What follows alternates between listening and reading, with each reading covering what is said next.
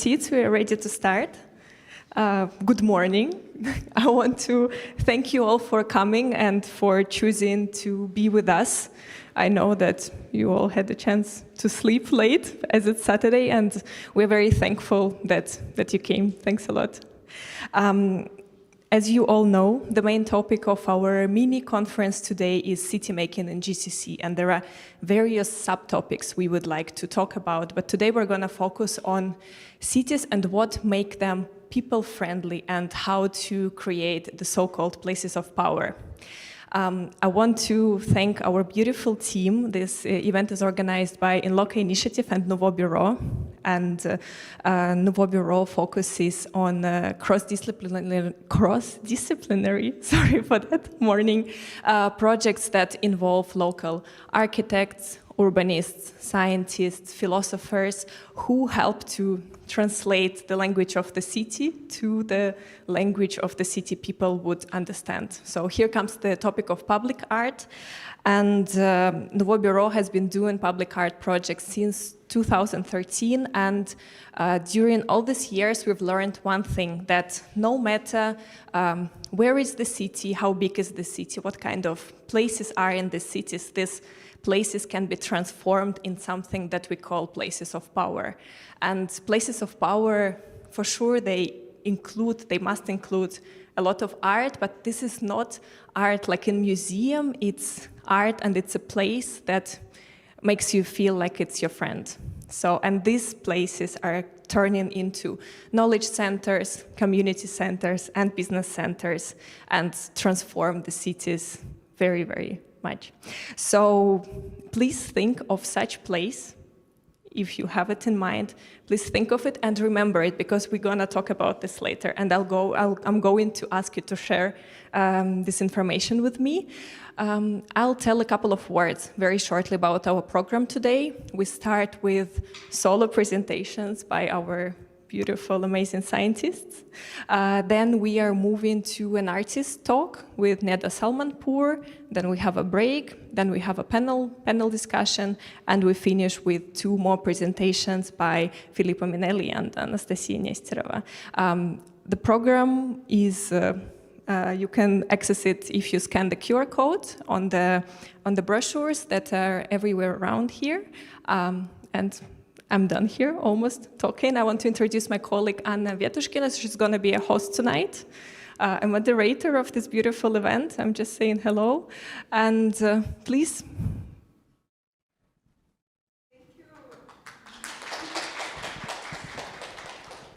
So my role is a bit quick. I want to introduce the first speaker and the panel discussion that we have now. It's not like actually a panel, it's a session with the academics. It's called Gulf Cities Identity Over Years, How Does Modernity Shape Traditions? And the idea was to invite different researchers from different fields to elaborate this point from their perspective. And the first speaker is the very established Khaled Alawadi. Sorry if I'm not right with the pronunciation, Associate Professor of Sustainable Urbanism, Civil and Environmental Engineering, Khalifa University, Abu Dhabi.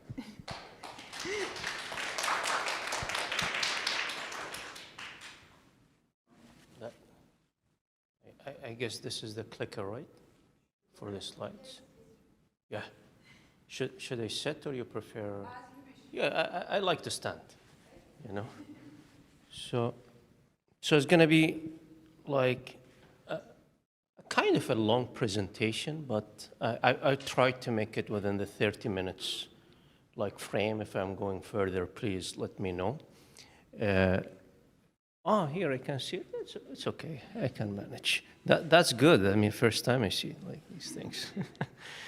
Well, I mean, my argument is always like physical design or urban design or the design discipline itself did not really receive that much attention in our region. Like most of the focus is on the technology, AI, but not really the design discipline.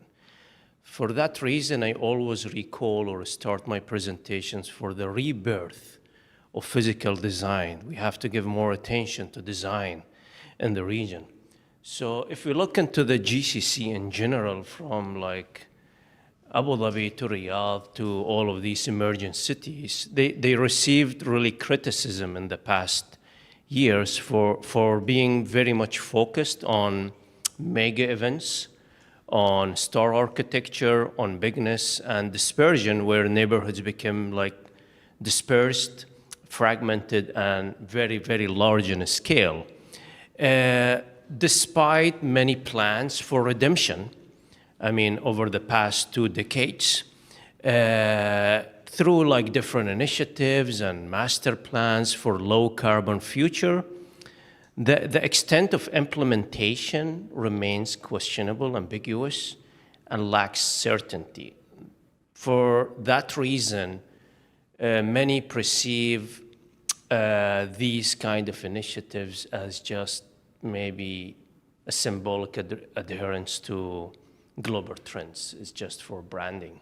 So there's been really many commitments, but most of these commitments were for, like in the realm of climate change, global warming, carbon reduction, clean technologies, and recently mega utopian cities, mega sustainable cities.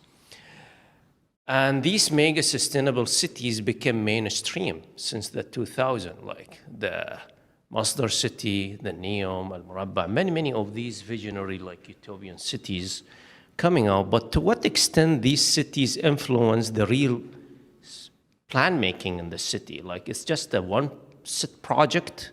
Do they have any influence on other projects in the city, on the general like mainstream urban planning?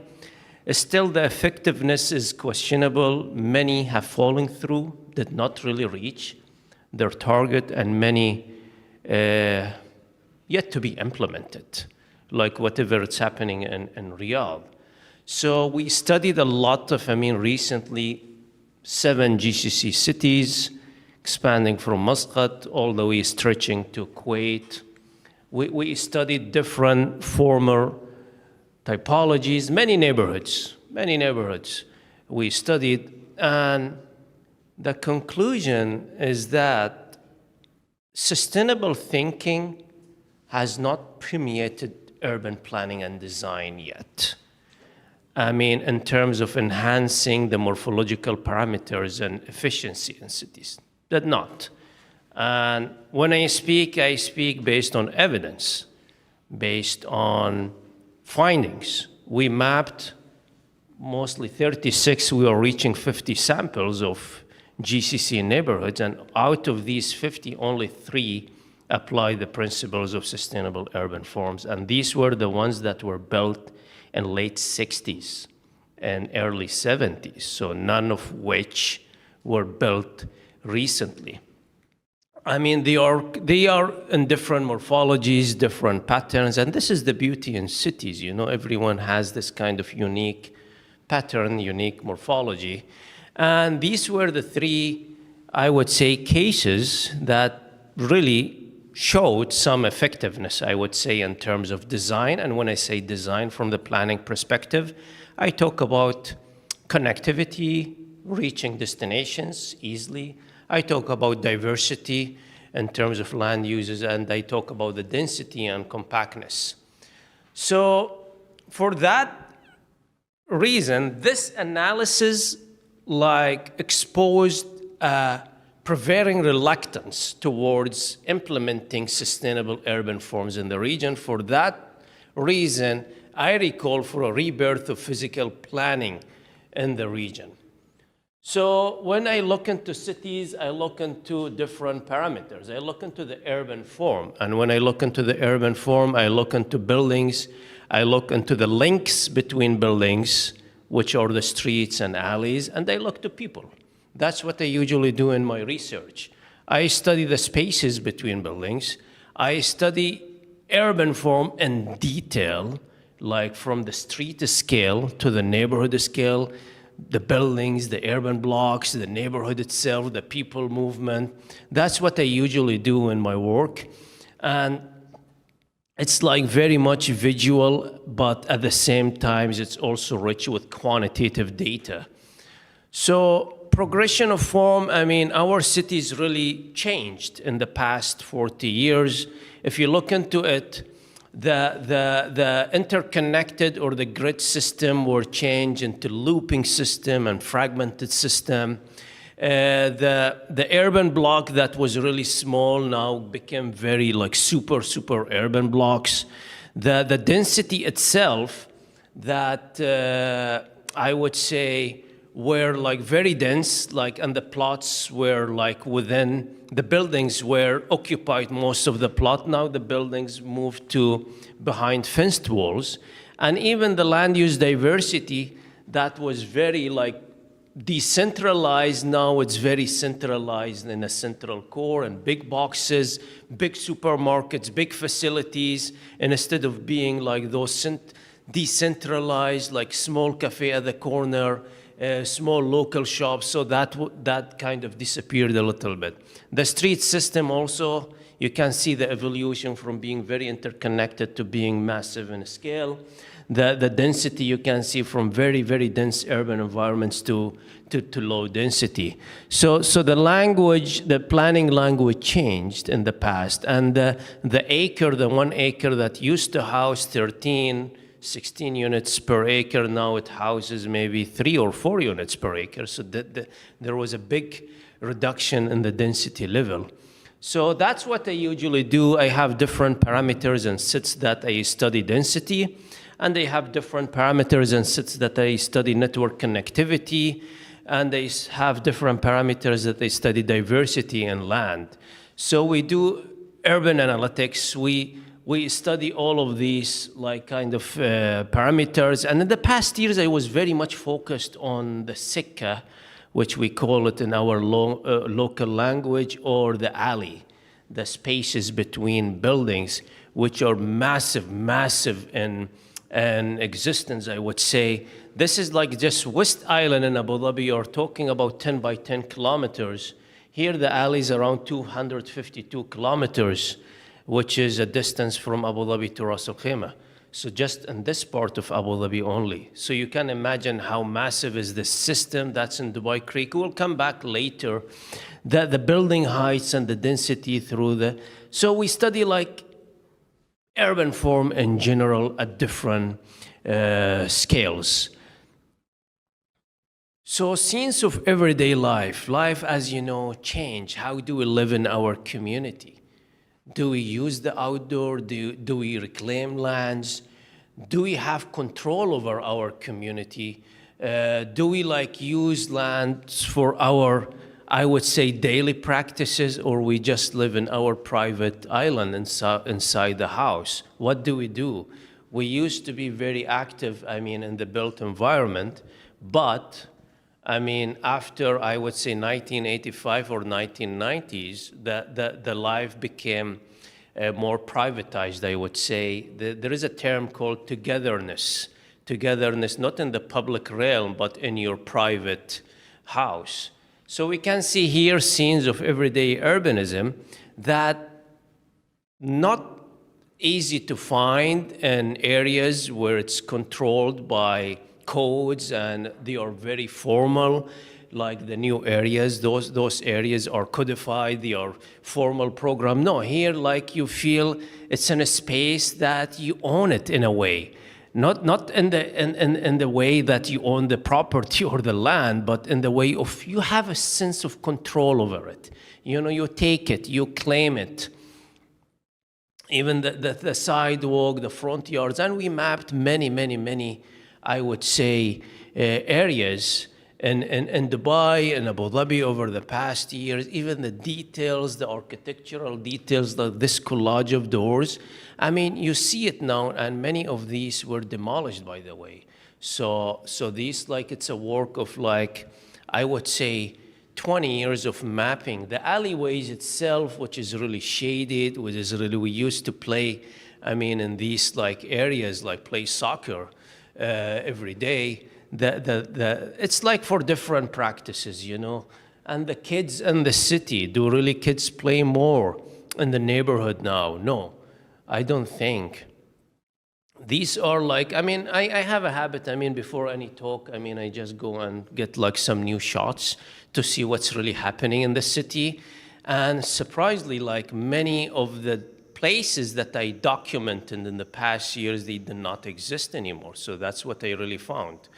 So this is one of the areas that do not exist. This is an area, if you can see here, this is only this left. I mean, all of this is under construction, if you can see from the background. The only two lines, maybe one urban block left. This is also one of the interesting communities that was the last we mapped in detail in Dubai. And yeah, I mean, that's interesting how you claim these spaces for different use. And the community, when they get together, I mean, in like new areas, suburban areas, you don't find this kind of attachment, people with people. So that's very difficult. And you need different supportive settings to enhance this. It's not only about people themselves, but the built environment should also promote that. That was a few years ago, and I think this community still exists, but I think it's under the threat of also gentrification. Yeah, I mean, it's like, you know, it's very active day and night. I mean, so it's an area where you see people on the street. It's like, you know, that's what they mean. I mean, the seniors, do we have places for the seniors, not only the kids in our neighborhoods? The seniors also, I mean, the gardening, the informal gardening that we recently mapped in Abu Dhabi, that's really massive in scale too.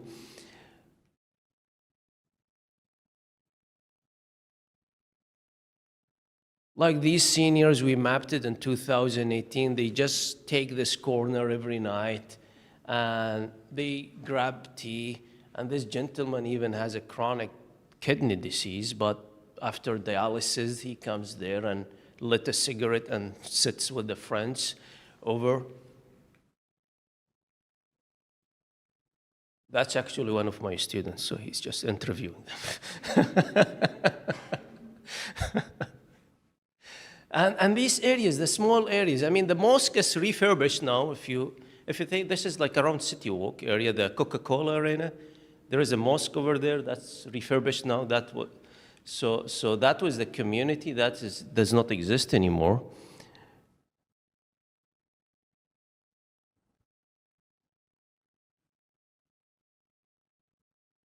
And it's all about the kids too, and the spaces that they uses for their daily activities, playing soccer, walking to a grocery store, that's really important too. So that's what you find. The first part of the afternoon, they play soccer. Then the second part of the afternoon, they walk to a grocery store and buy whatever kind of treats to just end their day. And this is what they call it beyond bigness. So it's just like 200 meters away from the modern downtown area. That's how they are coming back from, like, they finished their I would say game, and they stopped by a grocery store, and this is the life that I lived, I mean, in the city. And I think you live the same life too, like in Dubai, right? Yeah. Now everything is more formalized, you know, behind in a formal park or in a formal like area, you know. You don't have this spontaneous experience, I would say, within the neighborhoods.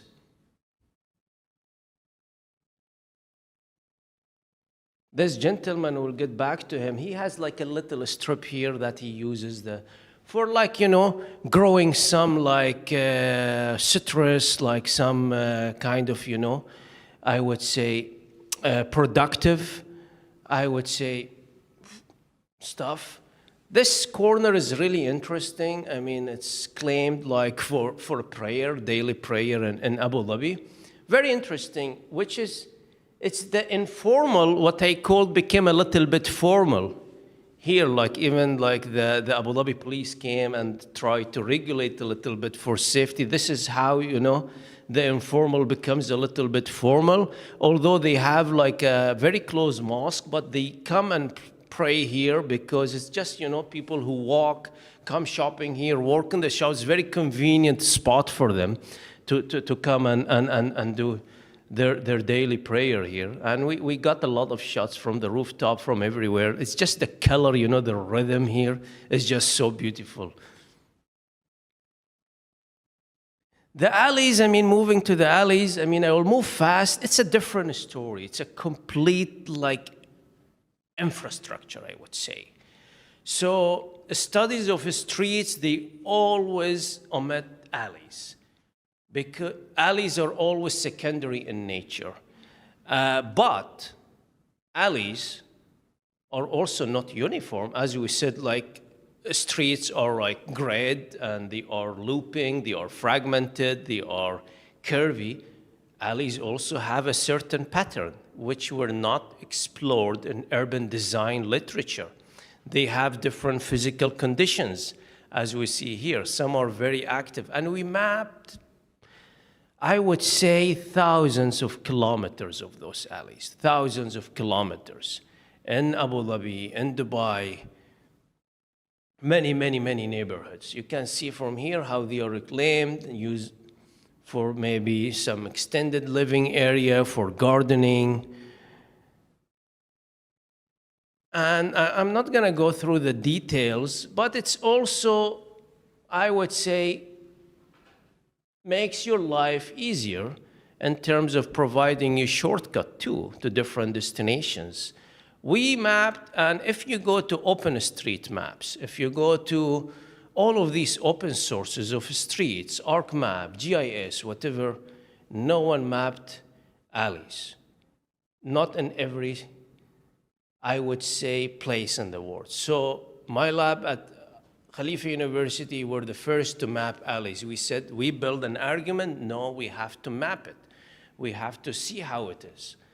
And I would say, and we took samples from every neighborhood to kind of make this kind of comparative analysis between the different neighborhoods in Dubai. Look into this, for example, in Benias. So the alleys increased the intersection from 93 to 315. That's like a 239. And here, like from 41 intersections to 277. Just imagine how many shortcuts it could provide you. It's in Dubai Creek, it's more organic in form, and that's increasing, I would say, the number of intersections from 136 to 779. That's a lot.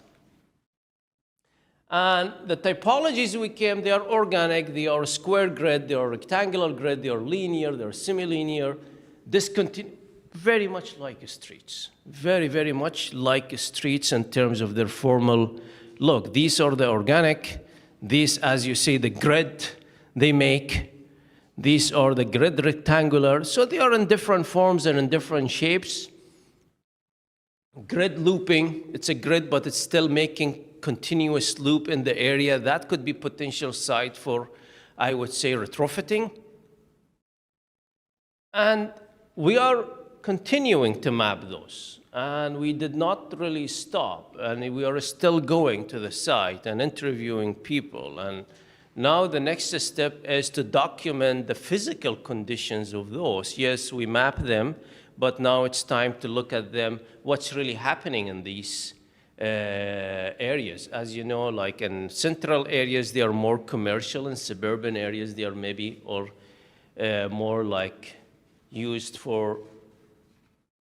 by kids, used for different purposes as a shortcut. And look at this, like, for example, just this carpet, like the residents just put it, you know, just to make your walk very easy to the mosque. That these kind of interventions, like, it's like, and here maybe you have also like some sort of like, you know, like it's a fridge. Sometimes they fill it up with like juices, buttermilk, all of these for the community to take from it. Like it's just an open source.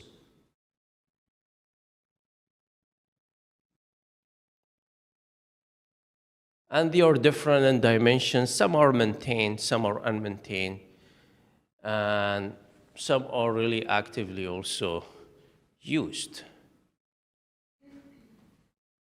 I mean, what is really interesting, so we study the network, we also study the parcel itself and what is really happening. I mean, everyday urbanism is not only about the public realm, but it's also about what is really happening inside your plot. This is one of the areas that we mapped in Benias, Rajdi House. I mean, if you look into, this is the original structure, and this is all the extensions that were built within the plot. And that's to house for household generations. So maybe like, I would say 20 to 30 people live in this residence. So the house itself was very adaptable to expand and house all of this, I would say, expanding family members. That's one of the common practice. You can see even the additions in this neighborhood that are shown in red. They are much more than the original structure you're talking about. 69% were just added to the original, I would say, structure to house, to increase. It's sort of like increasing, I would say, the population density also in the area. Even the landscape, we mapped it like what they are in terms of the informal landscapes in the neighborhood, and this is how it was. And this is different scenes, I would say, in the same area that's relevant, I would say, with the kids and children, and also the families, how they spend their, I would say, day in the neighborhood. That's dispersion, I would say. So we changed from this to this. Like in terms of space, how do we occupy space? How do we plan areas? Dispersion. So this is how we came, I would say, to in terms of urban planning and using like expanding in the desert landscape. And many, I would say, spaces even remain vacant. But suburbanism is like, it's a global trend, you know, it's not unique to the UAE itself. It's everywhere, and it's a fact. And my argument is always let's not, I mean, discredit these. Let's just work with it. Let's just improve it. Let's make it better. So that's always my argument in terms of suburban. And we live in a bigness, I would say, era, overscaling the built environment to meet particular motifs, I would say. But many argue that we also reached a dead end, that the field in general in the world reached a dead end. And because there are no theoretical ways to inform the practice of urbanism in cities, development typologies became redundant, became carbon copies of one another, no new ideologies. So we build the downtown area. We are copying what has happened in the downtown. We are building Harbor Creek with the same kind of, I would say, typology. So what is new, really? Are we having any new, I would say, forms? I mean, in my opinion, they are always like kind of very, very redundant. And which urban design? I mean, all of these individual stories that we made, this gentleman, I mean, I'm more into the small scale detail, into the people in the city. They claim spaces just, I mean, for their daily needs, as this gentleman claimed this alleys just for gardening, you know. The neighborhood itself, the senior, like who lives in a very small house, also he enjoys honey harvesting and landscaping, and also meeting with his fellow neighbors like every afternoon. They don't have to go there for an appointment or anything. No, they just go there because they know he is there at that time.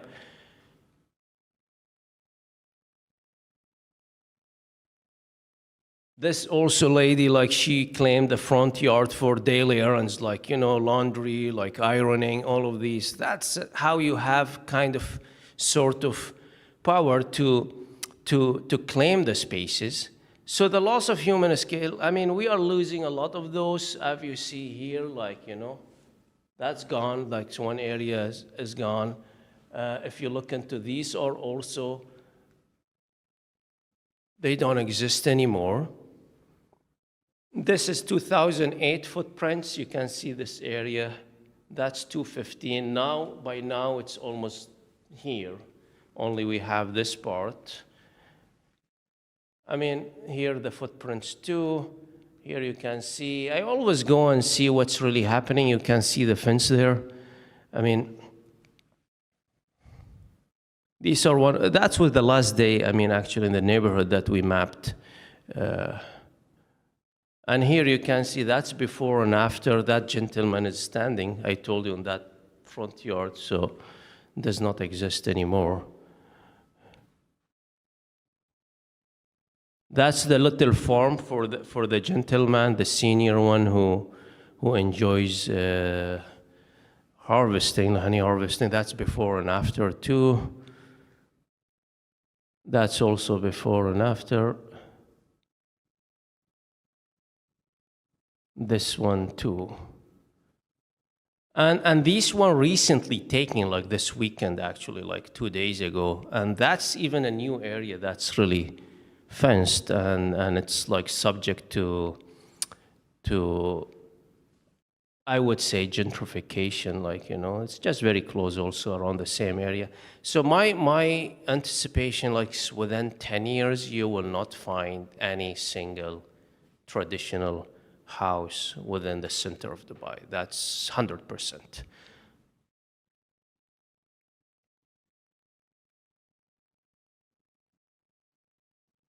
I would say, just to wrap up all of these texts in maybe 2 sentences, I mean, I would say urban design is where it is since 40 years ago. I mean, we did not really make any new strides in terms of sustainable urbanism. And I think the future should focus more or less, I would say less, or it should be fewer, smaller, iconic buildings that deviates from this monumental weakness of monumentality. We should really think in a system approach. We should not, I would say, build and then think how the metro could serve this place. No, they should go together. So if you build and then after 20 years you want to serve it with public transit, that's a complete mess because you need to work on a lot of infrastructure, diversions of lines and services. So no, when you plan, the land use should go with the transport networks. We cannot have them separate. So, and I would say let's focus on technology too. We should not be that much obsessed with technology, meaning you don't build in a wrong way, then try to fix it with technology. No, you build it right, then complement it with technology. So I think that's, I mean, many of that have been written in my papers and in a book too. I think that's it. I have few slides, but do you have like a 2 minutes? 2 minutes? Yeah, I mean, so I mean, now I look into things from an urban science perspective, not from like pure mapping perspective.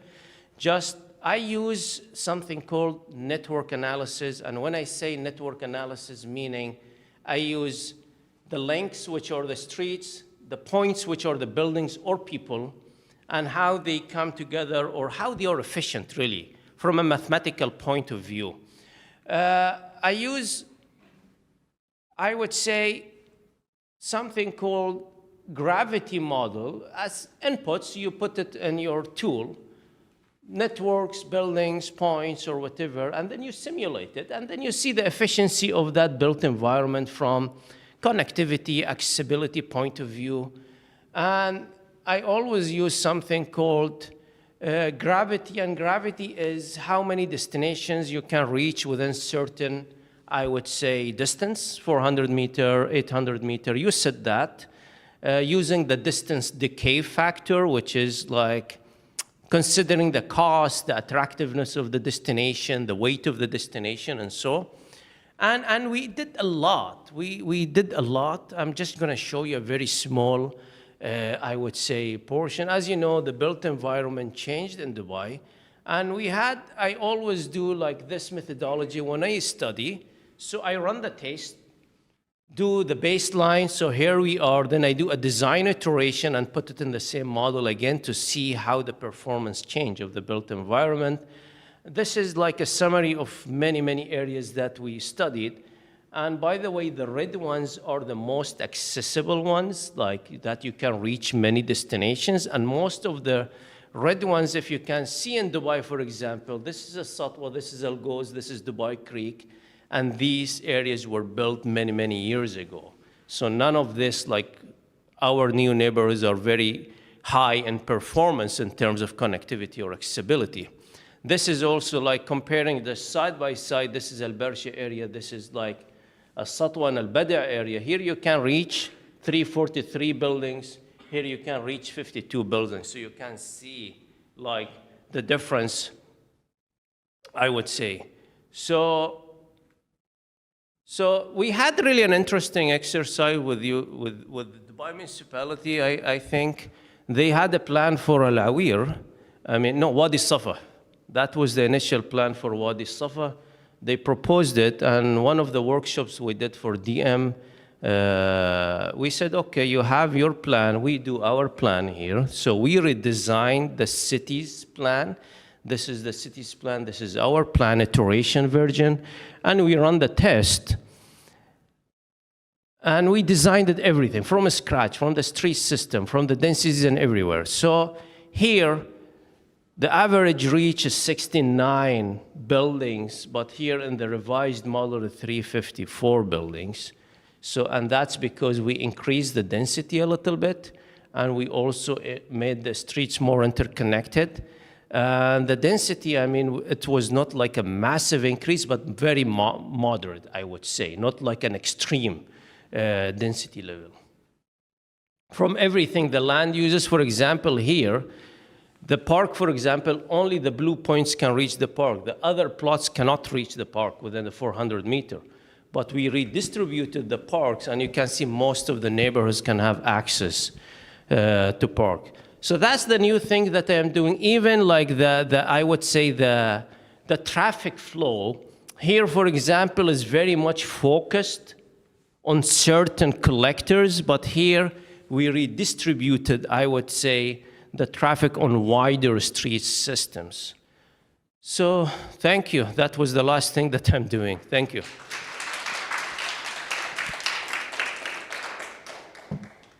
Whoa, that was impressive. Thank you so much for such intense and very thought-provoking presentation and your talk. And I guess maybe we can have only 5 minutes for questions from our audience.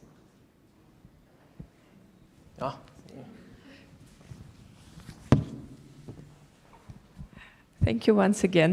I'm absolutely impressed by the presentation. I have just one question. You said that probably in 10 years we will not see this kind of historic buildings in the center of Dubai anymore. But do you have an idea why are they not valued as like historical heritage, or why is there is no interest in preserving them? I think that the UAE in general, it's kind of, it's emphasis when it's compared to like Western regions in terms when it comes to historic preservation.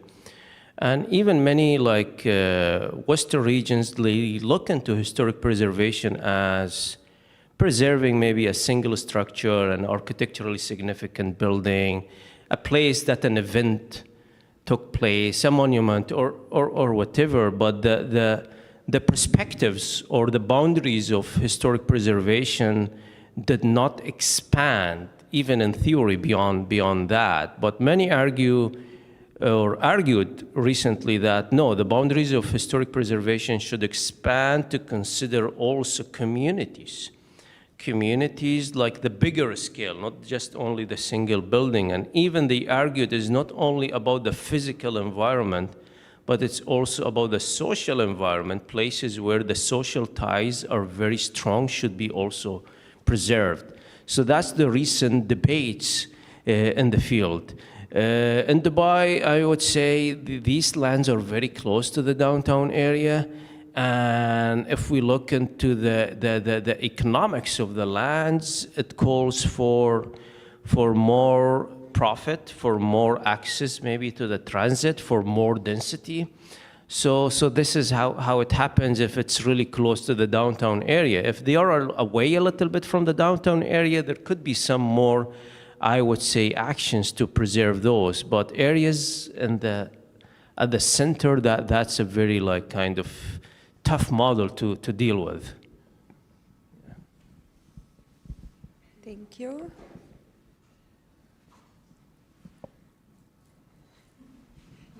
Yeah, just one quick question.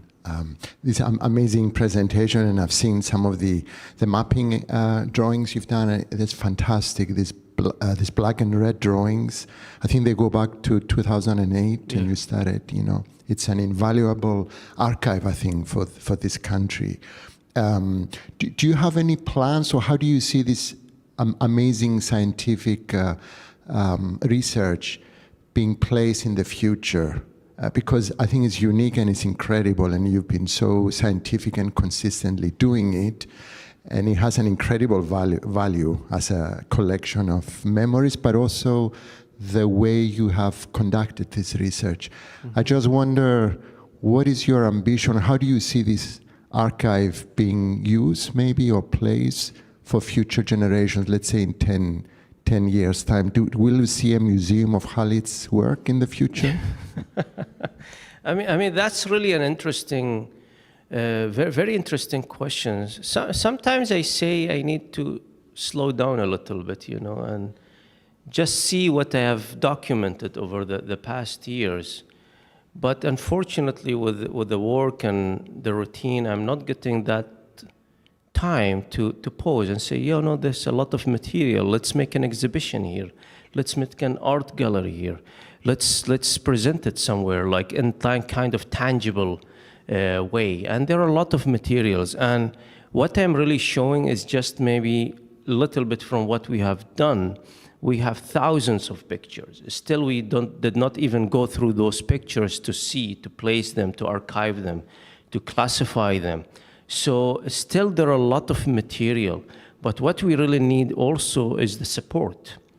The support from the community, the support from the institutions, the support from the funding agencies to bring those up, to make it in a very presentable format for the community.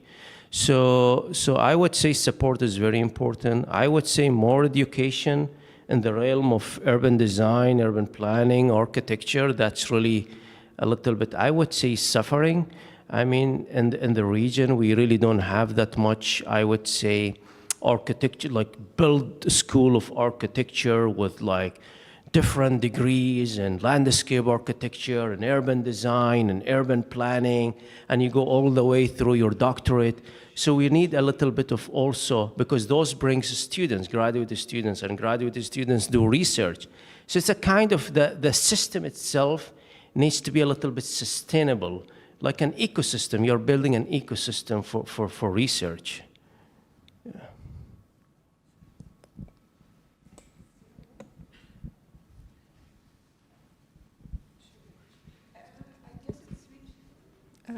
Hello. Hello. Thank you for the presentation. It was super interesting, especially about morphology and everything. So I have a quite naive question, I believe.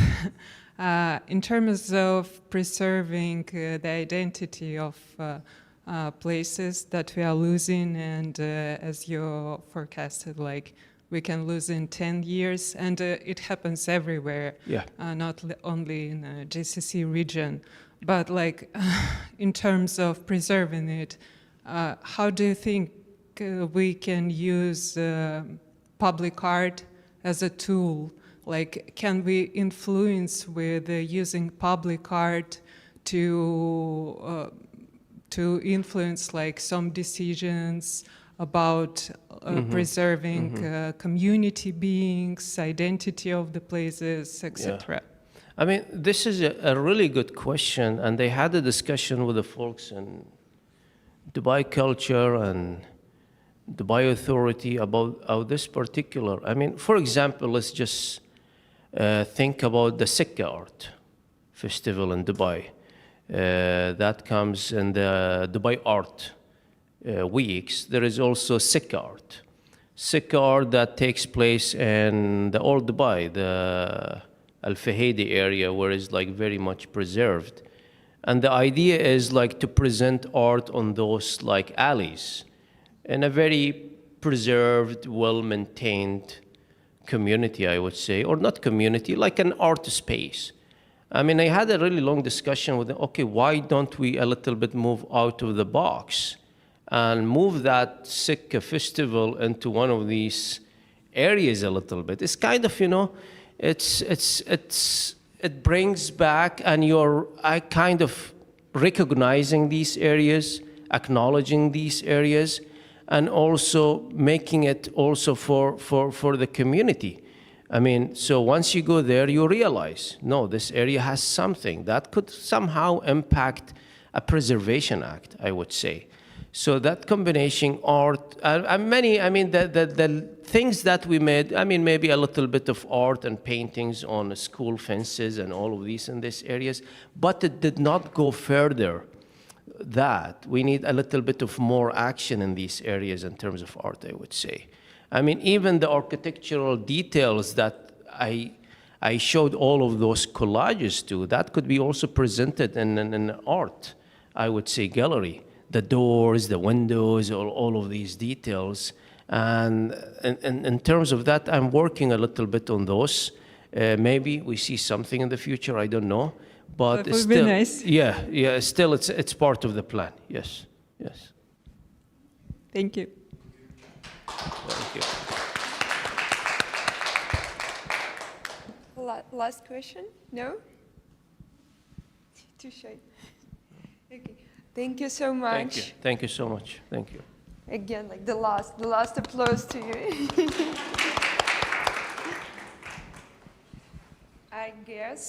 I guess I should speak into the microphone, as all of our speakers, please. It's for the people who are watching us in YouTube, for them to hear.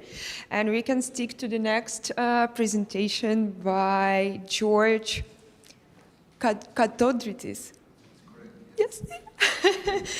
Professor of architecture in American University of Sharjah, and just a remarkable point of view on architecture and perspective and timeline of architecture in UAE and Dubai in particular. So I guess that's it.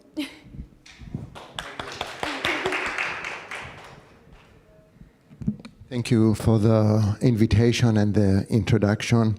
I'll try to maintain the high level of presentation without previous speaker. You should put me first next time.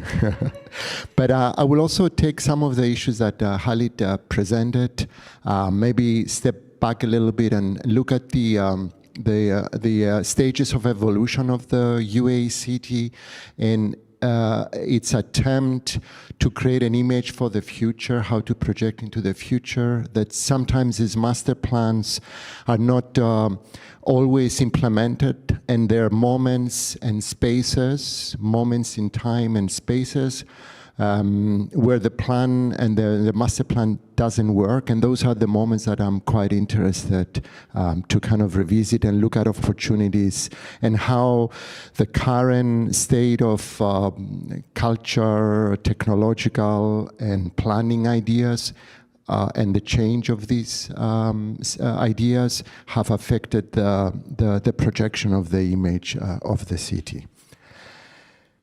Let me just... So, this is maybe an image that represents some of the conceptual ideas that I like to talk about today. It's one of my favorite images. I think it was taken, it's a photograph taken maybe sometime in the 1960s in Abu Dhabi. and is this a perfect setting of the first phase of my presentation, which is the traditional settlements, temporary structures, the kind of settlements along the coast in this case, no infrastructure and so on. And then there's the first notion of modernity with a highway or a kind of road that tries to survive amidst the in the middle of this shifting landscape. And this moment between tradition and the projection of modernity and the little thresholds in between, I think, are quite fascinating. The typical, and I think Khaled shows some images of how the city developed traditionally up until 1960s, and that 1960, I think, was a key moment in the change of the GCC and the UAE city, because from this settlement of the sporadic, unplanned, if you like, placement of family houses, one move abruptly into a master plan. Some of my, again, favorite images here, which I think are kind of symbolic and key moments in the history. This is of the city. This is architect and planner Makhlouf, and sitting on the ground with His Highness Sheikh Zayed, pointing at the future plan of Abu Dhabi. But the plan is very Western. It's based on a grid. Makhlouf studied, he's from Egypt originally, but he studied in Germany. So all of a sudden now the master plan of the UAE city in 1960s has this Western influence of the grid, the high-rise, the infrastructure, and so on. And you can see the plan of Abu Dhabi through the infilling of the spaces in between and so on, but still the grid retain its original autonomy. In a similar way, in Dubai, this is a photograph maybe in the first 1 or 2 decades of the 20th century as a small fishing village, of course. And this is a drawing that I came up recently, which is a sketch done by a British architect by the name of John Harris, who was the master planner of Dubai. And it's exactly how the city, in this little scribble and this little sketch, one can see how the city was prepared to project itself in the future with a series of lines, with these rough pencil lines drawn on almost on a white piece of paper, which is the desert in this case, but taking the city, projecting the city outside from the center, outside onto the desert. And this is then the famous 1959 plan by John Harris. I did a number of years ago my research on his work. At the time, he was a young graduate from London, and he was appointed by Sheikh Rashid to draw the master plan of Dubai. And you can see the old part of the city and the creek on the top left. And then he projected, rather than doing a series of zoning and land use approach, he just drew a series of lines based on certain grids, but he took the density and the morphology of the old city, and then of the old town, and then projected that out onto the desert, anticipating the arrival of a large number of immigration and so on in the city in 1959. On the middle, somewhere in the middle there, you see Karama, and maybe it's you can see even nowadays the urban block in Karama, how it was planned at that time. There was no interest to look at the coastline because it was not about tourism and resorts. It was more about expanding the city inwards along the creek. So a number of years ago, many years ago, I should say, I started editing a book by Thames and Hudson on the evolution of the UAE city, and we had a chance to get some of these archive photographs from the office of John Harris. This is another of my favorite images, and the detail is very important here. On the left-hand side, Sheikh Rashid, the father of Sheikh Mohammed. On his side, the architect, John Harris, and then the two advisors, smoking and drinking coffee, and the ruler points at an architectural drawing, which is quite complex. It's an architectural sections. Architectural sections are very complex drawings because only architects apparently can read. And here's the ruler pointing on a high-rise building with the architect and discussing the future of this apparently building, which of course that building was the World Trade Center, which was finished in '78 in the middle of nowhere. Sheikh Rashid had this vision to take the center of the city outside the fishing town, establishing a new highway towards Abu Dhabi and the west. And it was also based on the New York World Trade Center of a high-rise of offices, a hotel, and an expo center. And you can still see some of these buildings on site today. But the strange thing is that this high-rise was in the middle of nowhere. This is another of the photographs that we got from John Harris's office, which kind of reminds you, and again, this amazing contradiction or lack of connection between the beautiful landscape of Dubai at the time and a modernist concrete building in 1978. And even more, the building was in the middle of nowhere. So this idea of projecting an image of the city, of the highest tower in the Middle East at the time, away from the city, kind of creating and anticipating the expansion, I think is quite visionary and quite daring as well. In a similar way, this is in Doha, 1960s, the Sheraton Hotel, and that also takes me to the other issue. I'd like to briefly mention the idea of the monument and the isolated building. It's a hotel. We can say it's almost like infrastructural. This is the construction of Sheraton Hotel in Doha. Nowadays, you don't recognize this area, of course, very much because it's almost like downtown and so on. But this vision of creating this mirage of a skeletal building, I think, in the middle of an empty land is quite visionary and daring as well. And then a number of years ago, as you were driving around the outskirts of Dubai, and this is a picture I took, this was a billboard of a hotel, almost like a full-scale billboard of a hotel, which was never realized. It was called Asia, but prior to constructing the building, there was a billboard to it. And this notion of kind of projecting the image of the city through the imagery of what is to become, even though it never became, it almost became virtual and so on, it's also quite fascinating.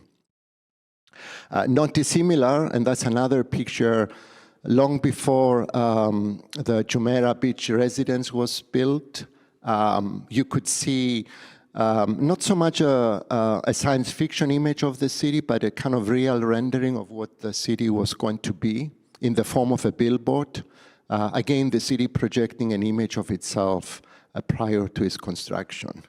But the fact that the building was not built at the time kind of creates this interesting connection between the vision and reality to become. So on one hand, one was projecting these images and visions of the future, which was visible and was iconic and so on. On the other side, there was this incredible infrastructure, I think, that took place, and that's also fascinating. This is Jebel Ali port, huge, and this is, I think this picture was taken maybe a decade ago. The city built itself on the infrastructure, on production, on consumption, and so on. And that's also another way, I think, of taking some clues about the projection of the city in the future. A number of years ago, some of my students at the American University of Sharjah in the School of Architecture, we went back into the city and we tried to map the casual encounters, finding ways or mapping how people behave. In this case, I had a student who was mapping overall in this project areas of heat in the city, which indicates some form of activity and so on. It's almost like beginning to fill in the gaps of the master plan in a city which is hyperactive and is about infrastructure and production. And we've also been looking at the kind of the flip side of the backyards and so on as another form of urbanism. And at that time, we started intersecting little, almost like interventions and connections and little elements and acupunctures into the city, creating almost like these abstract diagrams of how we can intensify the city in a kind of informal, almost like invisible way, just taking the little leftovers from the street and try to compose them into a bigger kind of dynamic diagram. More recently, I was looking at the landscape abandoned spaces in the city, what Gilles Clement, a French biologist, gardener, is talking the third landscape, which is interesting. Third landscapes are places in the city or outside the city that are left empty and abandoned because they have no real estate value. And because of that abandonedness, as he describes the third landscape, they create their own indigenous, natural condition, which is almost unique. So the fact that a site is not developed by default and through years gains its own value. And I think it's quite fascinating. And this one is the aerial map of the industrial area in Sharjah. And what you see here is the junkyards and the engine yards and the warehouses and the workshops which are left abandoned. That's another side of interventions that I had with my students. So in a way, it's the flip side of the master plan, has its own value. As opposed to a master plan, and this is a survey drawing of the palm, Jumeirah palm, where everything is well articulated. Everything has a plot boundary, obviously has a plot value. Everything is efficient. There's highways, and as Rem Koolhaas mentioned once when he visited the UAE, in the 19th century, you had a small garden in front of your house. It's like a little defensive space between the house and the street. In the 20th century, in suburban America, you have a back garden and you have a swimming pool at the back. In the 21st century, not only you have a small garden in the front, not only you have a swimming pool in the back, but you have also the ocean in your back as well. So you have another water at the back of your property, and it all goes back to this notion of property and so on. So the notion of the Gulf futurism is interesting. it's a term created maybe 10 years ago, which has to do with the notion of the kind of postmodern, luxurious, sometimes utopian, technological aesthetic in art and design in the Gulf. And it's a term, I think, which is kind of great interest, I think, because one begins to talk almost like the notion of aesthetics and how do you create this postmodernity of form and cultural and technological interface in the Gulf.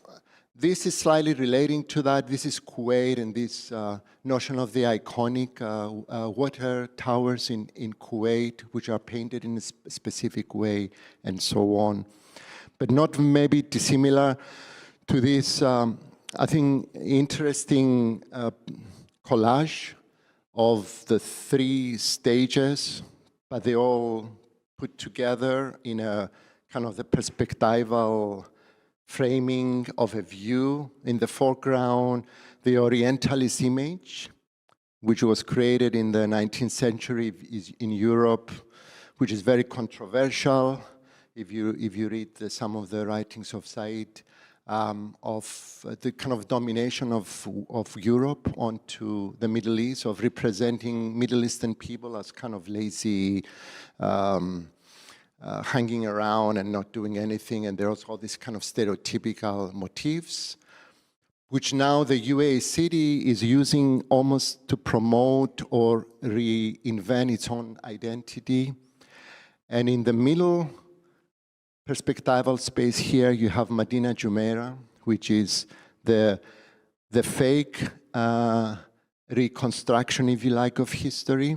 And then in the back, you have the high-tech Teflon material, Burj Al Arab, and so on, which is a reminder of the future and so on. So always this kind of clash of perceptions and stages and periods, but they're kind of put together as a hybrid aggregation of what the city is prepared to present itself.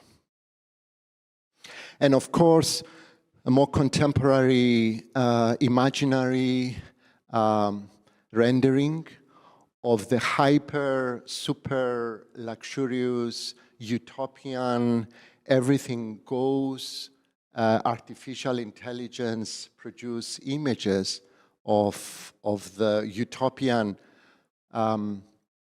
image of the city, which is not so far away from the reality of the city. It's not mentioned that this is Dubai, but obviously it is the kind of virtual projection of maybe how the city will look in the future.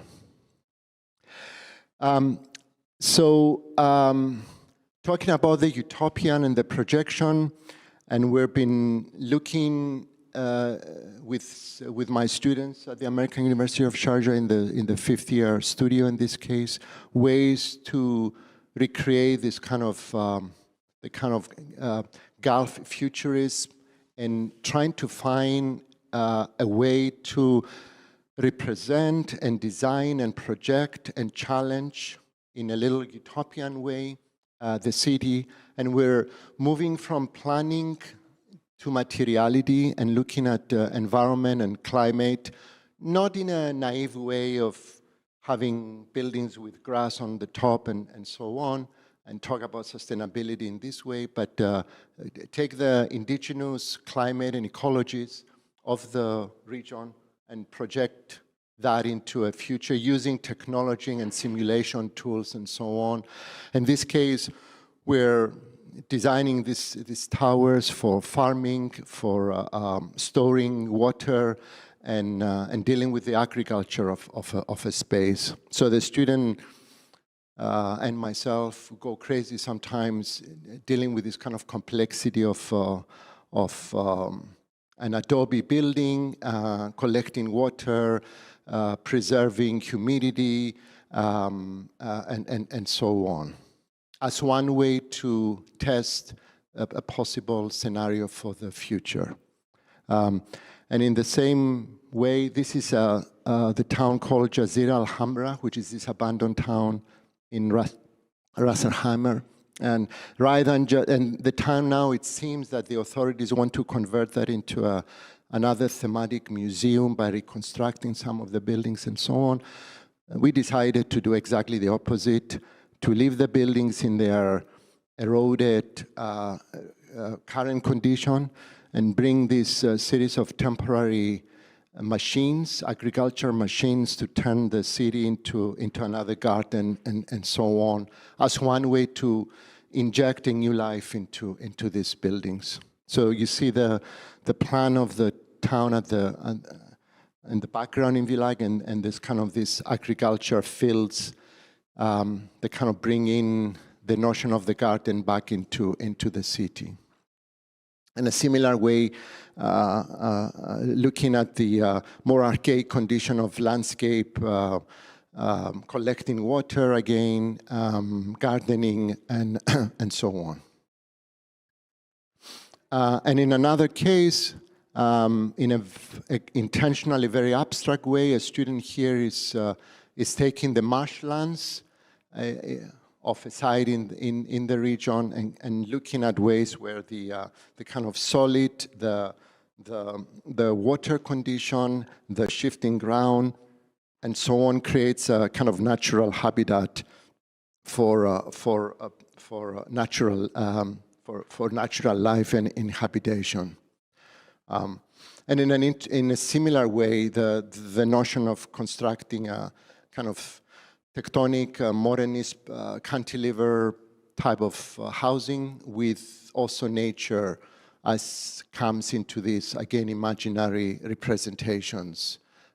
Usually the sky is a little bit dark and the land is very barren and so on. This is not a rendering. This is a drawing. It's a photograph by some of our graduates, ex-architects. They have been my students, and a number of years ago, I think 2018, they won one of the Aga Khan Awards in the region by designing this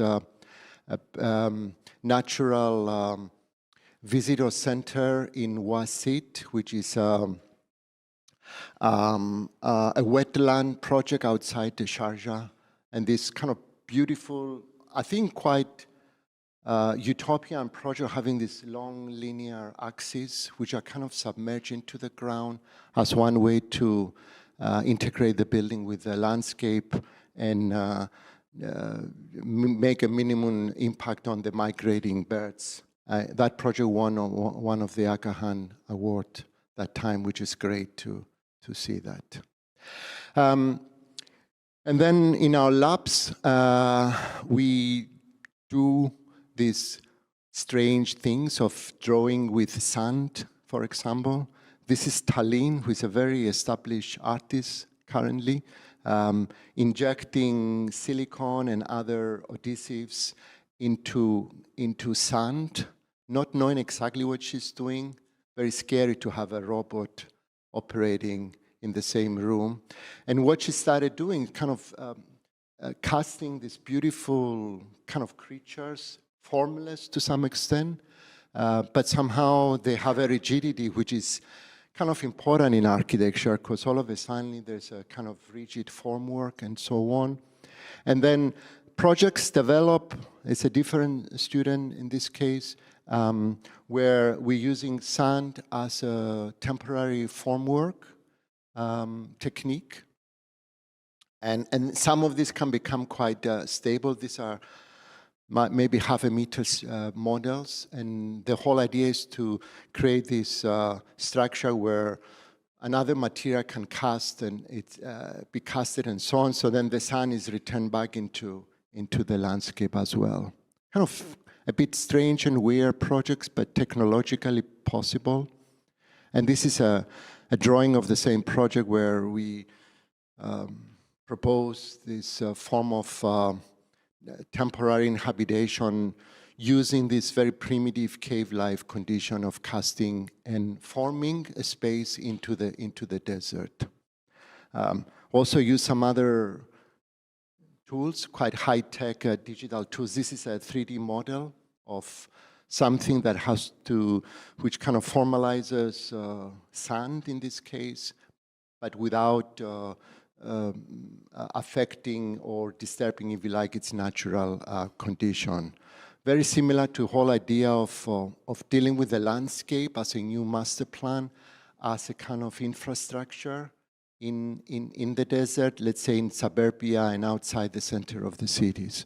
Another student here who is kind of creating this endless repetitive space by using salt and casting salt. So this is another, we managed to simulate the crystallization of material, which is salt, and how it can grow as a crystal. And in this case, kind of simulating. Again, it's a proposal which is kind of temporary to some extent and may not survive time, but at least there's an intention to kind of go back to the roots of the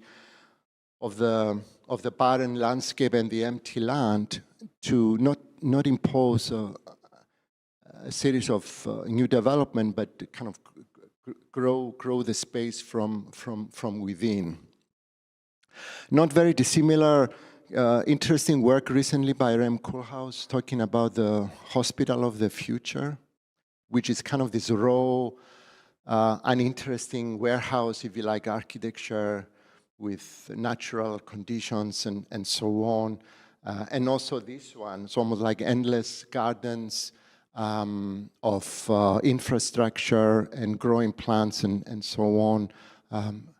Again, under the theme of projecting an image of the future. And so in that sense, another work of kind of intentionally using an aesthetic, which is, this is a project done in the outskirts of Al-Quds, kind of recycling the industrial leftover materiality of the city.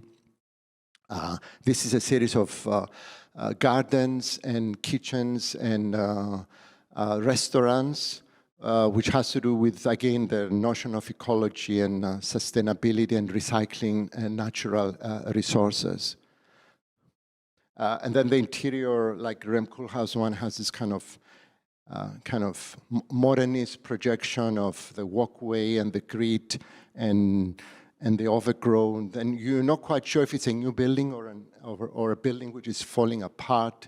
It's kind of it's quite utopian or dystopian in that sense, which is also something that we're quite interested, I think, as one condition of the future.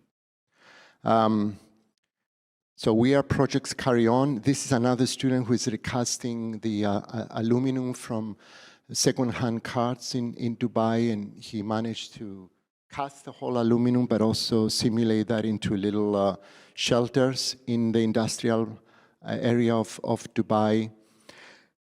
And then finally, coming back to the idea of the master plan, where in this case, incomplete projects in the city, some time ago are superimposed with infrastructure, which again is an incomplete condition.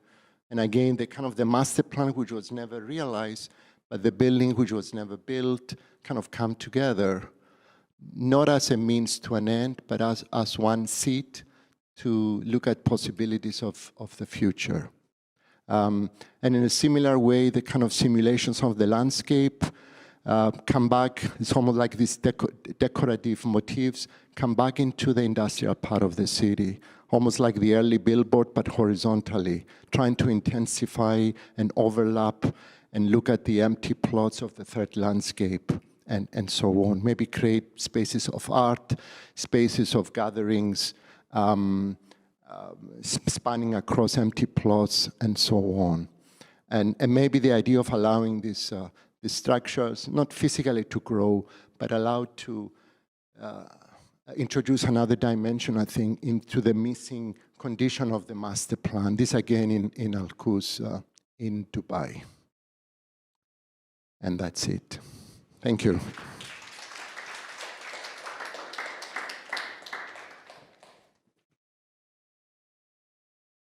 Thank you so much. It again was a super great presentation, and the photos and materials you shared with us, it's just something very unique and impressive.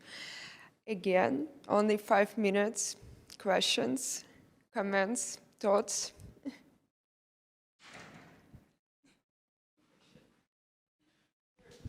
Seems like I always have something to say. George, thank you very much once again. And for me, I was listening to this presentation for the second time already, because there was also the first time when we were discussing it. And since that moment, I was saving this question for you, like from this, like a little bit crazy futuristic projects, which one would you personally really want to see light in real life? You mean like your students' work? Of the student? Yeah, I mean, this is a little bit of the some samples of the work, obviously.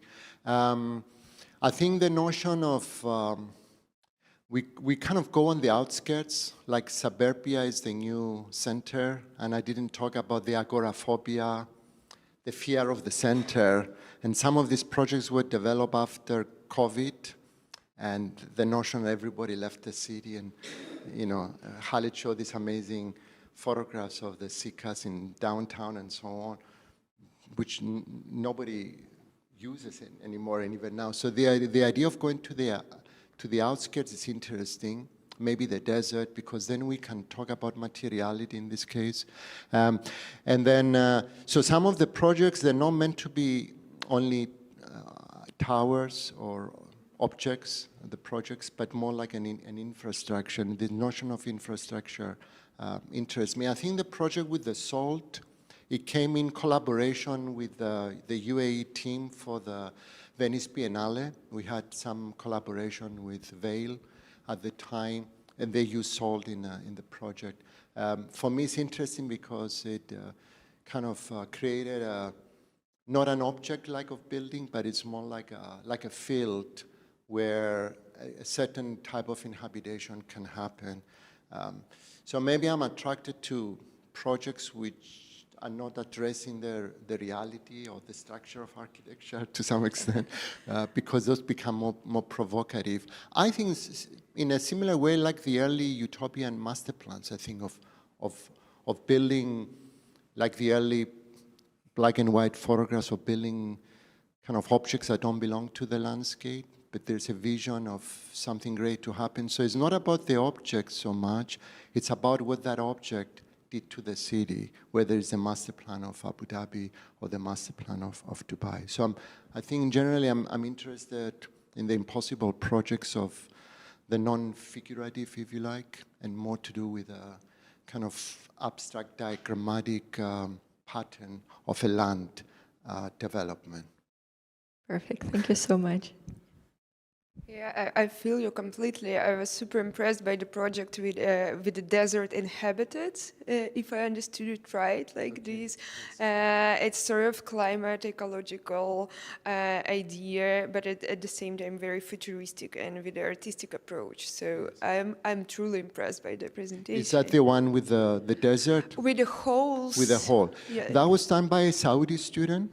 Mm-hmm. And when I asked her, well, I mean, obviously I'm impressed, but he said to me, Professor, my grandfather grew up in this landscape. He came from somewhere in Saudi, and in a way there was part of the subconscious way, I think, of thinking of the student to go back into the roots of the land, but also the family back into also it's a form of commemoration and a memory, I guess, of like family and stuff.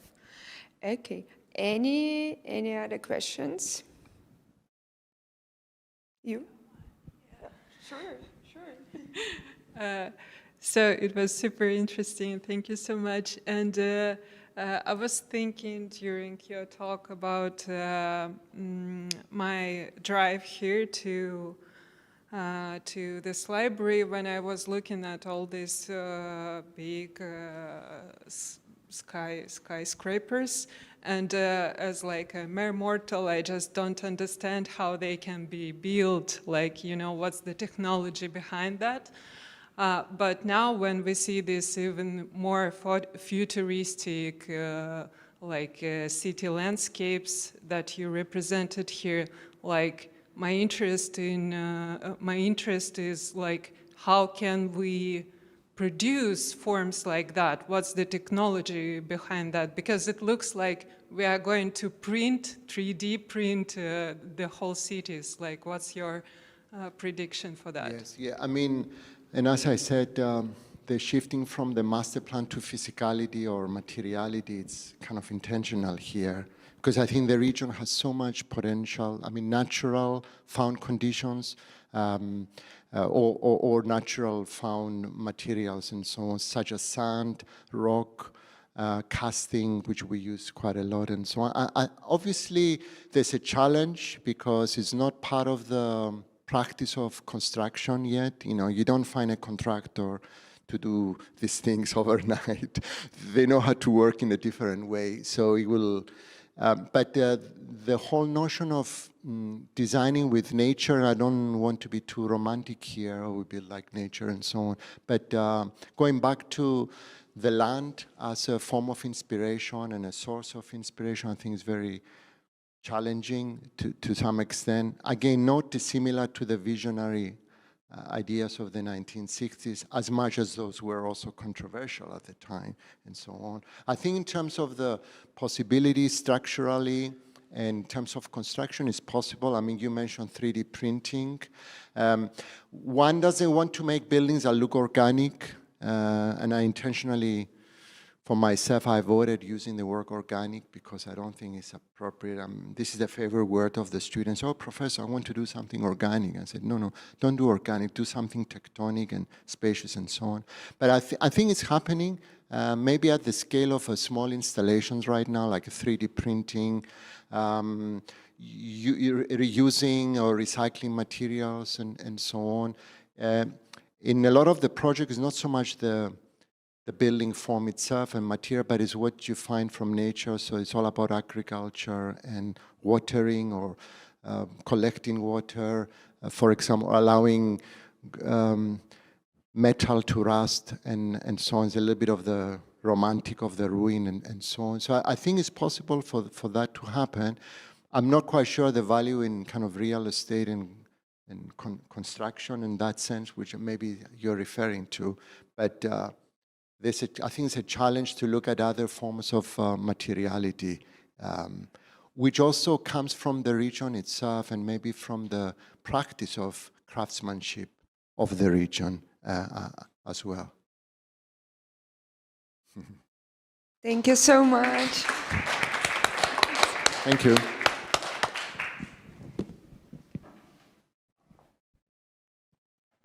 So let me introduce the next speaker.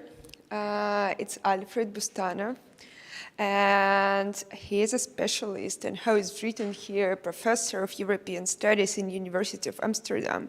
But to say more, Alfred is very much into history and philosophy, and I would say that there is a very important to think about the philosophy and its place in a city, and the city not only from the physical perspective but from the metaphysical as well. And I would end this small introduction with just one note that city is a place of senses and different meanings, and how to unpack them and to understand and maybe to reflect on them. That is some of the catchy ideas that I guess Alfred will impress during his talk. My best. Thank you. Oh, no. Thank you for this introduction. I have a very short presentation. If we are, no, that's not the first slide. If we could go back to the first slide. So basically, I'll try to connect the previous presentations and talk a little bit about the way how history and public art can come together and what are the main challenges for both artists and historians when we cooperate. So basically, with Buro Nova, we had some experience of joint discussions and doing things in stone, or let us say in a physical form. And our main challenge was to identify the main sources of inspiration. Where do we get information about things that can be talked about, that can be taken as examples or as the bricks for the new art objects? Because, well, in the two previous presentations, we had very different modalities, I think. In the first presentation, there was more of this nostalgia, that the old better days, right, and we are losing it, and there was something of value in there that could be maybe preserved for the future. While in the second presentation, we were more like, all right, let's do something for the future without really looking at the historical models, right? And I see there a bit of a rupture, and it is actually, in short, the kind of challenge that we all face when we do this work. Public art and history and identity and politics and philosophy, right? And in Almatyevsk, in the Republic of Tatarstan, we try to, in my case, to engage with the rich legacy of local Islamic culture, mainly represented in manuscripts. So there are lots of private and official holdings of Islamic books, which are often are being misconceptualized in national terms as only the national identity of this region. And these sources are often overlooked as well because they are written in Arabic, Persian, a variety of Turkic languages, and often are inaccessible to not only specialists from outside, say artists and urban planners, but also for the local population because they simply don't speak these languages anymore. And these are sources and texts from before. And this situation actually makes the challenge even more difficult because if you want to create something new, then any attempt of engaging with the past has a danger of being accused in sort of exoticizing the local culture, because what is authentic? This kind of stuff that is not recognized anymore, that nobody can have a direct access to it, or something that comes from the more accessible, recognizable forms, but more industrialized, more modern, and more recent, right? So this is kind of the question that is always on the table. Do we get things real? Then this is what is in there. But very few people on the ground can easily associate themselves with this, which means that probably we've got to do more of educational work and explanation and more of like, not fantasies, but questions of how to build future on the basis or with attempts of engagement with this kind of models from the past. All right. So, yeah, and the main question for me as a historian was how to speak of Tatar Muslim history in public spaces. So just very briefly, Tatars is a nation that played an important role in Muslim history of Central Eurasia for many centuries. And those of you who know of the Golden Horde, that's probably, and the Mongol states, that's kind of the cultural reference that you can keep in mind while me speaking. And as I said already, the Tatars had very prominent Muslim heritage, which was global and open for various transnational connectivities in Central Asia, in the Middle East, in Persianate cultural sphere. So it's not like you can say, oh, this is easily recognizable Islamic culture, and we all know all about that. It's not. It doesn't work like this. History is also is not homogeneous. There are so many multiple tracts and multiple interpretations of what Islam is, and there are so many languages of it that we as historians and artists can play with to create new objects and new ideas. Right. So, and today in present-day Republic of Tatarstan and elsewhere, as in many other places in the world, Dubai included, there are multiple attempts of rediscovering the local identity and doing something with the past to define for themselves what it does mean to be a Muslim or what does mean to be a Tatar today. And as this young lady kind of also attempts to do, playing with the new media and some symbols, very simple symbols of local identity. What is problematic about that, we'll talk in short. But basically, for me, these colonial forms of representation is the main problem. What would I mean by that? Basically, with this picture in mind, we can see the ornaments being kind of the main vehicle and the main instruments of self-expression. What is the national culture, or what is it, or how do you express the local identity? You just pick up a few recognizable symbols, and then you say, hey, this is how we do it. And every time when there is an architectural competition, or there is a question, oh, let's build another art object, and some officials or managers and even artists, they ask, so how to express the national identity, how to express the local identity? This is what we do. We add some ornaments here and there and say, hey, this is Tatar, Uzbek, Kyrgyz, or whatever, or Arab. This is how it works, unfortunately, in many, many cases all over the globe. It's very simple, often meaningless, lazy engagement with, or understanding even of cultural diversity. This methodology, this colonial objectification of cultures in the world, has its own tradition in Western practices of colonialism. And this is, for example, one of the photographs from the Soviet times that depicts Muslims praying. Well, I find everything problematic about this picture, and for me, it's a symbol of framing and speaking about Islam, not in terms of individuals who have their own voice, but just a mass of people who are praying there and who are not even people.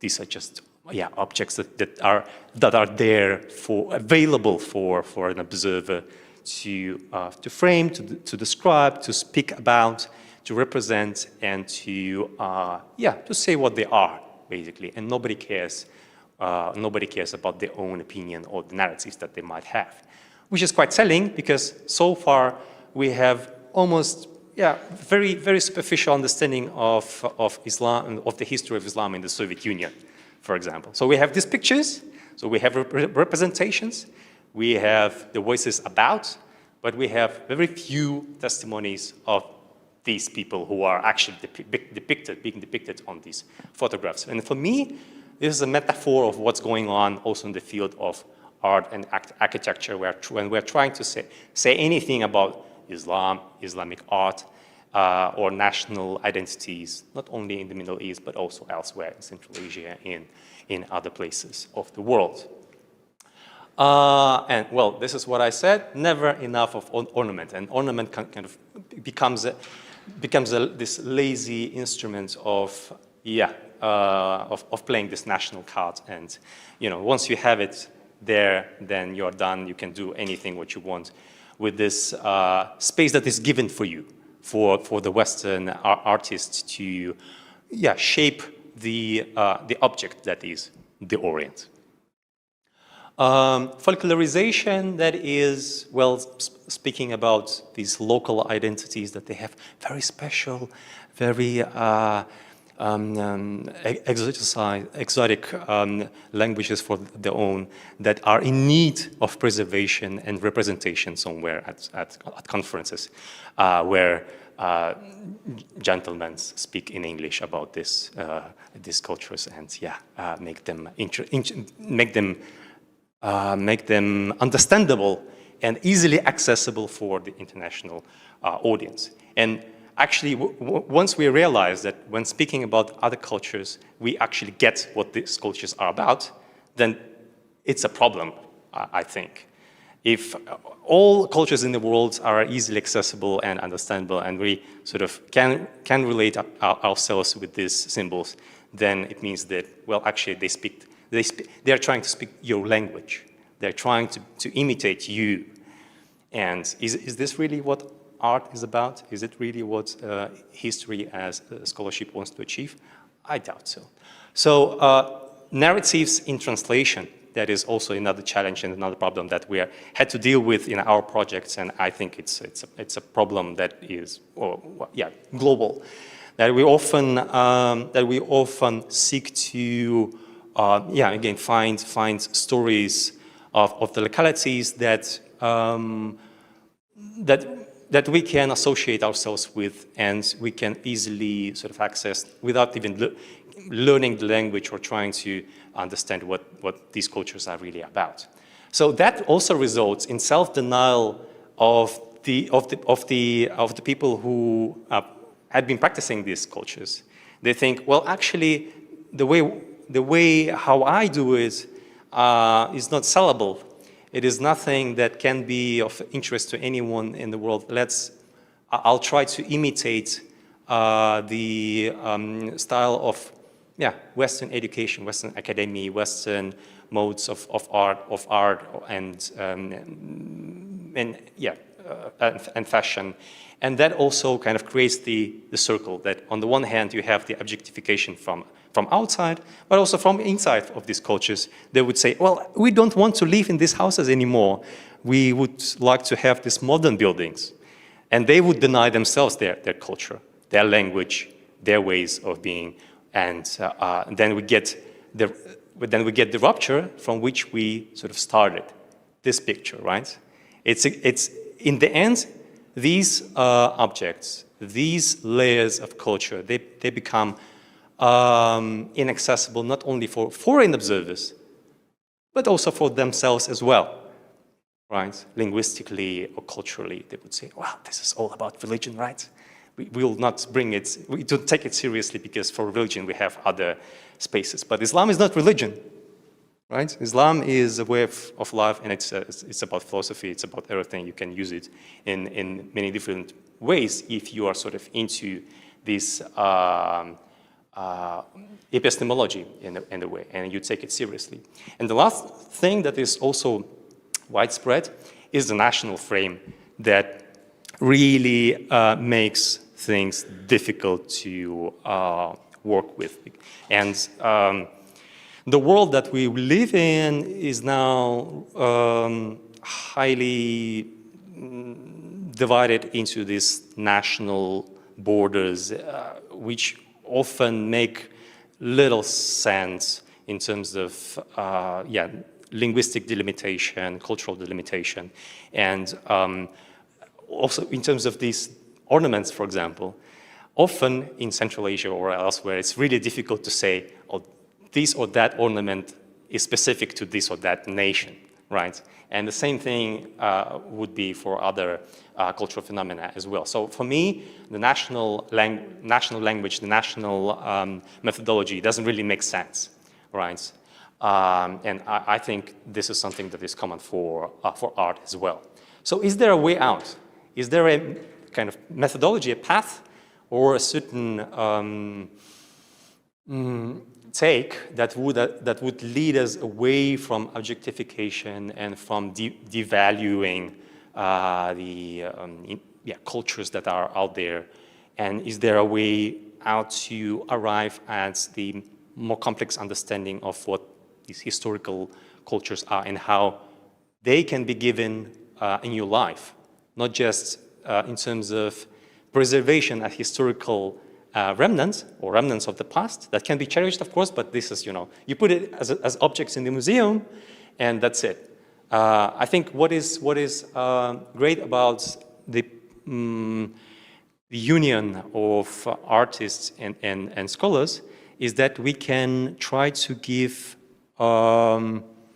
life to cultural alternatives, something that had been going on for centuries, and then under the pressure of modernity and industrialization sort of became marginalized, became objectified, and became just lifeless objects in the museums or private collections. So basically, this is what we tried to do. We tried to take out these objects from the museums and from old books, and to put them on the walls of the city.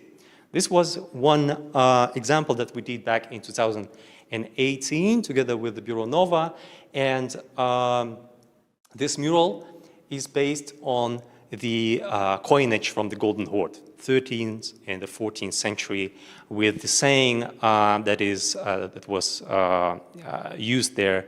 In Turkic, it sounds "Kutlu bulsun," so be happy. This is kind of the loose translation that we sort of conveyed there. And what is interesting about this particular case, so this is coinage, right? State, symbol, economy, stuff. Sort of you think, how can this possibly be part of the present day culture? But in fact, this saying, "Kutlu bulsun," be happy, is still part of the language. So in Tatar language, they still use the same expression, but it has altered its meaning. So today they say, be happy, "Kutlu bulsun," when they celebrate something. You buy a new t-shirt and people say, "Kutlu bulsun." So let it bring you happiness. So even though the language has secularized and nationalized over the past years and over the last century, we can bring some elements from the past and put them on the wall to let people know that your own language and your own culture has more options out there, more variations, and more physical, material aspects to it that you can think about. You can Google it, you can explore it, you can even think about the additional layers of meaning production in the everyday things that you are using. You buy this card for your friends in the shop, but then when you walk past this mural, you can also get a sense that it's more, these words and these everyday objects, they have more meaning to it than we sort of see on the surface. And I think, for me, this mural is really a success in the sense of, decolonial work, I think, because it is not only sort of points at certain layers of culture that are not easily identifiable in the everyday life, but these mural also helps to broaden the cultural repertoire that people out there in this particular locality are dealing with on the daily basis, right? And the hope is that more will come after that, so that, say, anyone basically who is confronted with this mural can criticize it or can take this methodology as a point of departure for new cultural production. So another case that we also did back then was sort of revolving around the question how to talk about Muslim scholarship on the streets, sort of away from the stereotypical understanding of Islam being represented only in the mosques, and Islam being religion, and Islam being a very strictly defined field that you have to be really careful about not to misinterpret it, otherwise you are in trouble in all possible way. And this is what we did. So we used the imaginary and the portraits of a local alim, a religious scholar from the first half of the 20th century, who was an author of multiple writings on secular and religious subjects, who was a historian, a journalist, prominent also among the intellectuals in the Middle East, and someone who would probably not be a superstar among the people who sort of today are walking around here, right? But since the guy was born in the vicinity of the city, we also sort of tried to bring his image right in the center, in the city landscape, to remind, on the one hand, of this part of history, but also to bring together many cultural aspects specific to this region, and to say that the Tatar culture is not reducible to the colonial objectification and is not reducible to 1, 2, 3 kind of simple folkloristic symbols that were attached to it in the course of the 1930s and 1940s. So basically, we used a few photographs. Of course, they might also be kind of seen problematic because this is, you can analyze the visionary, the tradition of producing these photos in the imperial times. But we also sort of put in this mural some elements from the material world of the Islamic culture in the region as well. Well, if we sort of compare the two, the Kutlubolsun mural with the coins and the second one with Rizaeddin Fakhreddin, sort of his face and an image taken together from multiple elements, I would say the first one is more of a success to my taste, simply because it gives you more of a freedom of interpretation and digging, that you can dig into something that is easily, that you have a starting point of reference. You have a saying that is alive today, this be happy saying, while with this mural with Rizaeddin Fakhreddin, it is more obscure in a way, and one has to get more information, one has to be educated about this person, and it's more of a dictate on the part of artists and scholars that we sort of introduce this person to a broader audience. What can be problematic about the projects that we did? So on the one hand, we try to solve certain issues, or try to find new ways of speaking about the Tatar culture. But what was also problematic and still remains problematic about our art program, I think, is this question: are we laying claim to authenticity? Are we saying that, you know, this modern industrialized culture is not authentic, and one has to go deeper, and one has to go sort of to search for manuscripts to dig out the true culture? In fact, it is, well, at least the intention was not like that. What I think is the main task is to broaden the spectrum, to give the communities more access to multiple variations of what culture can be, and to provide access to certain objects, ideas, languages, symbols that are not easily accessible to everyone. So basically, at this point, I think we can go back to the very first slide again, so that the main problem for many, not only for the Tatars, but also for many communities in the world, is this access to their own cultures and to their own varieties of self-fashioning and self-description. And the wider this spectrum, the easier this accessibility to the past, the better, I think, the the more interesting combinations of futuristic scenarios we can get. And I believe, I mean, this is what a historian has to say, but I believe in the value of history, not just as an object somewhere in the gallery or in the museum, but something that can still play a role in present-day society. Thank you, and I'm looking forward to your questions.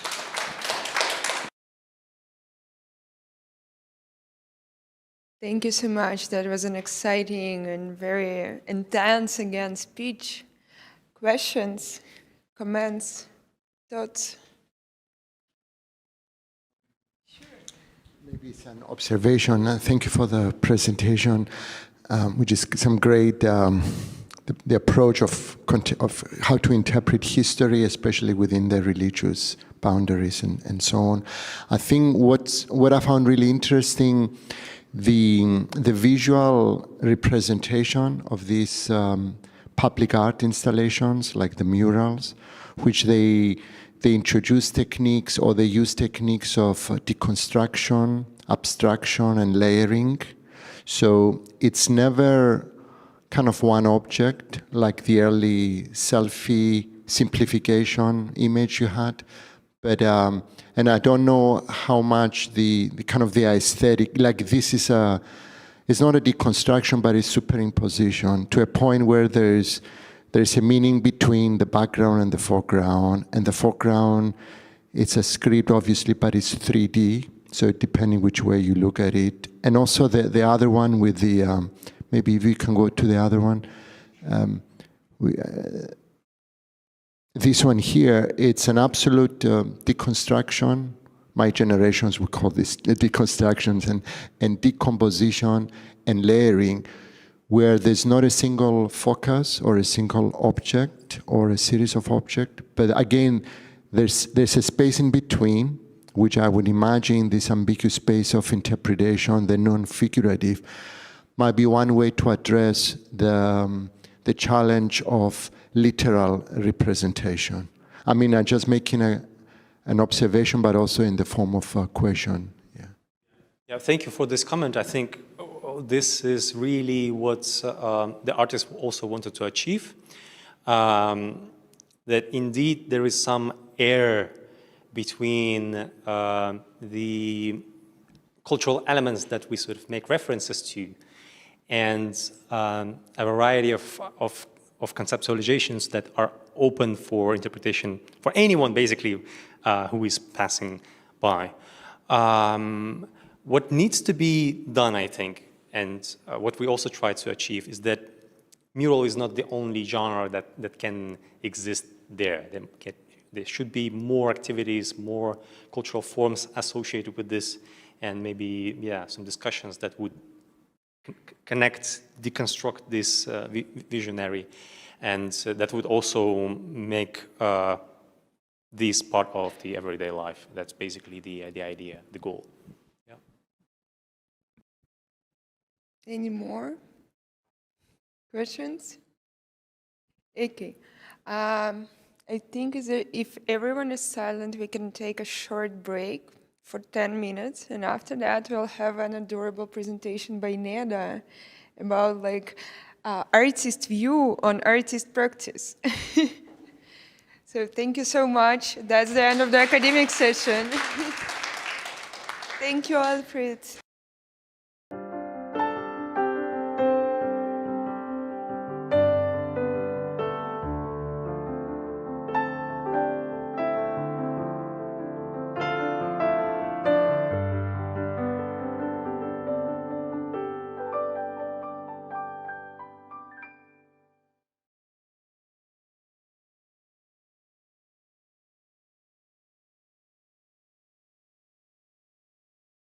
Hello, everyone. Welcome back. Let me introduce the next speaker. She's adorable. First of all, it's Neda Salmanpour, artist, architectural designer, just a very talented person, and she would present her point of view on the public art in a region, in a city in particular, from the perspective of artist itself, who took part in different, like numerous amount of artistic projects, public art and festivals and all other initiatives that we are going to explore in a minute. Applause. Your mic is here. Hello. You need to... Hello. Okay. Hi, everyone. Thank you so much for being here today. And thank you for the great introduction. Today, I'll be speaking about the public initiative in terms of public art, kind of as was mentioned from a perspective of the artist. Sorry, I'll move this. Okay. So the Dubai Public Art is a multi-year initiative that it gives opportunity to artists that want to, which are from the region and they want to design for the city. This year was the first year that this program was launched, and just to tell you why I am the person speaking about this program is that at the moment I'm working with Dubai Culture on 2 separate public art commissions that was part of this program basically.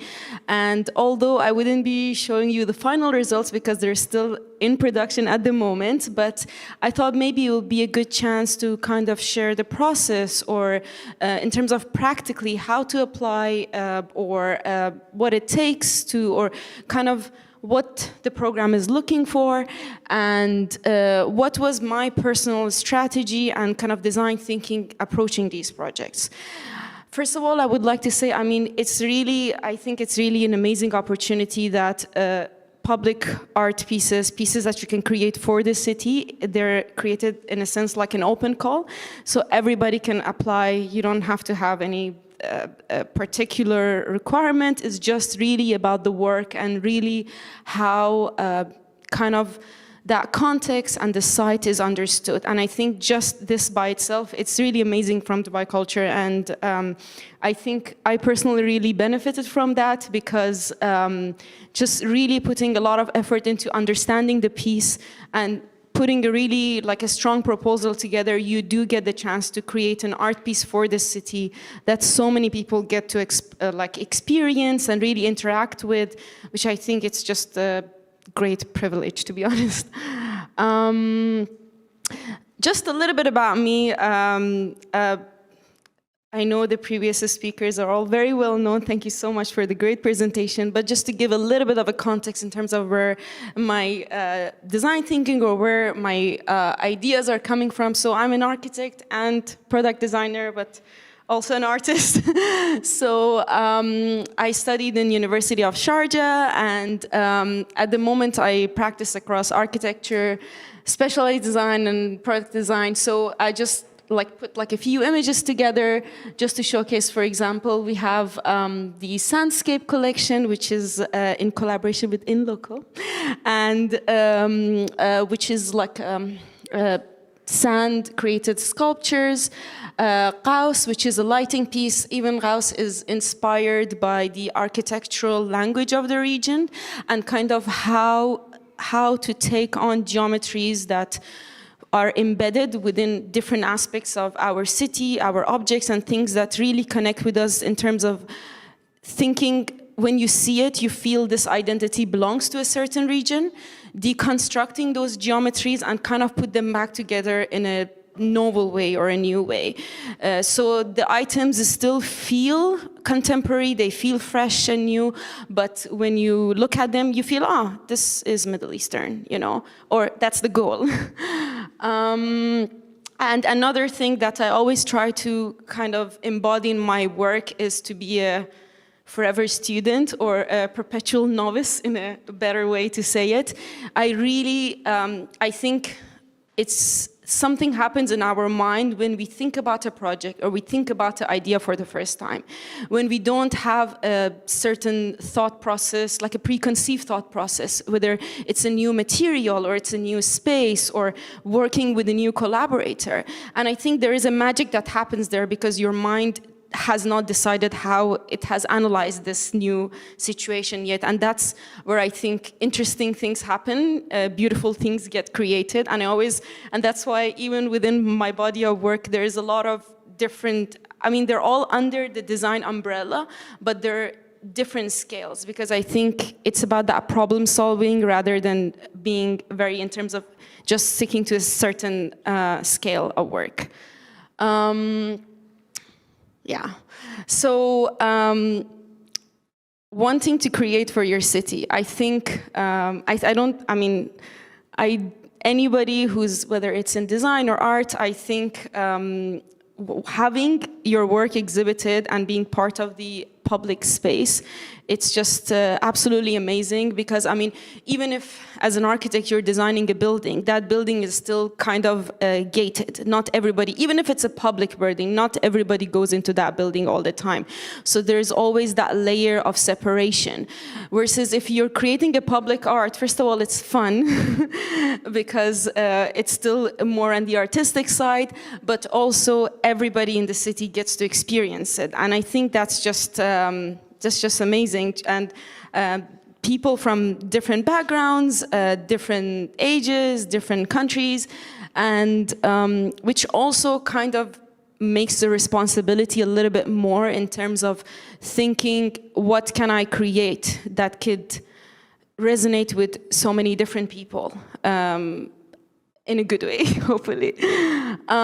So to tell you a little bit about the process in terms of these public arts commissions, so usually there is an open call that it's been put out by Dubai Culture. Sometimes it's in collaboration with organizations that they carry out the kind of like they guide the project a little bit, and usually there is a site that's given, whether which part of the city it is from. So that's really good because, of course, public arts, as we know, it has to be site-specific and respond to the context that it has.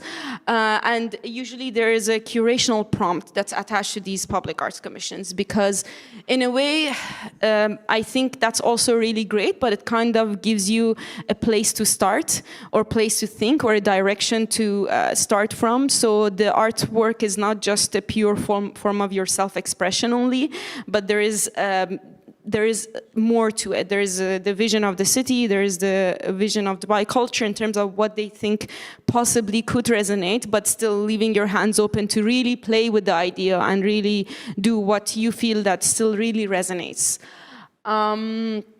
And then there is I call it the thought translation process, all the ideas that you have, all the things you want to do, and how that goes from something in your head onto the proposal in the PDF and then becomes a reality, and as well as the materialization of the piece. Now, I mean, I think one practical aspect to think about this in terms of materialization, because even our city in terms of how to create buildings, there are different zones. Like there are zones that are under Dubai municipality, there are zones that are under certain developers, and each one of these zones, sometimes they have different laws and different regulations. So when you're designing for the city, I think it's important to kind of have those like practicalities in the back of the mind as well. So it's not just about the artistic expression, kind of what are your limitations, so you don't go too much into the romanticization of the idea and okay, if here's next to the water, I cannot dig too much, and all those other aspects which later on might modify your design. Yeah, and so these two public arts commissions are my first public art commissions, and I always thought, besides it being such a privilege to design for your city, I try to understand what is public art. I mean, art by itself, it's something nobody can define. Whatever anybody tries to define it, there's somebody who say no or this or that, and it's ongoing conversation. But for me, like I try to really absorb this idea, what it's good to create. And I often thought about it as it's an isolating and connecting at the same time, because your urban fabric is developed in a certain way, right? Whichever area, whether it's old Dubai, whether it's a developed area, there is a certain perception you have of this area. And I think when you have a piece of art there, it's like a line that's going straight and there is a zigzag. Suddenly there's something happens, whether that change, this piece grabs your attention, whether it isolates you from the area or the context you're in, or whether it isolates you to connect you to a bigger idea, or maybe it isolates you for a moment and connects you to something bigger through whether it's the architectural expression of the area, whether there's a story, or whether there's a person, as we saw in the previous, whether there's an important person from that area that you want to connect with. So it's about this moment of like isolating and then reconnecting. So that was kind of my understanding of what these pieces could possibly achieve. Because the pieces are not commissioned yet, we're gonna call them Commission A and Commission B. But I will be walking you through kind of the process and the design thinking of it. Like how was the space analyzed, how was the thought process analyzed, and how that materialized into different elements of the piece itself. For Commission A, the piece is set in the old Dubai, or older areas of Dubai. I have a design partner, Mariam Namvar. This is a collaboration. I'm not alone on this particular commission. And for this one, we really try to think, how can we deconstruct every single aspect of that space when you are there as a human? There is visually, you see a certain language, it's old Dubai, you can recognize this is old Dubai, so there's the visual aspect, there is the demographic aspect, there is the sound, there is the feeling, there is a smell, it's close by the sea, a smell of the sea, so you know you're by the water. So as like kind of that, just existing as a human, what were all the things that we were feeling that together they made the recipe for that area? And kind of how to deconstruct all those elements and bring it back together into the piece in a way or another, which I will delve into. And then we have the second commission, which perhaps I'll speak about it once we reach that slide. Yeah, so just delving into a few details and design approach and thinking about this commission. One of the aspects that was very interesting for us, and we were thinking this is something that perhaps it could be a little bit different. I mean, it's nothing is ever completely new, but it's a little bit less used. It's the acoustic environment and kind of the auditory landscape of each area. So we were thinking, how could we create something that kind of connects to this concept? Because, you know, when you're in City Walk, you know, it sounds like City Walk. When you're next to Sheikh Zayed Road, you know you're next to Sheikh Zayed, or you know at least you're next to a highway. So these are all really qualities of a space that it really makes you feel, like kind of pinpoints a location, but as designers or artists, I don't know, I'll speak for myself. As a designer, usually we tend to draw more upon the visual features rather than auditory or tactility or smell, because also they're a little bit more difficult to grasp, I would say, at least for me. So this was one of the things that we really focused on, especially the area that was given to us, kind of what are the auditory landscape of it, whether it's based on the timeline, based on time of year. What we noticed, there was a lot of, there's patterns of repetition, like people walking, there's patterns of repetition, there's the sounds of the prayer, or whether there are abras passing by, and then trying to think, what are the qualities inherent within these sounds, and how can we bring that back into physicality and reproduce the sound in another way, but also in a way to not disturb the area. So these were one of aspects. Another aspects that we really wanted to delve into was a biased, so architect, so really trying to see what are the architectural features. Now, whether that's in terms of urban planning, the way the blocks are together, whether you have wind corridors within certain areas, how could we use this? How could we utilize this? Whether it's the way that the architectural features interact with the sun throughout the year, the way the sun passes, and like if you go to, for example, Fahidi area, the way the sun is every time, if you take the same photograph different times of a year, it's going to be different because of the way all these mashrabiyas and the suns interact. So this is a lovely quality that makes you feel the piece. What time of year were you there? And it makes it feel a little bit different. And even very simple geometrical motifs that you find in doors or windows or different elements, kind of really like studying everything, grabbing everything, and trying to like extract geometries and shapes out of it. Whether that's the overall. So you can see at the bottom there are very like a zoomed in sketches of the piece itself, but that's not the overall piece. But kind of really disregarding scale and looking at things in a mathematical way. Like that could be a door handle and maybe the geometry could turn into a structure. So something really small and you're flipping it and turning into a structure of the piece.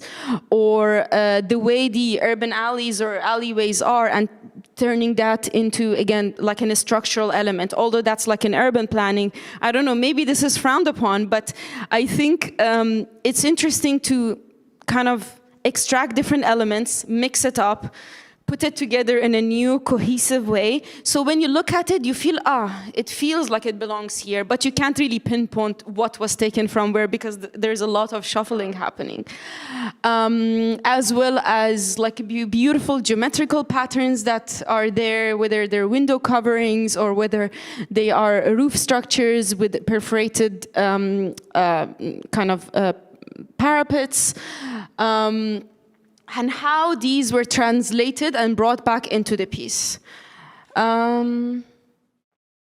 Okay, and then most important, I think, aspect is the feeling of the space. Like when you're in that area, which the piece will be, you can see a lot of people engage with the water body. Everybody is just looking at the water. A lot of them after a work day, they just come and it's so refreshing. No one's on their phone. They're just looking at the creek. And this emotion, this feeling of calm, like remembering the first time that visited the site, I was like running, very excited. I want to do this commission, want to put a strong proposal together, and just going there and everybody is very relaxed and looking at the water and thinking this emotion, like whatever this feeling is, I want to capture this feeling and how to bring that back into a sculpture. Now, whether and it's all different elements. It's that glistening sun rays on the water that keeps playing with you. It's very mesmerizing. It's almost like it's almost like therapy. And whether the sunset is playing with the patterns, and also again, we all know that history, the strong connection to peril diving. So all these things that come to back of your mind, all the things you've heard. And so I have put a very small, like a test piece of the piece that will be inaugurated, which is that second image and the other image, and kind of really, so hopefully you can see these panels are context responsive. They move with the wind. Very lightly, and they make a very soft butterfly like sound, but with metal. So it's almost like a very soft sound. Let's put it that way. So placing this sculpture in urban areas, which you have wind corridors, helping to really activate the piece. Based on the climate, and also that kind of playing with that idea of the patterns and the shadows, again going back to the architectural language and the geometries that are inherent within that cultural context, and also in the way that, especially with the sun and the water, kind of thinking each one of these triangles are like a molecule of water. So when the wind hits, it's kind of like moving. So you have this architectural, metallic, pixelated image that's reflective of the water there, and kind of makes you look at it, engage in it the same way that first time that we went to site and kind of saw the people engaging with the water, and but in a very calm and subtle way. The sound and the visual, it's there for you to see. Sometimes you have to wait a little bit. If there's no wind, the sculpture stays quiet, but if there is wind, it speaks to you. So that kind of also not being fully accessible at all times. If you're lucky on a windy day, you get to see more. So I think that kind of also brings a bit of personality to the piece itself. Like, it's not just there to be seen. It can speak by itself by interacting with its environment as well.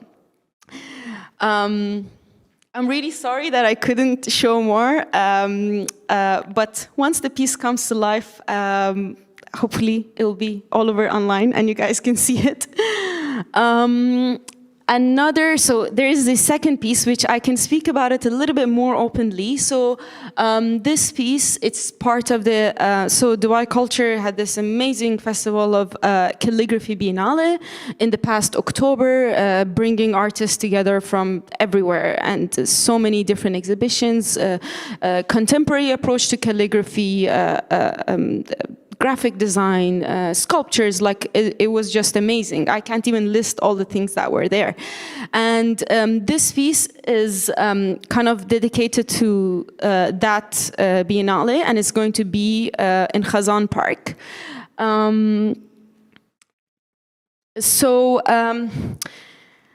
Just to kind of tell you a little bit about the process of this particular piece. So I was approached to propose a public art for this, as part of this Biennale.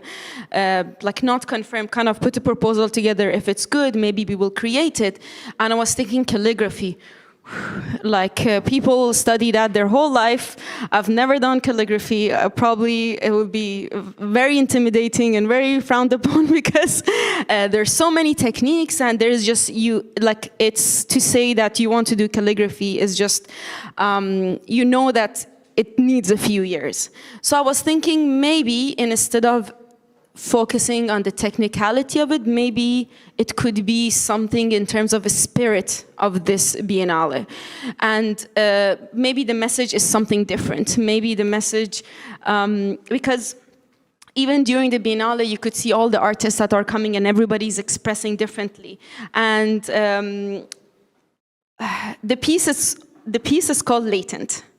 And I was thinking about everybody who's right, like when you see calligraphy, sometimes it's so beautiful that you don't even, for me, maybe there are people, sometimes I don't even read what it is because I'm just like so engaged with the visual aspect of it, or maybe someone doesn't speak the language, so they see it and they look at it in terms of graphically.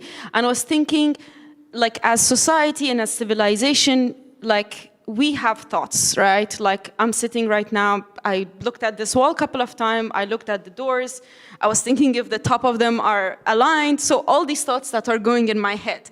From all the thoughts that are in my head, probably 10% comes out, sometimes to friends, sometimes in the form of a thesis, sometimes to your mom. And from these 10%, if you're lucky, some of these might get written down somewhere, if you have a blog, if you are an accomplished person, you have a book. And from this book, within generations, maybe one sentence will last. So I'm thinking, so it's like, as people, we have this filtration mechanism. And I think there is so much that goes in our head that does never even see the light. It never even makes it out. Sometimes we judge ourselves for those thoughts that we have. Or we cannot even say these thoughts to anybody.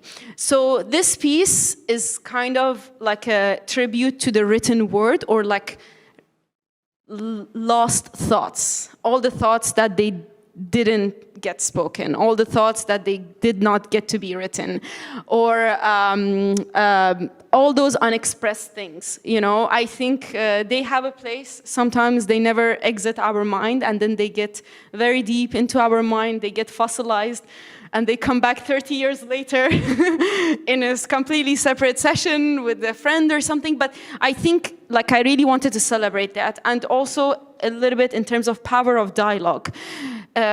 Sometimes thoughts might be, like, I might want to say something and it even sounds stupid to me. But the only way it is to kind of express it say it, and because by saying, we're also thinking, we're also organizing all those things. So again, latent is, intention is to showcase the potential of our raw thoughts and how it helps growth of our cultural tapestry. And then kind of thinking about how physically this should come to life. I looked at kind of a significance of calligraphy within the built environment. Now, whether particularly on a larger scale, like architectural scale, how is it used in the buildings, whether that's a contemporary, so whether that's a mosque in Al Barsha or it's a blue mosque from a few centuries ago. So kind of looking at how does calligraphy or written word is being exhibited in form of built environment. And then also looking at how I always try to find, let's say if I'm thinking this is calligraphy, so it should be closer connected to language. If it's Arabic language or Islamic architecture, trying to see what are the features that we are so used to and we think this is like Islamic architecture. What is it that's making it that? What are the patterns that makes us recognize this is Islamic architecture, you know? Why anybody would say, oh, this feels, even if something feels like, oh, this is like South Asian aesthetics, right? Or this is a minimal aesthetic. And again, looking at that again across different scales, whether that's a traditional handicraft or whether that's a facade of a building or if it's a pillar or if it's even a dome, I think for me, what was connecting all these things is that generally speaking, Islamic countries, most of them have really good sun, relatively speaking. They're sunny. So usually there is all these very dense, very strokes. You have all these strokes that really interact with the sunlight and really brings the piece to life. Like maybe if these shallow strokes are in like, I don't know, Scandinavia, the piece cannot show itself so much. So this was kind of like starting to think, okay, maybe the morphology could be inspired by this feature. Then again, also, I'll go back to the first point, being that calligraphy is so structured and there's very well-established rules and regulations about it. I was like, how can I bypass that so nobody will pick on me for not being a calligrapher? Would be that this sculpture, because it's a tribute to your own thoughts, your thoughts could be deformed. Your thoughts could be raw. They don't have to follow. Maybe there is a few letters in that sculpture that follow the perfect regulations of how the alif and the be and the te should follow. But maybe it's just in the way that all the letters and the thoughts are getting meshed together. So the first image you can see, I mean, once the sculpture is revealed, you would see there is like a gradation. At the top, you have all these layers of lettering, which are kind of so smashed against each other. Those are your older memories that you no longer even recognize the words or the letters. It's just the holes that are left from meshing of the letters. And then as you kind of process down towards below the sculpture, the letters become a bit more spaced out. Some letters are falling out. These letters that are falling out are those words that we say and we think. So kind of the entire sculpture represents that thought process. And it's good to say things and to really value conversation and value speaking and listening to people that do not agree with your opinion as well. That's it. I will just leave you with one beautiful sentence by Al-Gibran. Art is a step in the known towards the unknown. Okay.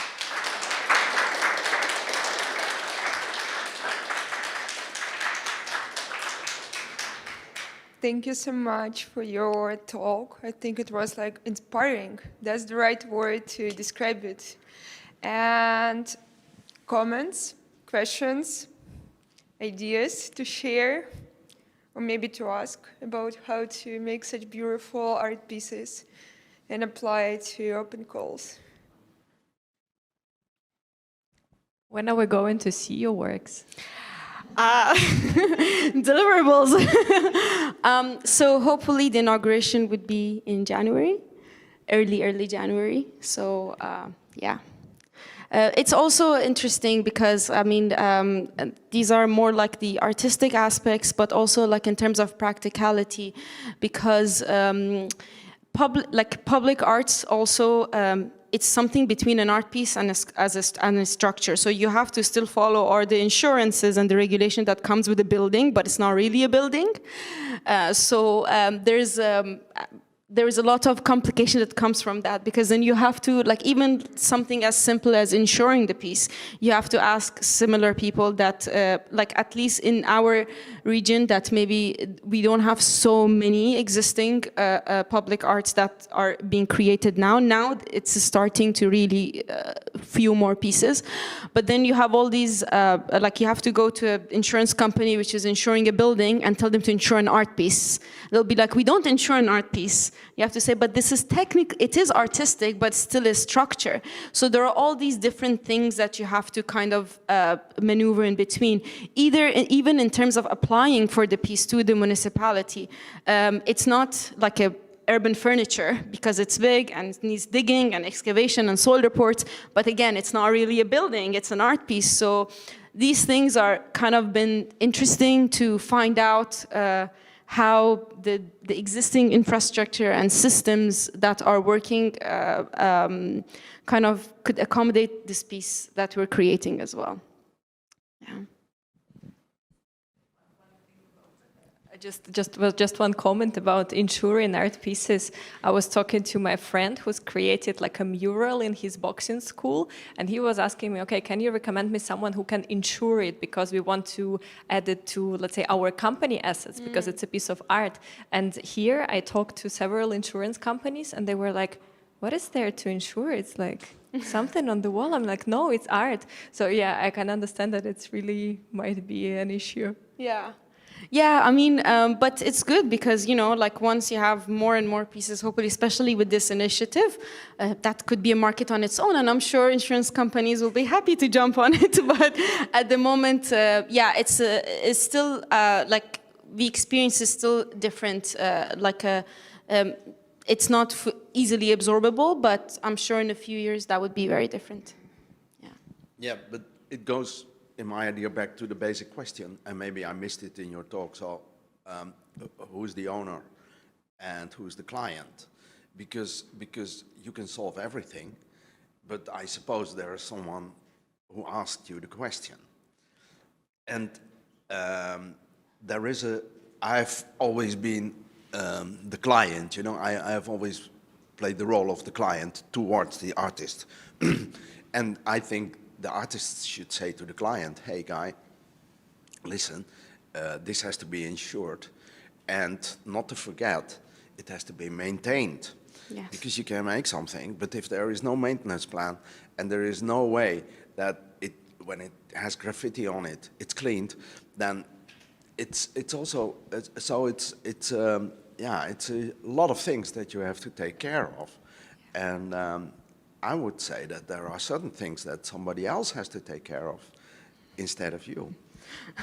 No, I mean, for sure. I mean, it's definitely like, it's been very collaborative effort with all the institutions involved. However, sometimes kind of the infrastructure, like the existing infrastructure, like let's say if you want to apply for a permit into an area which is not a plot, how do you go that through the, like if you're designing a building, a residential building, you have the affection plan, title deed, all these things, you apply for this project through the municipality portal. But then this is like a slightly different, yeah, but I suppose any construction project has its challenges. I've never had any construction project that was very smooth. Every time there's a new project, I'm like, this time, it's going to be really good. The contractor is amazing, but there's always something that happens. But definitely, I think also another aspect in terms of this public art, and again, like you have anti-vandalism, all these different aspects, like how to really maintain it. Luckily, in the country here, we don't have vandalism as much. I don't think so, compared to maybe other countries, so that's really good. We don't have to use very super materials because there's a lot of things like maybe other countries, maybe just the piece has to be heavy so nobody can literally take it away. Maybe that's not a concern here, relatively speaking. So there are also a lot of things that are so much easier because of the safety and the security and all the different aspects. So yeah. Just one question. In terms of challenges, I was just thinking about how do you decide to choose the material which will be resistant to high temperature like we have here, geographic climate things which is going over. Yeah. So, I mean, in terms of material, we're using very simple materials, like simple architectural materials. For structure, it's stainless steel. For the panels, we were using aluminum panels. It's natural materials. We're just coating it. So we know aluminum doesn't rust. The paint is all marine grade. So these are the things, luckily, that we don't have to think about so much. There are set specifications for like architectural projects. We're just using those. For the sculpture, the calligraphy sculpture also, it's actually that's a new material which we had to test and really like leave it out in the sun for like 3 months prior to the project. It's printed sand, so it's a sand base, but it's mixed with like a strong adhesive. It's practically resin-based, so it almost behaved like an engineered piece of stone. Because if you want to kind of carve that piece by hand, first of all, it wouldn't be possible because you have a lot of openings at the back that's just not accessible by, even with a robot, you could not approach. So this method allows us to kind of really go crazy with the shapes, but we know it's durable because it's just like a big block of engineered stone that hopefully it's gonna be there for many, many years. Yeah, but we had the material tested in the lab as well in terms of what's the crushing power and all those things, and left it out in the sun for quite some time. So hopefully it should perform well. Well, first of all, the whole things look really, really interesting, and I look forward to see them in reality. And what I notice is a lot of research, a lot of intellectual work. And then all of a sudden it's like an idea crystallizes and a quite simple piece come out. This is what I see.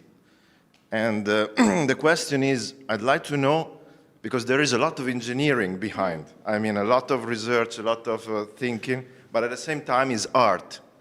So my question is, how do you decide, how do you think that this idea, okay, now I have the idea. Out of all this chaos, I found the idea, and this is the right piece, this is art, this is Neda. When and how do you decide it? Iteration, iteration, iteration, iteration. Just creating until it's like, I hate it, I hate it, I hate it, and then suddenly, okay, maybe it's not so bad. Maybe it can be a bit better. Showing it to your friend, showing it to your grandmother, you know, like kind of really also feeding back. I really think designing, like, I genuinely believe it's not anything like, oh, I did this or I designed this. I'm literally just analyzing what exists. I'm kind of taking everything, it's just like information organization, I would say. Organizing all the information, be like, this is important, how can you bring these things together? Okay, I brought it together, it doesn't look good, it doesn't work, let's bring it together in a different way, and just doing that over and over again until it feels okay, and then you show it to a few friends, non-designer friends, very important. Show it to people that are not designers as well, and then sometimes at the end you end up with something a little bit simpler. But yeah, I think it's never super ending. It never ends. Like even now when I look at it, I was looking at this calligraphy, I could see, oh, that bit, I could have done it a little bit better. I think it never ends, but at sometimes you just have to say, khalas, I need to hand in the project. So yeah, I would say just organizing information. Thank you. Thank you. Thank you so much. I think it was charming.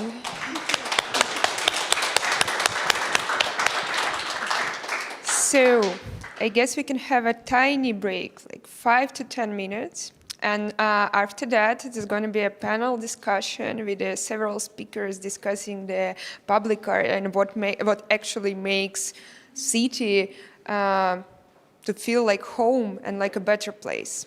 So please stay tuned. Come back after the break.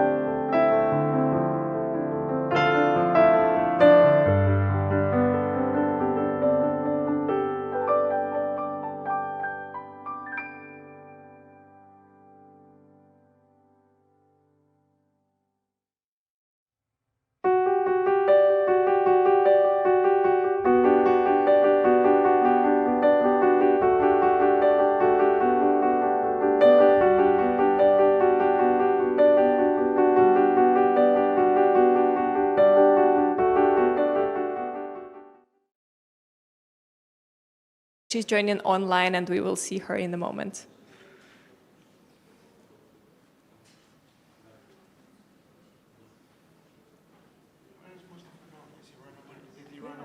Yeah, I'm just wondering, maybe Mustafa ran away. We were having a discussion. Yeah, maybe. Maybe the discussion was developing a little bit too much, I don't know.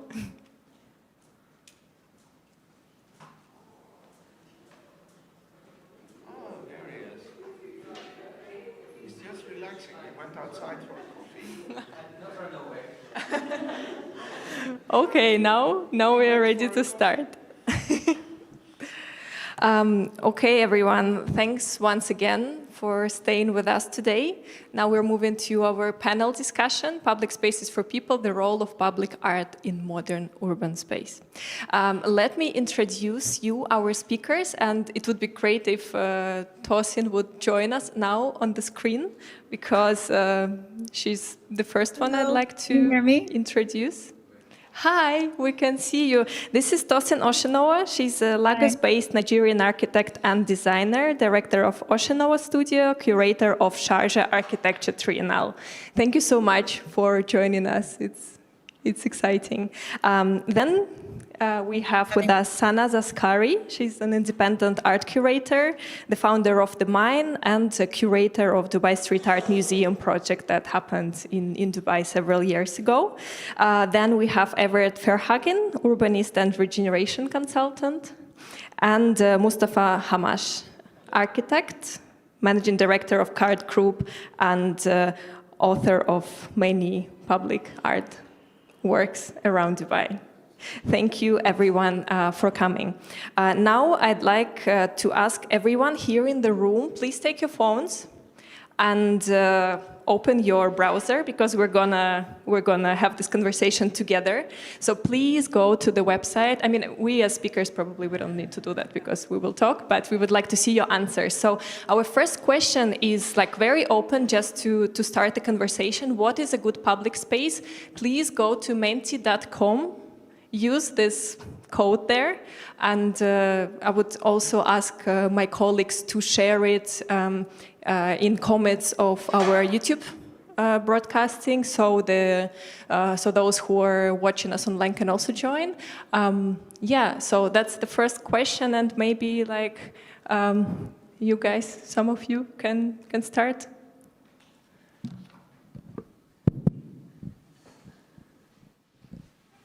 No, you? Please. I think it's the only and the most important question. Because public space, the word says it, it's space, and space means a place where we can go, and public space means a space where everybody can go. So a good public space is a space that invites everybody to be there. And I think, it's my opinion, that a good public space is the most important thing a city can have, because a city is for people, and usually these people live in separate unities. There are all different reasons. It can be religion, there can be your social task, you can be, there can be all different kind of reasons, but in a certain way we make the city. We are all citizens of Dubai or Amsterdam or London or whatever. And public space is the place where we can meet and can show that we are belonging to that place. Being a Dubai kid, I would say a good public space is a space where it has nature, elements of nature, greenery, shade, places where you can rest, where you can relax, and probably water, you know, elements of water. So the other day I was in Al Serkal Avenue, and there was, in the courtyard, there was a lot of plants, as well as on the screens, they actually had this artist that did these video of fire. So, you know, the natural elements, water, fire. Fire is obviously not accessible everywhere and could be dangerous, but, you know, nature and, of course, art. So that would be a good public space for me. The way I see it, the public space is a space where you want to connect. Connect with yourself, with your book, with your music, with your environment, connect with other people. As simple as that. You know, so green element, water features, kids play area, running track. So how you want to connect with your environment, and that's where you select which public place I want to go. I prefer this than that than that. We came to design a tailor-made public spaces based on the community needs. And this is a studies where we go, what is community need in that area, which kind of public space they need in that area, and what the purpose of creating that. Yeah, and then let's also hear the opinion of Tosin, who is with us online. What do you think about this? What's your, let's say, definition of a good public space? I think good public spaces, can you hear me? I think there's an echo. But good public space is a place of ultimately convergence, of comfortable convergence for people. And like what all the, my other, you know, the other people in the panel have said, you know, creating a space that's comfortable, a space that should encourage conversation, a space that should encourage collaboration, interaction between people, ultimately a place that's well shaded, a place that's comfortable, there is air circulation. And if we look at traditional forms of public space and even contemporary, these are elements that are consistent running through board. So I'll give an example of where I'm from in Lagos. We've had the development of the city that hasn't always followed orthodox planning. But what you start to find are natural propagating spaces that people tend to converge in. And these tend to be streets, but usually they have these elements. They have shade, you know, there's an opportunity of pause. It's large enough to hold a large group of people. In many situations, there may be some water facility nearby or some religious kind of programming that allows for people to converge. But I think in answering the question, ultimately, I think public space really is about the convergence of people and the right infrastructure to ensure that that is done in a comfortable manner. Thank you so much. And if you remember the answers that we've seen on the screen, maybe we will have them again now. I think the audience is pretty much, we are all in agreement what a good space is. And I have another question. What are your favorite public spaces in Dubai? Maybe I want to make it more like broad, not in Dubai, in the UAE. I can share my example. Like, I really like Gate Village because it's like you can walk there. That's very important for me. I like it, and I'm always sharing that I've built probably the longest pedestrian route through Dubai, starting from the Gate Village. You can go to downtown and then take the boulevard, and you can even walk in Dubai for like 1 hour. For me, this is like one of the really good examples. I'm going to be a little biased here. I used to have a physical space here, which I founded in 2013 called The Mine. That used to be my favorite public space, simply because it was open to all. Many youth, especially in the creative sector, came around to gather, to speak a certain language, to create projects. Now, over 10 years later, a lot of them are filmmakers, they're poets, they're artists, they're writers. And I look back and I think that was a good public space, because meanwhile, a lot of galleries can be intimidating for the youth or anyone to walk into. They felt comfortable to just lounge there, and there was AC, there was water, and just to have a conversation. So I think public spaces also should be welcoming after giving all the basics that you need in order to be comfortable.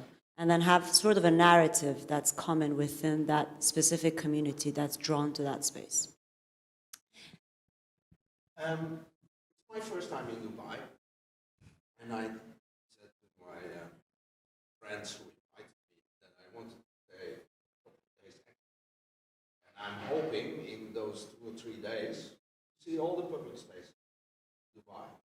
That's essentially what I'm interested in, how they work and how people there. So I can answer your question on Wednesday. In 3 days. But there's another observation I want to make. I was 25 years ago responsible for a public space, a park, a new park in Amsterdam. And the park won many prizes, and it was in the book of the best parks in the world, blah, blah, blah, blah. So I know something about making. But I learned one thing, and if you compare her answer and my answer, she was absolutely right. It's about green, it's about nice, beautiful water, etc., etc. But that's a functionalist approach. And I talked about what can people do there, how do people feel there, what is it for? So I have learned that it's always more than one thing, more than that you have to look at all these aspects, and that you can make a beautiful public space, but that in a way there is also always a program. There is someone, a good, well-working public space, there is someone, maybe invisible, who's responsible for it, who has created it and who is taking care of it. And this is what you feel if the beach or the square is clean, everything is smooth, everything is working well, the internet is working. When they promise there's internet, the internet is working, then you feel happy because the things you hope to find there are actually there, and you feel relaxed. But when something is missing, then it's no longer a good public space. So it's two things, always.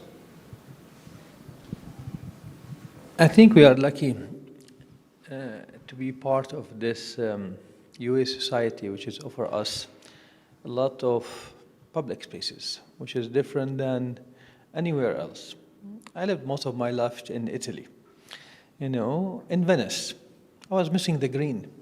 I was living in an island, but there was no trees, no parks, nothing. So here I look at it from a different scenario. I have a long walking track in Jumeirah Beach Road if you want to go into the beach side. Have beautiful parks like Mishraf Park with all adventures and family-oriented and relaxing. You have the desert side. Now the season started. You have all the Love Lakes, Flamingo Lakes. You should go and see. Beautiful. I just finished to build a winter camp 2 days ago, and His Highness Sheikh Mohammed went there yesterday. Very small coffee shop in the desert.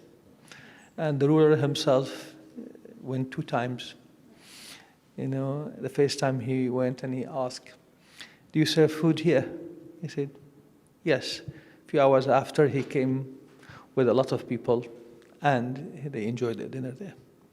Yeah, that's amazing. And let's jump back to tossing, because I know that you recently been to Sharjah while working on Sharjah Architecture Triennale. Did you find any particularly nice places there that really inspired you? Sharjah is an interesting emirate. I mean, there's a really nice park which overlooks the water, which is in the center of the city. It's a very comfortable place to sit. But I actually really like the conversation that Everett suggested, that a good public space is about having an anchor activity. Because I think what tends to happen as urbanists and architects and the general public, when we think about public space, when you see the Sharjah Mall coming up quite large, to a lot of people in a theoretical argument, we would not call that a public space because it has very much anchor commercial, activity. But anywhere that creates a place of convergence, which brings people together, actually is a public space. The same way you would have a public park that would, just provide greens for people to have recreation, opportunity to converge and talk and just enjoy the environment. But I think, in the case of Sharjah, that park really stood out for me. Also the promenade where you can walk in the evenings. And again, it also has to do with the time of day. Some places are more conducive, in the evening, obviously because of the weather, than others. But then where we have more controlled environments, that in itself is a very valuable public space. But, in some cases, we tend not to consider it at the same kind of hierarchy realm as the spaces that are done as just a contribution towards society.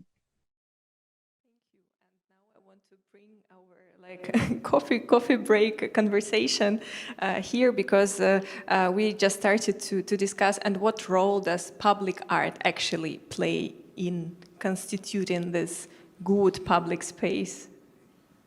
Let Mustafa go first. I know he has a lot to say. So here, like when it comes to public arts, it depends why that exact venue, the location is very important. What message you want to deliver into that area? What story you want to tell? Okay, which image you want to capture? So all this analysis, because when you say public art, this will stay for a decade. It's not a pop-up. You think that the message you're going to deliver now will stay for a few decades. To capture that message that you want to deliver for the next generation to come, to enjoy for the moment and to stay for the future.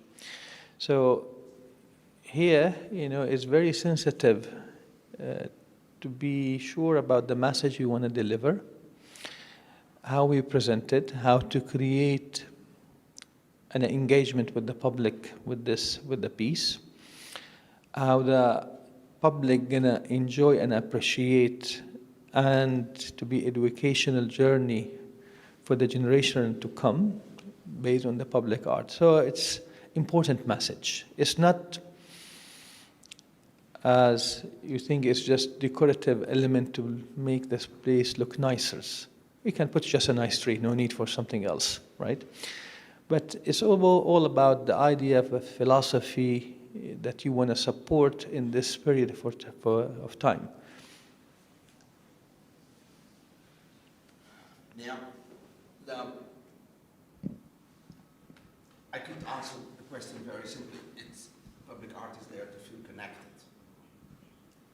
But to give meaning to that word connected, I think in this world at this moment, super many people are disconnected. Migration is the big issue. Not only migration between countries, but migration from the land to the city. And we try to create those cities to make them accessible for all these people and to be emancipation machines for families, for their children, to have education, to have work, and to have a better life. But it means that our past is in a way gone. And I think that you were talking about the past, the present, and the future, which is always the case, but the story we want to tell is no longer there. It's covered with asphalt and buildings and artificial artificial things.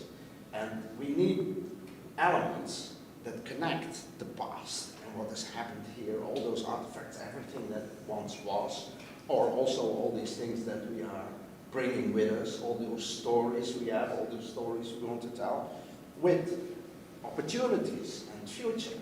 So I think that art in a good public space and art in general can help us to understand the world. And this is a very challenging task for the artist to achieve, but I think it's really important that the good designer, and we heard this woman speak about her art project before the break, that the good designer is capable to do that, and that makes that person special, because not everybody can do that. And good public art in a good public space makes us understand those stories of the place and connects us in a way. And I think that is a very difficult task to achieve, but we really need it in the world today. Yeah, I think Tosin maybe wants to add something, and also like I have a special question for you regarding that. Like, because I was reading several of your interviews that you were given just before Sharjah Architecture Triennale, and you were mentioning a lot, and you work a lot with let's say global South tradition. Yeah, what materials are used, what messages are used, spoken, and so on. And what's the situation with public art there? Like, what's the tradition? How does it look like, comparing to, let's say, something Western that we kind of used to even here in Dubai, because it's more, I would say, Westernized tradition. I think this is a really brilliant question, and I think I'm so intrigued by the answers that have already been given, and I'm going to answer it, and then I'm going to share with you on my screen one of the projects that we have at the Triennial, which is on till March of next year. But I think ultimately the purpose of public art is about creating opportunities for inclusion within society. It's so important that by creating, places or objects of interaction at an urban scale within the city, it's an opportunity to educate, it's an opportunity to inform people about the wider collective of the culture or the identity of the people and place.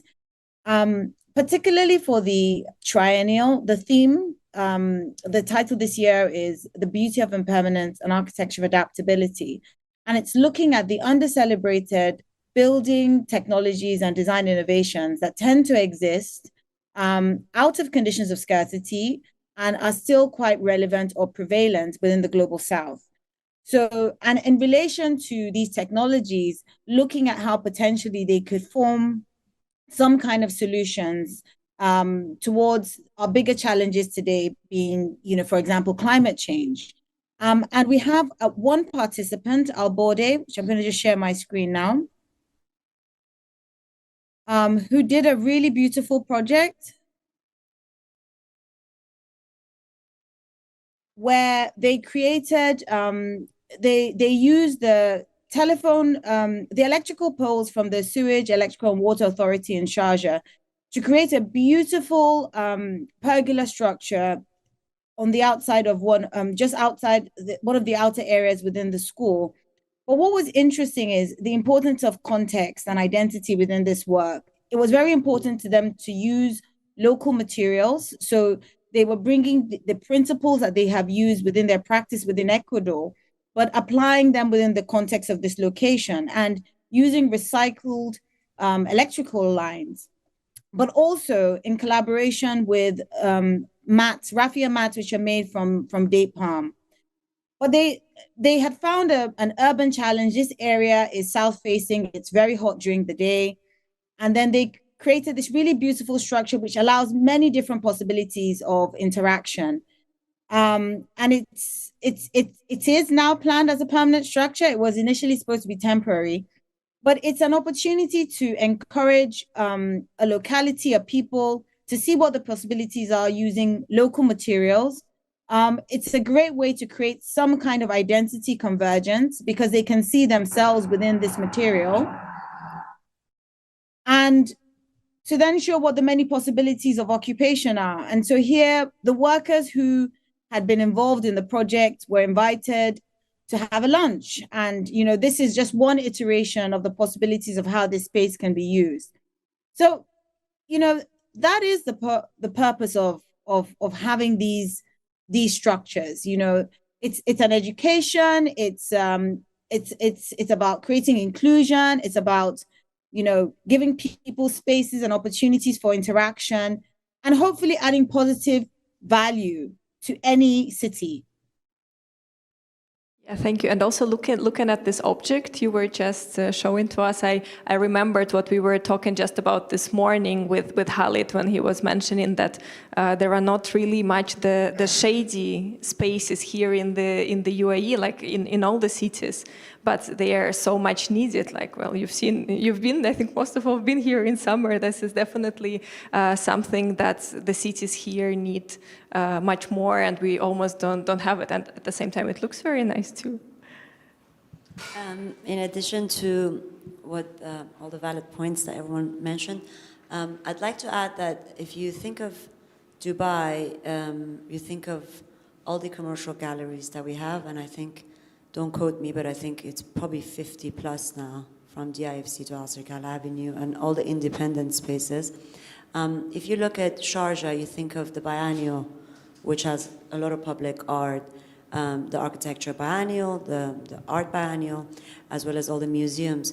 And then when you think of Guggenheim, when you think of Abu Dhabi, you think of Guggenheim, you think of Louvre. And so Dubai, in terms of public art, it has actually a lot of indoor spaces with contemporary art, which is not obviously accessible, or if it is, it's a little bit, again, intimidating. So the position of public art, especially in Dubai, is very important in the context that, again, within a space, it connects communities within a context that's drawn upon that piece and placed in a way that when somebody passes by, and this is what Mustafa and I were earlier discussing, it's not just a piece to decorate. It's obviously objects have their own purpose. Architecture has its own purpose. Common shared spaces have its own purpose. But when it comes down to contemporary visual art, in many contexts, it's representing diversity, which is what actually represents. I keep saying Dubai, sorry, but UAE, but Dubai in general, because I consider myself from Dubai. Dubai being a very multicultural, multifaceted city, it's important that these art pieces represent that diversity, and that they're inclusive. You know, we have a lot of different cultures here, and we have a lot of narratives. We have a lot of different contexts that should be, it should be discussed, and there should be included in many narratives. So I think we need more public art, definitely. And we need them to be within spaces, not just in DIFC, you know, where you have very wealthy bankers walking around with just a name. You know, you need to have art more in public spaces, in parks, in front of the mall, you know, on the beach, you know, with actually QR codes where anyone can just scan them and go to a website where they understand what the background of this piece is, why, the lovely lady that she was speaking about, the piece that she's doing, this is very important, and it's interesting to see there is a lot of it, it's happening. So I work usually with indoor spaces and galleries. I curate within spaces. And in 2016, I was asked to do a street art, public art piece for Diafa Road, which wasn't really my genre of curation. But I thought, why not? Let's work with this. You know, and the reason behind that was, that Diafa Road, which is now called the December 2nd Street, we needed a facelift. So, you know, we used UAE National Day, December 2nd, and we went deep into the culture, you know, from the woven fabrics, you know, to the fishing boats. something maybe not very deep into the contemporary art context, but something that could almost anybody can relate to and understand and speak to. And I think we shouldn't forget that that is the role of art, because what I've also noticed, there's a huge gap between the contemporary art scene, what's shown in the galleries and museums, and what is shown in public spaces. And that gap eventually needs to be minimized, and hopefully more context to be created, so it can become an educational element. Yeah. Yeah, and for sure, the main question I get after your speech is like, why is it the case? Because you asked not to quote you, but I will. That there are like 50 plus galleries or something here. Yes, and this like gallery art that is actually accessible for those bankers from the AFC, because they are the ones who can afford it. They go to the galleries, they buy it. What about other people? Yeah, and so my question is probably like to all of you. Yeah. Yes, exactly. And but why is it not so well spread in the UAE in public spaces? Is there a special reason? Well, that is generally the role of a city. But as you see, that many private, owners have started spaces, and they, being part of the UAE, they push arts and culture. When I had a space, one of the reasons. One of the things that was really important to me, I opened the space in my late 20s, and I had just moved back after my studies from London, and it was very important for me that I open a space that's inclusive, that's educational, that creates a dialogue, that everybody comes in and it's they feel welcome. So it is a private space, but not really, because the door's open to everyone. I meant when you sell art to a banker. Yeah, that's a private space, right? That becomes a very private space. 100%, and that's the commercial aspect of it. We live in a very fast-paced city, a city that many people, you ask them why they're here, they say, I'm here to work.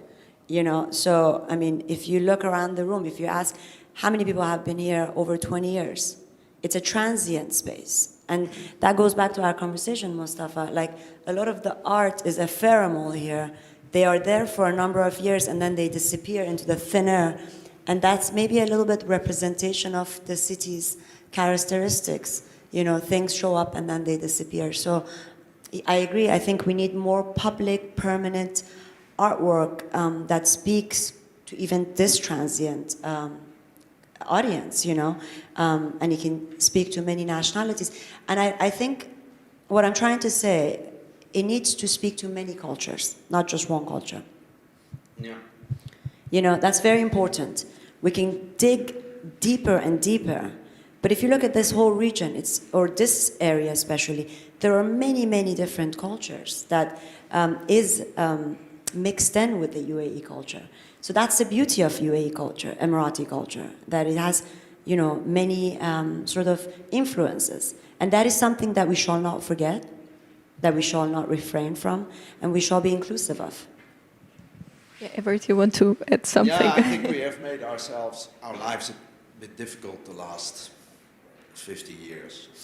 I mean, when you look at public space in the past, it was monuments to remember a war or a hero, churches, city halls were built like objects of art to radiate power. And it's still the case, when we have a monument for the Vietnam War in Washington. It's very, very difficult to make such a monument, and they put all the names on it and whatever. It can never be really artistic, interesting, So now we are talking about public space with public art, and it can no longer be these things. It can no longer be a statue or a celebration of a war or anything. It would be stupid. So now we are looking for a new language to connect. And so we have all these questions, all these problems that have to be solved, which are all real. And now we are in only 50 years or less working on this type of public art. So that's a big it's a big issue. It's not solved yet. It's going to be fluid for a very long time, I But suppose. we're hoping that art solves everything, no? We're hoping art solves all the issues. Yeah, that is maybe a bit wrong. It's like you put art in the role of Jesus or God or whatever, you know. It's maybe it doesn't work like that, you know. So it's a bit risky. Don't you agree? No.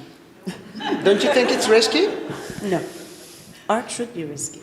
Yeah, but to because if it's not risky, then it's easily digestible, and that's not what art should be. You know, art shouldn't be just easy to the eye at all times. It should be as risky at all costs. You know, it should speak a language, and you know, that provokes thoughts that perhaps sometimes you don't want to be provoked by. Totally agree. Of course, I agree. But the point. Let's quickly listen to what Mustafa wanted to add. Art needs to be provocative, okay? Because we are creative people. So we have to go out of the formalities or the comfort zone area or the comfortable 100%. ideas. Otherwise, it becomes church art. Yeah, so we have to twist. We have to represent things from a different perspective. You have to create optical illusions, different illusions. You open your mind to different reality. That's the creative side of it, not the static side of it. I agree with you in a certain part when you go in Rome and you walk, see all these beautiful art pieces from Da Vinci to all those famous names, and you say, now, you know, that has been there for 1,000 years and is still up to date as a history. Okay, to go back, I read the history of that piece, why, who commissioned it, and why they do it, and all this stuff. What the message behind it is to capture a moment, photographic moment of a war or of a celebration or a victory. Very, very regime kind of art, okay? Even in the Roman Empire up to Second War, okay? This is the legacy we have, you know. Today, with a lot of technology that we have, from photography to digitalization of the things, social media can help us to make our art viral quickly, deliver your message in no time. Okay, it became a tools to provocate, to deliver an idea, a message, express an opinion. This is the beauty of the moment that we live now, that provocative art is possible. But I have, okay, I'll keep the question, but I just wanted to give Tosin a word about like the same, and then I'll ask my question. Thank you. I agree. I think art must be layered. It must be layered for society. It should provoke, it should question, it should also encourage, it should inspire. We need all these different layers. And I really like this initial notion of, you know, if you look at more in the 1950s, 60s, we were celebrating, you know, conquering of wars. But, you know, the art that we need to focus more on now is very different from then. And I almost feel art is a reflection of society. You know, the needs of society also determine, you know, what we need to be producing in our art. We are getting to a point, or we are in a point where we need empathy. We need opportunities for inspiration. We need to create art that is about well-being, about the society. The same way that we place an emphasis on landscaping and well-being of people who live within cities, is the same way that our art should be creating places of convergence and well-being and happiness. And I think when I think about this in relation to public art, I don't actually look at public art as creating opportunities of permanence. I think what's important here is the intangible. If the piece itself changes, then that's fine. It's about what value add does it provide to society. Thank you. I agree with all of you, but I still maintain my point that maybe sometimes our expectations are too high, that we cannot expect public art to solve everything we want to be solved. Because this is very often the case in projects that I have worked. We forgot something, and now we should invite an artist to solve the problem and show us that so the artist becomes the Hansaplast for the failure of others. You know what I mean? And so the artist can solve the question, because the artist can do everything. We can, if there is a piece of art and it's abstract enough, we can put every story to that artwork.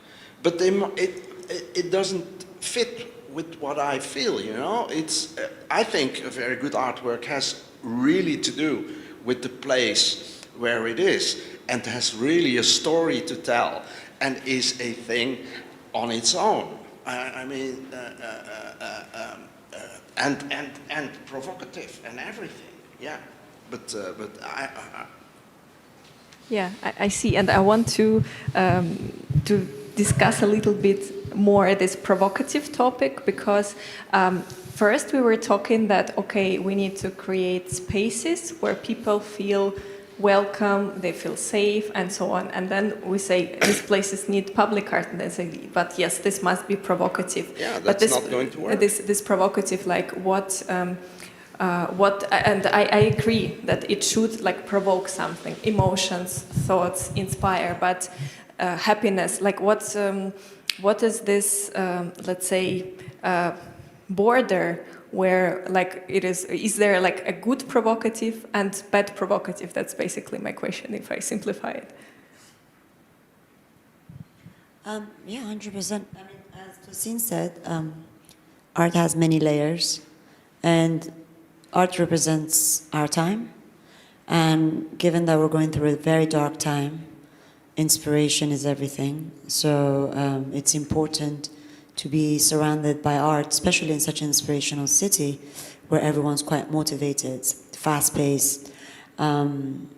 It's important to be around art that is thought-provoking and interesting and inspirational, to want you to learn more or understand more or hear more or read more or be next to an artwork. It doesn't solve all your problems, but of course, it doesn't solve all your problems.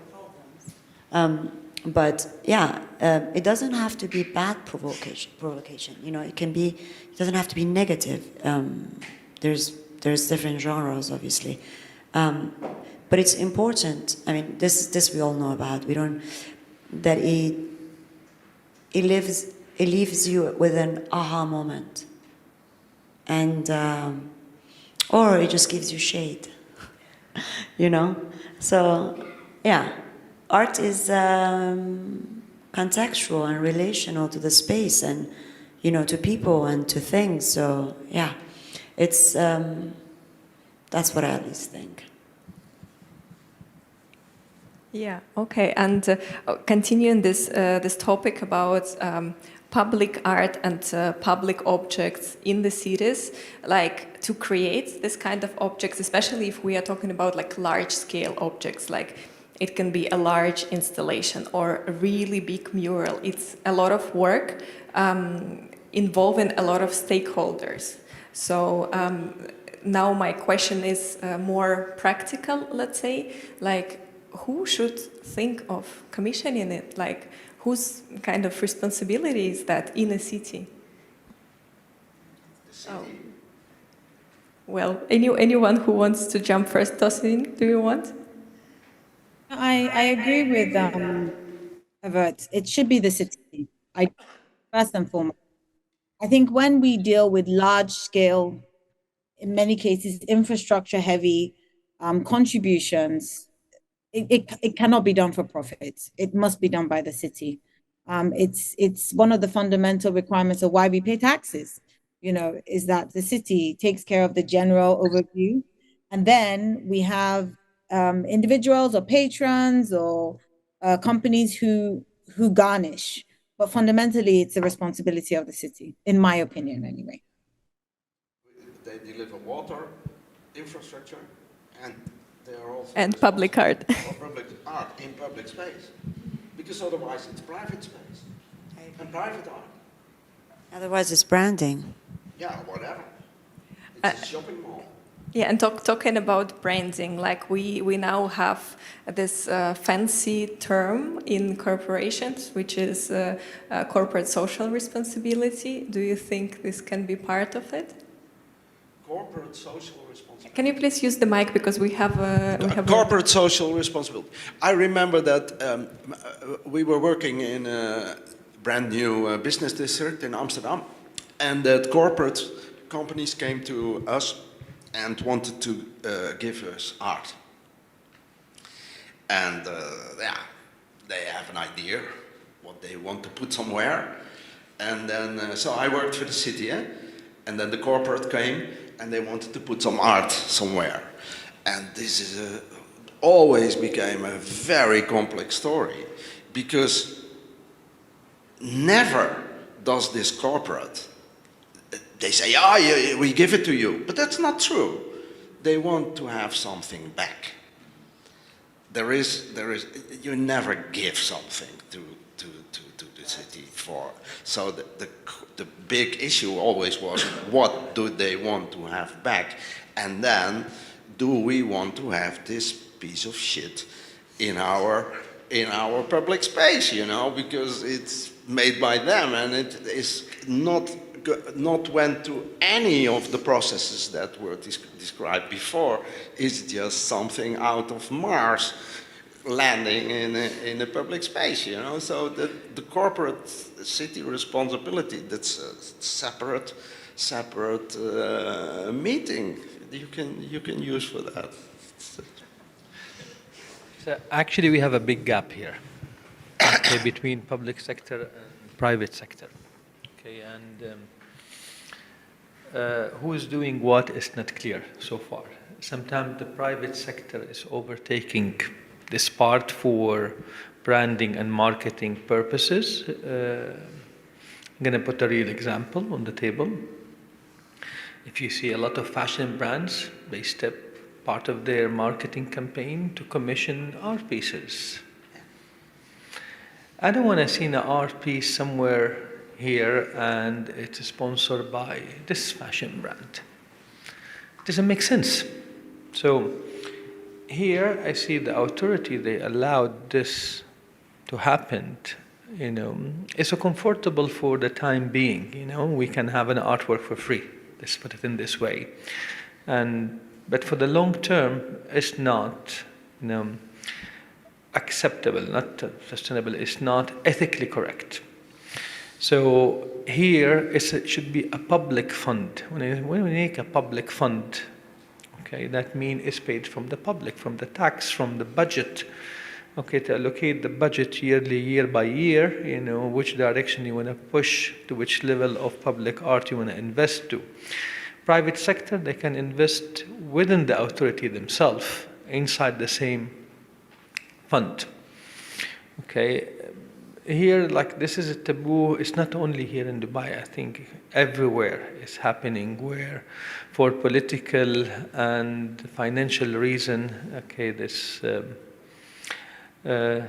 thing always happen. But it's very sad to see when certain big names, especially in the fashion industry, in the real estate industry, both of them, they use art as a tool of promotion from their own sellable product. But can't it be both? Is it possible that it's both, like art and... I think I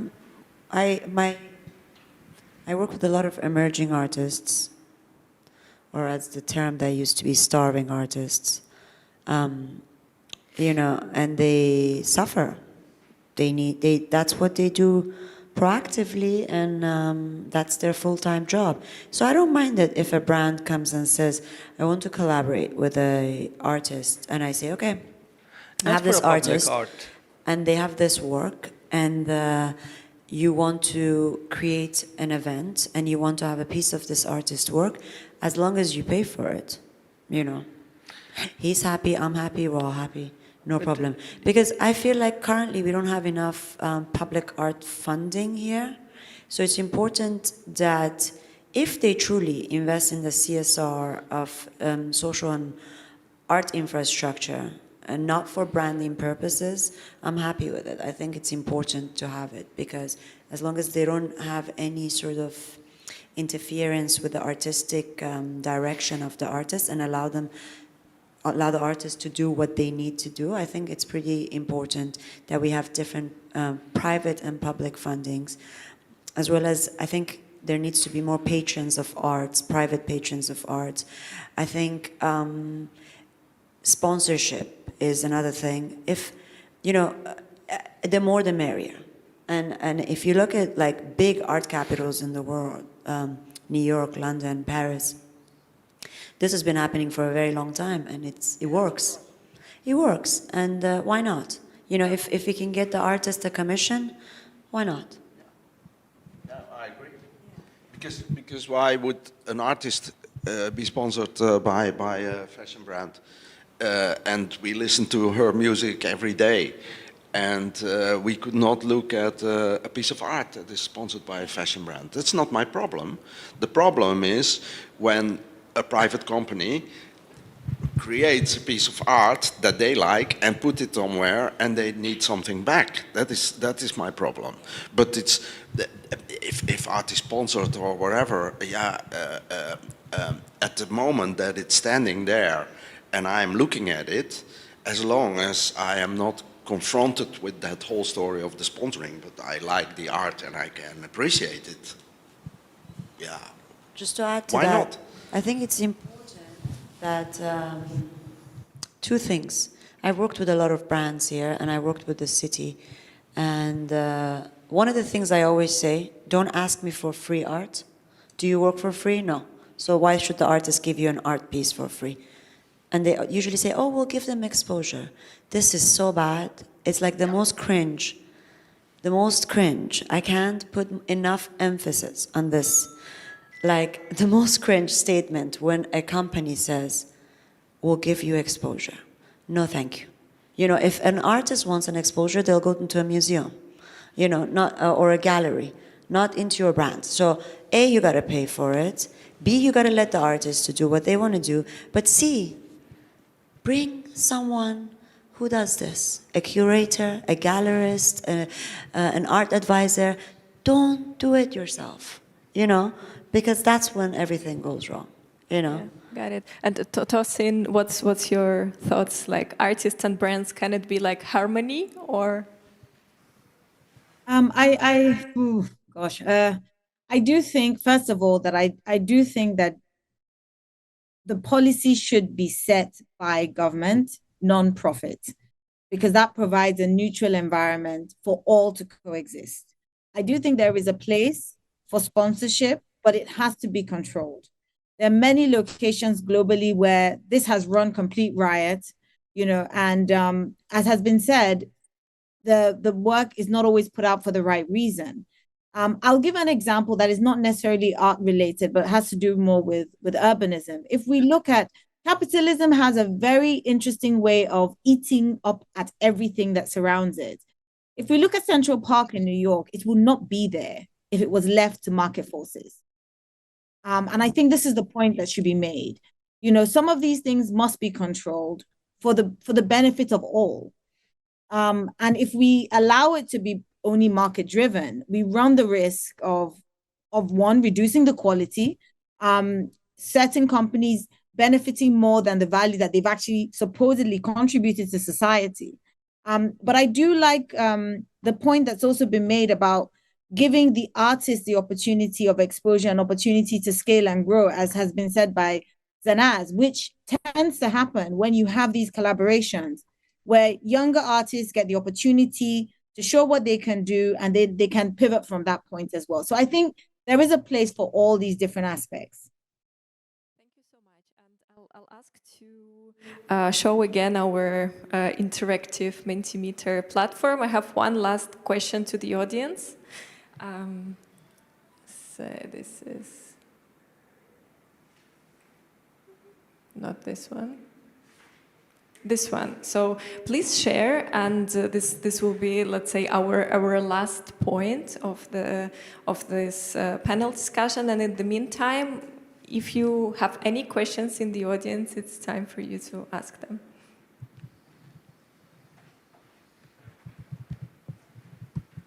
Maybe I want to make a remark. Thank you. First of all, I really like all the points which were shared here in this panel discussion. It's really great. It's opened the mind. It's so many things you said are so true. I think that for my personal view is art is really an emotion, a feeling. So it's transport you to whatever it could transport you. It resonates to you.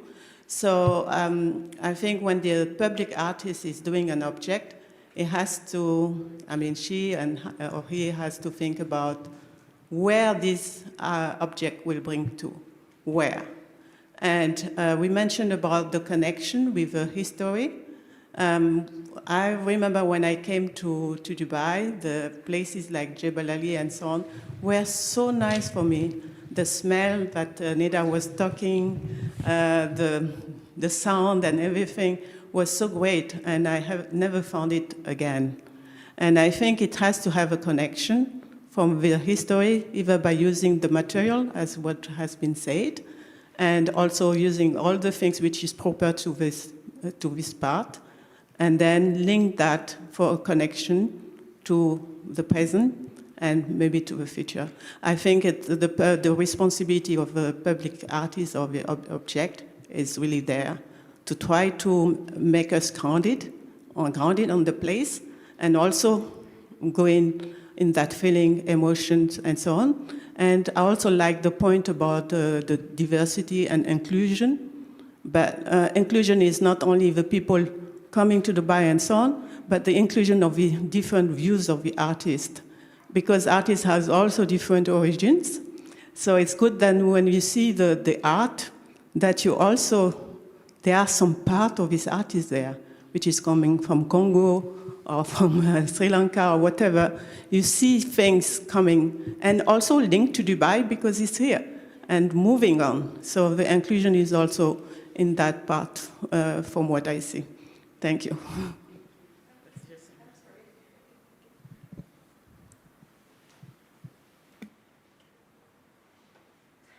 I mean, anyone want to respond? So yeah. Come back. Sure. I don't need No. It's important for people who are watching us. Thank you for the great panel. It was very useful and educational for someone like me. But I think squares, like if you look at the ancient countries and cities, they have places, there's cafes, restaurants, people, they sit and they mingle and they talk about different objects. That's something we miss in Dubai. Like places like DIFC, especially when you go to see art spaces, there are there are spaces you can hang out with other people and talk about different subjects. I think that's what's missing in Dubai. I'm from Iran, and we have lots of those squares. People, they hang out, they have their cafe, they have the restaurant, the mosque, the shops, and everybody mingle with one another.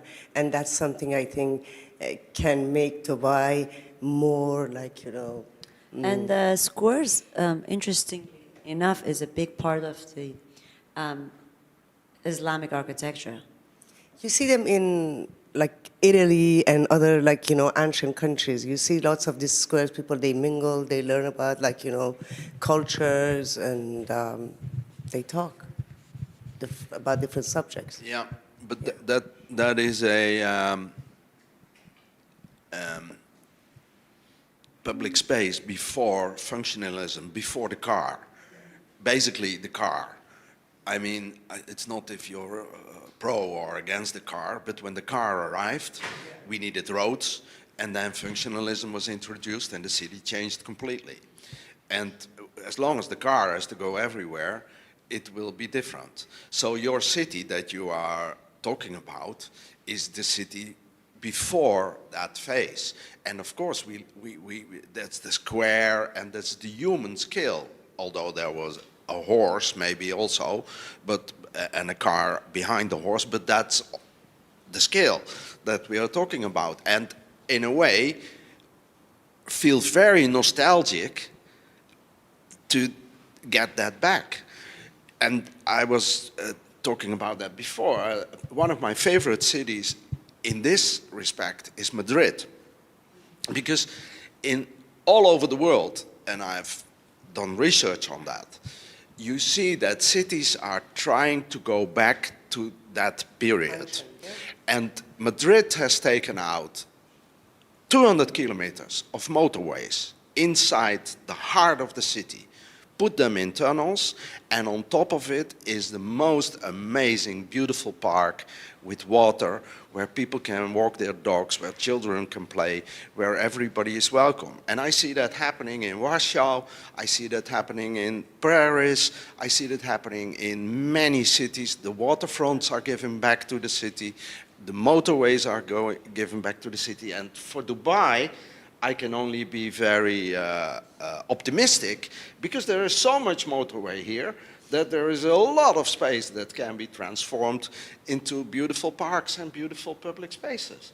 And I've said this thing 20 years ago, no, 12 years, I don't know how long ago, the first time when I was in Moscow. I don't know if ever, a lot of Russian-speaking people here, so many of them have been in Moscow. There is no city in the world where there are so many cars. It's unbelievable. The cars are everywhere. And I said we should take out some of these roads and connect the park to the river. And it was, people laughed, you know, this is impossible. And I'm absolutely sure that in 10 years' time, this will happen. So that's absolutely the future. The culture village here, it's amazing for like, you know, mingle, but usually you don't find anyone. That's a problem. I don't know why.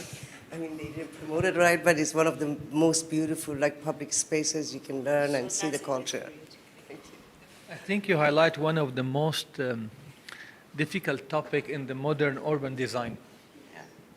You know, building a new city like Dubai, okay, there is a human aspect that has been compromised when it's come to this. The main square became the mall, where you can go and meet people and mingle there, you know, even for climate purposes. Okay. Each city, they have a main square, okay, or many other squares in the areas where all people used to go there and shop and socialize. In this part of the world, building a new concept of an urban modern city, you have to compromise that part of the social human aspect of it, that you have to create it in a different way under a roof of a shopping mall. And see here you highlight when you import a different technology from somewhere else. When you build a new city in a modern city, you know, in a Arabic country, if you see Dubai is a different case than any Arabic country. If you go to any Arabic country, that's still over there. You know, everybody going to the public spaces to mingle and chat and shop and have a cup of tea and so on. So here you find it in a community, in the small communities. They create those community malls, you know, so for that purpose. But reality-wise, this is the defect of the modern city design. You have to compromise with the human social aspect. Wait. Tosin wants to add something. Sorry, because she's waving us. I'm a big screen in the background. I really like where we're going with this conversation. You know, this actually is where the problem is. And I think this is what we all need to question and ask ourselves. What has been the cost of prosperity? and how much of our humanity and how much of what it means to be human has been lost with technological advancement. As has been said about the car, I think the other big elephant in the room is air conditioning. Air conditioning completely changed how we live everywhere in the world. The effect of the courtyard existed in so many different regions of the globe, before technological advancement. Even within the UAE, the idea of the courtyard and the wind tunnels made spaces that were comfortable. It determined how we dressed, it determined how we interacted.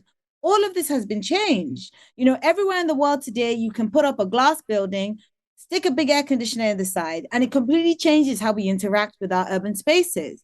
And I think this is, and as we talk about this idea of tradition and people interaction, and you start to see these self-propagating, places of convergence that tend to happen now, it just shows you it's like water is trying to find its level.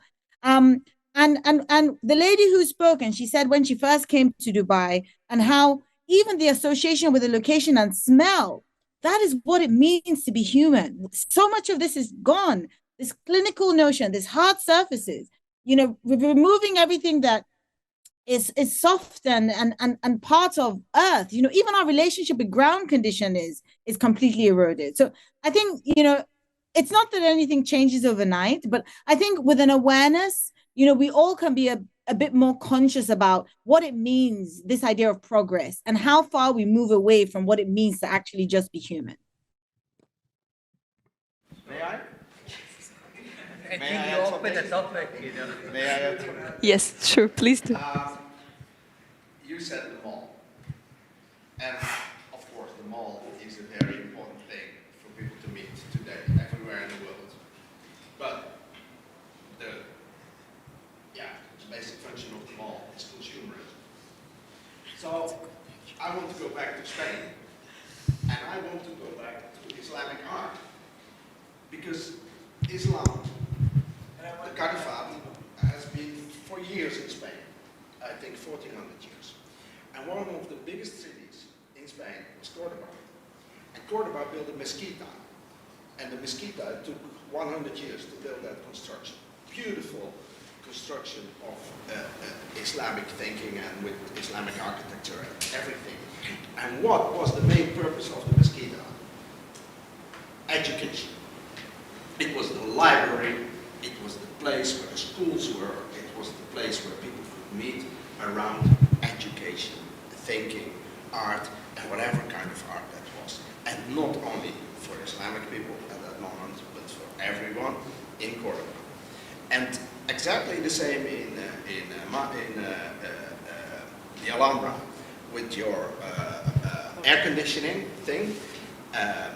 The Islamic culture in Morocco, in the north of Africa, and also when it was in Europe and also in Iran, have fantastic natural air conditioning. With trees, water, irrigation, this whole world of natural conditions, creating those natural conditions in the city with water, wind, etc., was exported by the Spaniards to America. 1,492 cities they built with this type of air conditioning and thinking in mind. And we have totally forgotten it. So it's something that we should draw back on, and especially Dubai, where all these elements, all this thinking could still be here. And this is why I think a library like this, in combination with art, is the core of the idea. This is the type of public space that we need. Sanas wants to add something. I was just thinking, this went exactly back to the first question, which was what makes a public space a good space? And I was just thinking, the first thing is these natural elements, water, air, plants, greenery, wind, and this is the root of being comfortable in a public space, and then everything else comes on. Yeah, but everything else is the possibility to meet someone and to learn. I think these are the two essential Yeah, well, when you're comfortable in lounging, like the Persians were, you know, in a Persian garden with that water irrigation system, or the Arabs were, or the general this part of the world, what they did is they lounged and they read poetry and they were connecting and they were talking, and that's what it was. And that's where this element of literature and library comes in. Exactly. So the question again, are we designing for a human? Yeah. You know? It's coming back in every city around the globe. I mean, I am surprised why here we're getting more and more distance from the whole idea. That's the thing. Everywhere, as he said, in Spain, in many countries in Iran, they're going back to the, you know, ancient idea of square again. Exactly. But here we're distancing ourselves somehow. Where it's funny that you are right when you were talking about Italy, because there is a big difference between Italy and Spain in this respect. I don't know if the audience knows it, but in Italy you will never find a tree on a square. Florence, Rome, all these squares, they have no trees. Well, In I would Spain- like to hear what Mustafa in Spain, thinks about it. The tree and the water are the essential element of the square. No, but the square in Italy created for a different purpose, to gather people. You know, to gather the whole community and make a speech, especially in the fascist and the Nazist time, that the main purpose of the square, you know, any public announcement need to be done, it was in the square. Now it's online. Yeah. I have. Yeah, called Zoom, yes. Where Tosin is sitting like a little bit lonely. I have one question from the people who are watching us online, actually. But we really very short in time, so the question is very easy. They are asking like you to tell about like the actual projects that you've done, because we really didn't like it's. I mean, all of you. Well, we need to be very, very brief. If you could, like, I mean, in public space, that's just pick one project that you've done that you are really proud of and tell us about it. Just one by one. I'll tell you about the project that I did in 2016 in Diafa Road, which had nothing to do with what I do. As I said, I do contemporary art, gallery spaces, cultural centers, and so on. And this was public art, murals, which is something I had never done. And just the reaction, and I did it for Dubai Media Office, which was part of the initial initiative of His Highness Sheikh Mohammed, saying he wants to turn Dubai into an open art museum. And I was selected with the committee, and we did simply murals, and just the expression I would receive from the public and how happy it made people, it was very fulfilling, and it was very interesting. You know, it just gave a facelift to that street. So anyone that goes to Diafa Road, you should check it out. I think it's interesting and it's very fun. Yeah, it's difficult to do that, to answer that question short, but I did a project in Amsterdam where I converted an old gas factory into a park. And there was remediation, and there were buildings, and there was culture, etc., but let me stick to the park. Because when we were making the park, I was responsible for the park, for the choice of the landscape architect, for the whole undertaking. And the main question we asked was the first question you asked.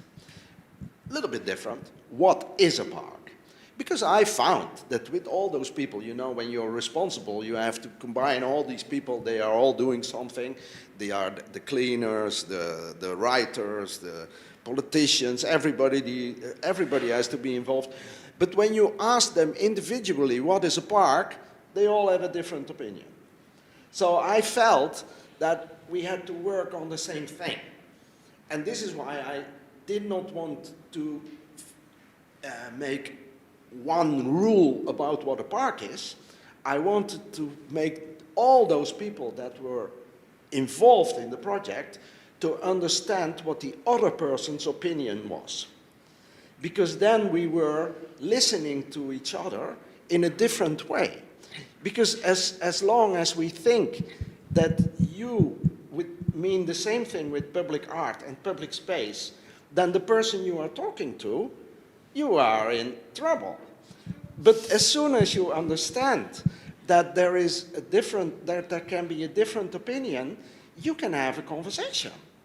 So my main goal with that whole thing was to have a conversation. And when we had that conversation and everything was arranged like that, we could start the process of making the park. And I'm absolutely sure that because of that good process, we have the best park. And so I'm not talking about the architecture, I'm not talking about the amount of trees, I'm talking about the end result. The end result is a fantastic park, and it is because all those parties that were involved understood each other and worked together to achieve the same goal. I think this is the most challenging and most important part of the whole story. So, Mustafa, your favorite project in public space? My own favorite project in terms of public art, I think where I have a very special connection with this work. One of my work you have, if you want to show it in a slide, you have it in the profile. It's called Connectivity. Okay, and this, when I designed that, I was during the lockdown. Okay, how we can human connect back again. You know, happened that managed to create this work the season after and has been shown, showcasing in Dubai Design Week. After that, the IFC Art Night, and after that, we start to move this installation around the city. But the concept behind it, how human we can connect back again. Remember those days, we don't shake hands, we don't hug, we don't share food, we don't touch. You know, we lost each other. We don't see each other. We lost our social behavior. We became aliens kind of things, you know. So the idea how we can reconnect again, represented by artwork, you know. So that was my favorite, you know, so far in that period of time. Amazing. And Tosin, like, let's give this panel a beautiful final. Please share your favorite, your own project in public space. I'm sorry, I'm going to have a shameless plug here. You know, the Sharjah Architecture Triennial, it's done, I think it's a beautiful exhibition. It's free, so it's public art, free. We have 5 venues, 2 main buildings, and then we have 3 urban intervention projects, which really are about ensuring that we were able to interconnect the city with the proposals that we were having in terms of alternative architecture or experimentation or opportunities to occupy spaces that normally you wouldn't gain access to. What maybe one thing I would like to mention in relation to the triennial, we have a particular project which is in the Sharjah Mall. It's a building that's been in pause for about 10 years. It's 65,000 square meters of mixed-use development that never got completed because of the unfortunate demise of the proprietor. One of our participants has occupied the central area and created a beautiful software or they call it a software structure, which is creating an interactive, layered series of connecting fabric draped within this space. But what was also really exciting is that for the first time, people are able to gain access to this building that's been in pause for so long. And I think generally the notion of what Sharjah, the triennial, is doing, which is to ensure that there is a really beautiful interaction between people, city, and art and architecture, is really great. And if you can, it's down the road from Dubai, it's 30 minutes drive. Please go and have a look and see for yourselves. It's until when is it up? I think it's several months. Until March 2024. Yeah, we have time. So this is the plan for tomorrow, maybe for everyone. No problem. All right. Thank you, everyone. Thank you, Tosin, Mustafa, Everett, and Sanaz. It was beautiful, very interesting conversation. Thank you for joining us. Now we will have another short break, and we still have two presentations left. Yeah, see you here in 5 minutes. Thank you, everyone. Thank you.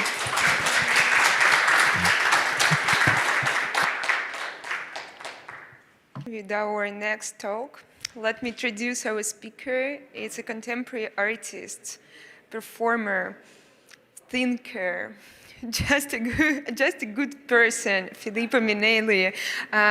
He's actually a conceptual artist from Italy originally, but he lives all over the world. And his connection with Dubai is quite strong. That's why we asked Filippo to prepare the talk about the man landscape and its hybrids, whatever it means. Thank you.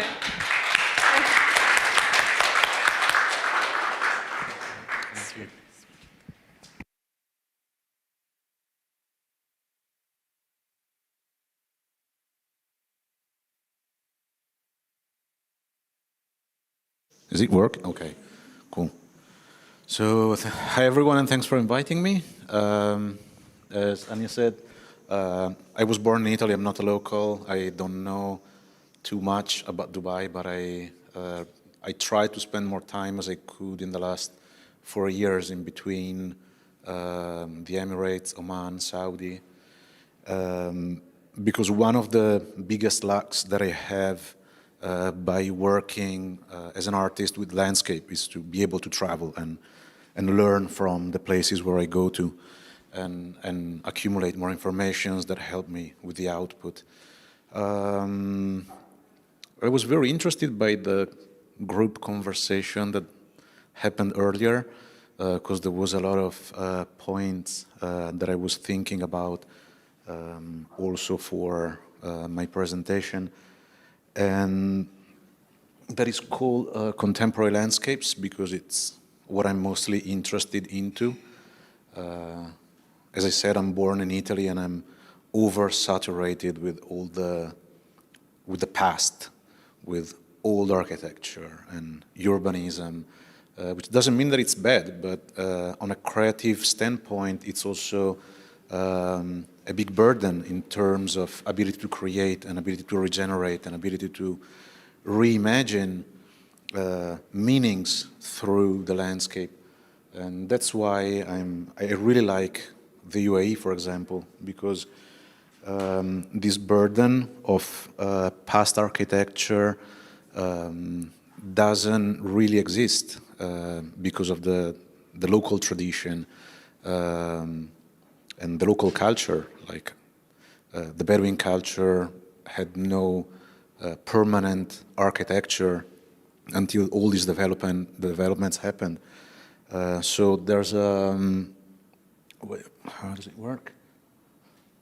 So you all know Dubai way better than me, probably, but I put together some slides with, okay, I can see them there too, that's cool.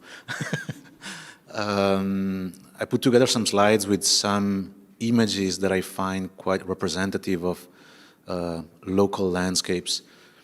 And I was talking about the past and coming from Europe and how coming from Europe, we have this relation with landscape that always, and also with creation that always brings to the past. We were discussing earlier with some of the people invited about the fact that as an artist coming from Europe, most of the time you think about the past.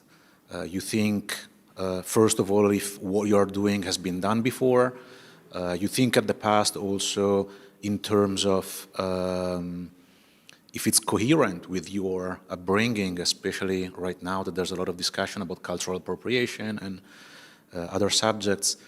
And you also think about it if it's coherent with your past art production. So you keep thinking about the past. And what I find really refreshing about not having many relations with the past in Dubai is that you can completely erase these beginnings of thought.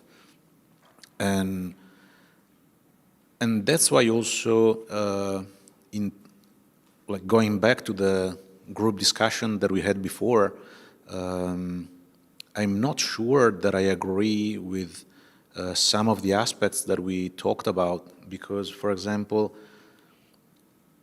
as I said, like the Bedouin tradition didn't have a deep relation with permanent architecture. And I find it interesting, for example, in the UAE, there's not much preservation. And I don't know if it's because of that, but it might be also because of like these beginnings. And I find it very interesting that there's like this absence of attachment for the past or for aging of things, and this constant look for future approaches. And I find this very interesting that Dubai is an experiment, actually. It's a very dynamic situation in terms of approaches to living and to aesthetics, for example, because like these images that you see here, they could be renderings. Like coming from Europe, this kind of aesthetic could be completely computer generated, could be a simulation, couldn't be like it wouldn't matter much if it's a real place or just a narration of a place. And that's what I actually, but some people could see this as problematic, but I think that this is one of the reasons why people come to Dubai. So I'm not sure that reapplying the European standards of thinking, of looking for tangible contacts with the past, with tradition, would work in this context, both in terms of governance and being effective in what's the marketing of Dubai abroad. I think that a lot of people that come here for many different reasons and opportunities and whatever you want, but in terms of relation with the landscape, most of the people here, I think that also enjoy this absence from their relation with the past, and also the relation with ideologies, for example, because there's also lots of people that move here because of political reasons or because of migration reasons. And so this ability to kind of evade your own personal identity and being in a place that feels and looks neutral, because not just this landscape, but, no, this is a little bit unrelated, but here again, like reality that looks like a rendering. Like I think that like this absence of contact with tradition, with the past, with ideology somehow, ideologies from the past. Doesn't mean that doesn't have an ideology embedded in the landscape anyway. But I think it's one of the reasons why people come to Dubai, and I'm not sure that the approach that somebody was suggesting earlier of monumentalization of art could work in this context, because it seems that the entire city is literally trying to evade this kind of mindset of permanent something, like of something physical that occupies the space, precisely because it doesn't want to get stuck with a precise image of itself. As I said, these could be renderings, and this, for example, is one of the few examples of like projection of the past that I found in Dubai. It's a print of rust on a Ferrari.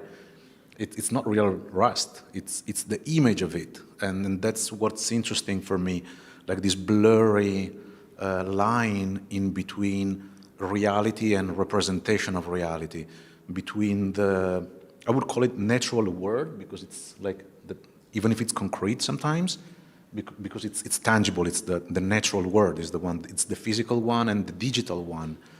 So this big line that separates reality and the narration of reality, I think that this is the most interesting aspect of Dubai. So yeah, I'm not really sure that trying to replicate parameters that we have in the West or in other countries that had a rich architectural and urbanistic past would work here. And I don't know even if it could be a solution, but I really like appreciate like this absence of permanence, like this somehow void of references that you find in the city, and the fact that probably most of the people that visit Dubai find themselves comfortable in this absence. A mansion in Dubai could be a mansion in Bali, could be a mansion in California, could be southern France in terms of architecture, could be one of the AI-generated renderings that you see on Instagram, for example. And that's precisely what makes it familiar to many of the people who live here. So it's probably not a tradition yet, but this attachment to this kind of aesthetic could be the local parameter that is strange for people coming from abroad, because we miss some references. Personally, I don't miss them at all. Like, I grew up in a country where there's so many layers of past and so many layers and stratifications of different dominations and different kind of architecture. If you think, for example, about the architecture from all the big empires of the past, in between the Roman Empire, Greek, the Khmer, Japanese, Chinese, whatever, you name it, Egyptian, they all have a specific kind of architecture that reflects the ideology of the period. It also happened in more recent times with other social or political ideologies. In Russia, for example, think about the Soviet Stalinist architecture, or in Italy about the fascist architecture. They are all layers of history that are very present in the landscape. And I don't know if in Dubai it's a plan to erase all possible references about the present past, so that the projection is always about the future. But in terms of experimentation, I think it's a very interesting experiment. And I think that it's an approach that can offer artists way more keys to decipher reality. And also about artistic creation, because, for example, we are talking about public art, and beside public art that has been known historically, like monuments or architecture, that was created for a purpose. They were talking earlier about monuments created, for example, to remember a big personality or a victory or a specific event. This art is created to be permanent because it has to remember something. It has to remember either an ideology or a shared memory within the population. But contemporary public art, as we know it, doesn't necessarily have to be permanent, doesn't have to be a landmark. And sometimes when it's permanent and it's a landmark, it's also problematic because it goes back to what somebody else mentioned earlier, which is branding. It's a way to create a landmark. It's a way to create a branding about the city, about creating a feeling. And most of contemporary public art has also been incredibly ephemeral, from all the examples that you have in the West, from the performances to also what Sanaz was talking about, like murals and like these kind of interventions in public space that are usually very difficult to restore and to maintain, and which is also interesting because it brings up the discussion about, is it necessary to maintain it, and is it necessary to transform the city into a museum when we know about the problematic aspects of cities turning into museums in the West. For example, you go to Venice, you go to Florence, you go to Rome, you go to every single city center in Italy. They're beautiful. Like, I don't want to say the opposite. But for example, Venice has turned into a theme park for tourists. Like, locals don't live there anymore since decades. They all left because it's not a functional city for the daily routine. So what's the difference in between allowing Venice to become what it has become or creating a theme park about Bedouin culture in Dubai? There's no difference. It's the same approach. And if I want to be provocative, I might even say that creating a theme park about local culture is less problematic than allowing a functioning city transform into a theme park. So I think that when we talk about public art and urbanism and architecture here, we probably have to start from a different perspective than the one that we would use in the West, for example. Yeah, I completely understand you, and I really love such interpretation of the Dubai landscape. And actually, I do feel it that way, but I always try to problematize the thesis. And my counter-argument would be, what if what is going on outside is the commemoration and monumentalization of the current situation? It's still not a history. It's just an actual current situation that is monumentalized at the same moment. I'm referring to the very moment when you said that this space could be considered neutral, but at the same time, we both know that it's not neutral and it's highly ideological and it's full of meanings itself. And the second question, I'm sorry to throwing two at the same time, but I think they are very much connected, is about your art practice, because I loved all of the photos. They are adorable. I've enjoyed watching them, and I noticed that some of them you used in your installations, the ones you did during the residence in Sharjah. And I wanted to ask the meaning, what is your artistic statement when you do implement these photos in your future installations, and how it works together, your thoughts on the MENA landscape and the Dubai landscape and the physical embodiment of your pieces. Okay, I'll try to keep it short. But yeah, for example, since many years I'm documenting these kind of landscapes. So transition landscapes, like working sites, renovation sites, in the UAE and abroad, Europe, United States, South Korea as well.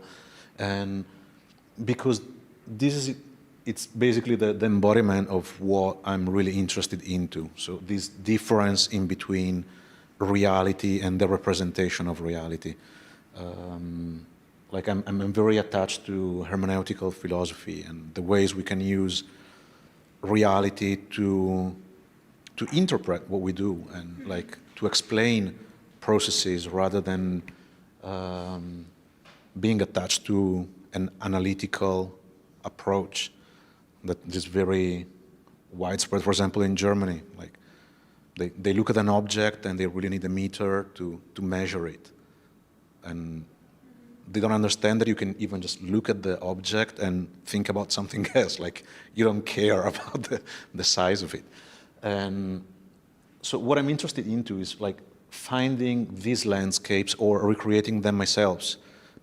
So for example, sometimes I print stock images that I find on the internet, or I generate images with artificial intelligence. I print them and I replace them into the landscape in order to create this kind of fictional landscape that sometimes resemble the background and sometimes are completely unrelated. Sometimes it's just, for example, a print of water textures, or these details, for example, that are very prominent in the UAE, these objects that are not what they are. This is not a palm tree. It's something else, but it has the shape of a palm tree, and you could build an entire discussion about the difference in between what it looks like and what it means.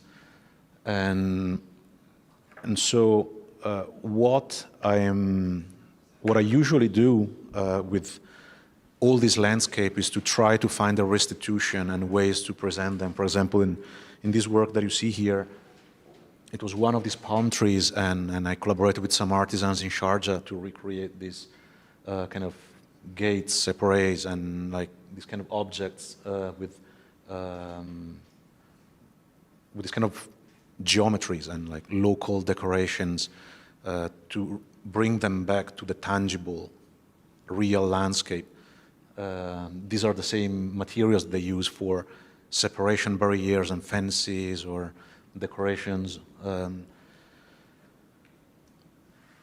And so, yeah, like what I think that could be interesting, for example, in Dubai is to like recreate like this, like to exaggerate this approach where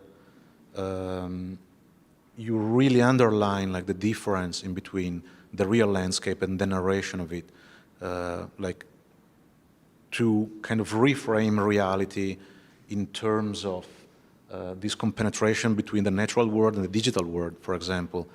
Like maybe a good idea for public art in Dubai is to use these massive screens that you have all around the city, for example, for temporary art projects.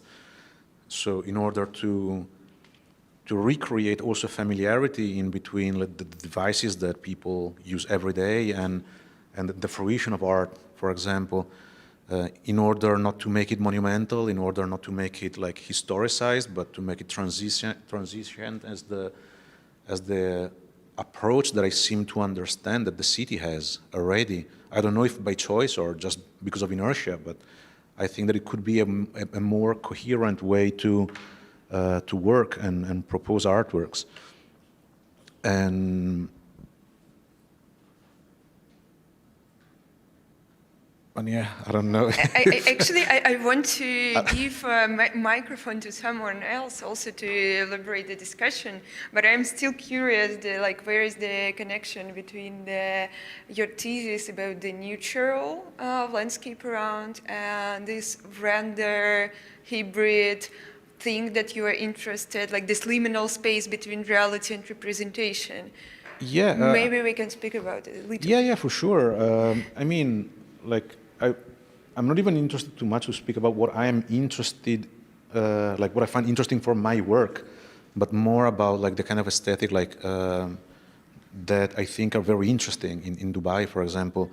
I think it was you, Sanaz, who mentioned earlier that there's like an incredible variety of nationalities living in Dubai. And I remember one of the first months that I was here, I went to this dinner and there was this Indian photographer and a person from Brunei, like a model from Sudan, some people from Ghana, a DJ from Uzbekistan, like incredibly different geographies that are also quite unusual to meet on a daily basis in the West, for example. And they all carry with themselves different approaches to music, different approaches to aesthetics, different approaches to clothing, to whatever aspect of human expression you want to name. And I think that what is interesting in Dubai is literally this substrate of young people that now can be here also because they open for freelance visas, and so there's a bigger variety of people. It's not just people with contracts with big corporations living here anymore, but there's an entire new audience that is arriving, that is already arrived, and that will come even more probably. And so I think that like these liminal spaces and these experimentation spaces, both physical and aesthetical and in terms of meanings, are interesting when they come from this new reality that can work in a place that is aesthetically neutral, that is aesthetically even comfortable. As I said before, like many things that you could see here, you could experience them in other parts of the world. So you don't feel the burden of having to comply with a local aesthetic or with a local approach to things. Like you can bring your own richness and put it into contact with other different experiences. And this is the big potential that Dubai has, like to create like some sort of turbo version of like processes that happen also in other parts of the world, but that here can have like the resources and the speed that is not facilitated in other places in the planet. And that's what I find most interesting about this place. Yeah, I see now. So we may say that this liminal space, the neutralism, could be also named inclusivity in terms of the ability of the city to accept as many different people and as many different cultures as it's possible. Yeah, yeah, it is, and I think that, like, coming from the West, sometimes we have like a very biased perception of concepts like freedom and concepts like expression or provocation. Like we all start from like necessities that we had in the West for specific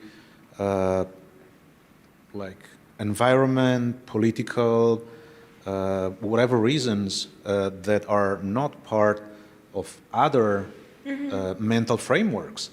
And so it's not necessary maybe to think that the best solution for other regions are like the same approaches that we have elsewhere.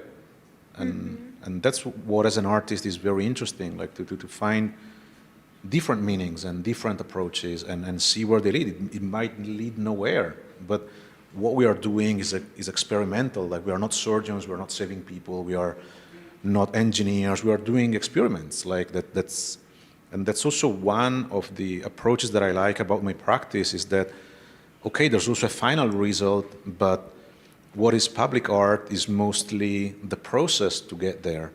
In my case, in other artists, they work in different ways, but it's the process of documentation, of like analysis and creation of archives to find patterns and to find meanings and to then restitute something that can be exhibited also. But like, public art doesn't necessarily mean like creating monuments. Can be entire processes involving communities, can be entire processes involving academics, as the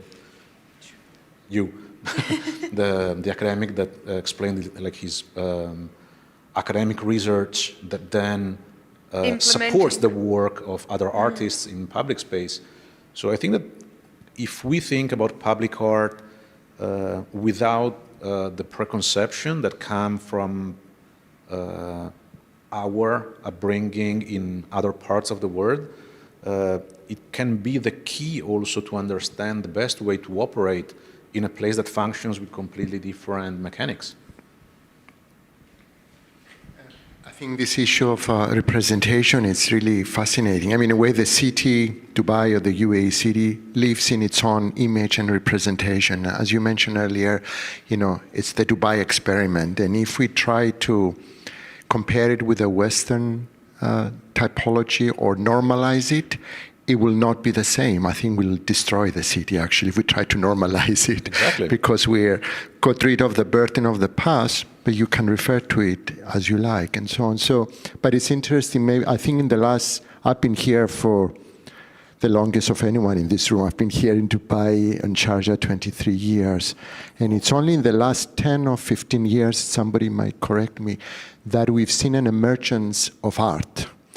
And it's very young, and it's an incredible projection. And I think, referring to your work and the conversation now, the kind of the ephemeral and the newness quality of the city, I think it's an amazing ground to having an art or a new art that goes with it, which is, as we were discussing earlier on, it's much more challenging to make art here rather than in a square in Florence, for example, because there you're burdened with 1,000 years of whatever political and other, not to talk about colonialism and all this. So here, in a way, the city has liberated itself because it lives in its own virtual representation, I think, even though it's ephemeral. But I think it's an amazing fertile ground for new art. And hopefully we'll see kind of Gulf or UAE generated indigenous, unique, modern art, which I think it's happening, sporadically, but it's building an interesting momentum. I think from your work, it's kind of placing itself quite nicely into this ambiguity between the permanent, the historical, the physical, and the virtual. Thank you. So I think it's something really fascinating to see how public art kind of challenges architecture here, which also becomes historic. But I also remember like what you were mentioning earlier when we were having a coffee over there about the architecture in Sharjah, for example, of the university, and these hybrids of different aesthetics. It's not Emirati traditional architecture, even though it's institutional buildings, some of the most important ones in the city, but they have some Indian influence or influences from abroad, and that's the beautiful part, I think, in the UAE, that this kind of influence here can actually be realized and take place. Like if you were trying to risk that much in the West, it would never happen. Go to Germany and tell them that, like, you want something, I don't know, that looks like, well, it's getting there. It's getting there right now. It's getting there. But yeah, you made a good example, like also in terms of like freedom and like easiness to discuss like even problematic subjects. So I think that here there's like this tolerance and fresh approach to things that kind of removes some of the, I wouldn't call it dirt because it's like depreciative, but like some of the residues from the past that you have in Europe that create a lot of discomfort, especially in the public discourse. Here can be,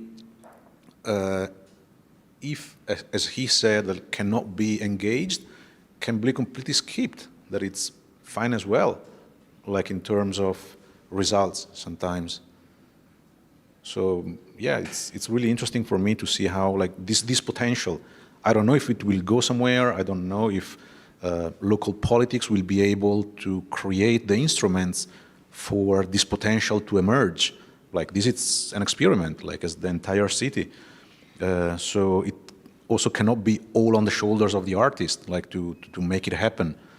But I think that there's a big potential that can create like a new parameter, aesthetical, of methodologies, of approaches to art in public space, that it's really interesting to see. It's really interesting to, at least to smell. Like, I don't know if then it will materialize, but it's good to have a place that functions in a different way. I like what you said about this, well,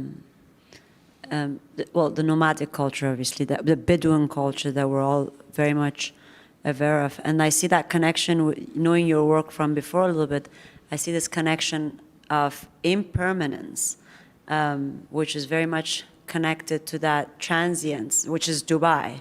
You know, this constant movement, and which I guess doesn't have to make the public art this sort of monumental, large scale, like the buildings, you know, like the architectural landscape that it is here. Maybe it's just, you know, that clothing hanger that's in a place, and then next it moves to somewhere else, which is the new culture of UAE and Dubai that I think we should be able to endorse, appreciate, and work with. Not constantly going back saying, what else was here, you know? Or, you know, when you're in the West, I've been here since 2005, and I've been coming here since I was even younger with my family, where you're in the West, and this has just changed recently in the last few years, where you're like, I'm from Dubai, and they're like, oh, nice. But in the past, they'd be like, oh, so what do you ride, a camel? Do you know? And like people wouldn't really have a proper perception of what this part of the world is. And it's interesting that that has created such a beautiful insecurity, where we constantly, when I work with some sort of government entity, they constantly want to say, go dig deeper in the culture, versus this is the culture, this impermanence, this Bedouin, this movement, this fluidity, this movement, exactly. This transient culture that's so multicultural and so... and that also the people that come here embrace, because most of the people living in Dubai are flying around or moving, are here for months, then they go somewhere else, then they come back. And so I think it's really part, like a big defining aspect of like not just about the past culture, but about the contemporary living and of this area. 100%, and this is why I think we can't really compare like Dubai or UAE to anywhere else. Sometimes I call it the New York of Middle East, but I think it's even now more exciting in so many other ways, you know, because it is the first hub in this side of the world that represents what it represents, and how it has become in many ways, people think that there is not as much freedom, but then again, the whole idea of freedom or democracy is being heavily questioned right now. You know, what is the Western freedom, or what is the Western liberty that we always thought it was? Was it just something that the academics talked about? But when when shit hit the fan, you know, where were those academics? I mean, when you, not to go too much into the politics, but when we can't ignore it also because this is part of art, when you witness live genocide, you know, where is all that freedom and liberty that we've been talked about, you know? So I think going back to Dubai and art, it is very, very different from any parts of the world. It is a hybrid of culture. It is a space, almost a free space for, you know, people from Syria to Lebanon to Egypt to Iran to Global South, generally, to come and experiment. So it is an experimental space. It's funny because I also see other movements here, not just the art movement.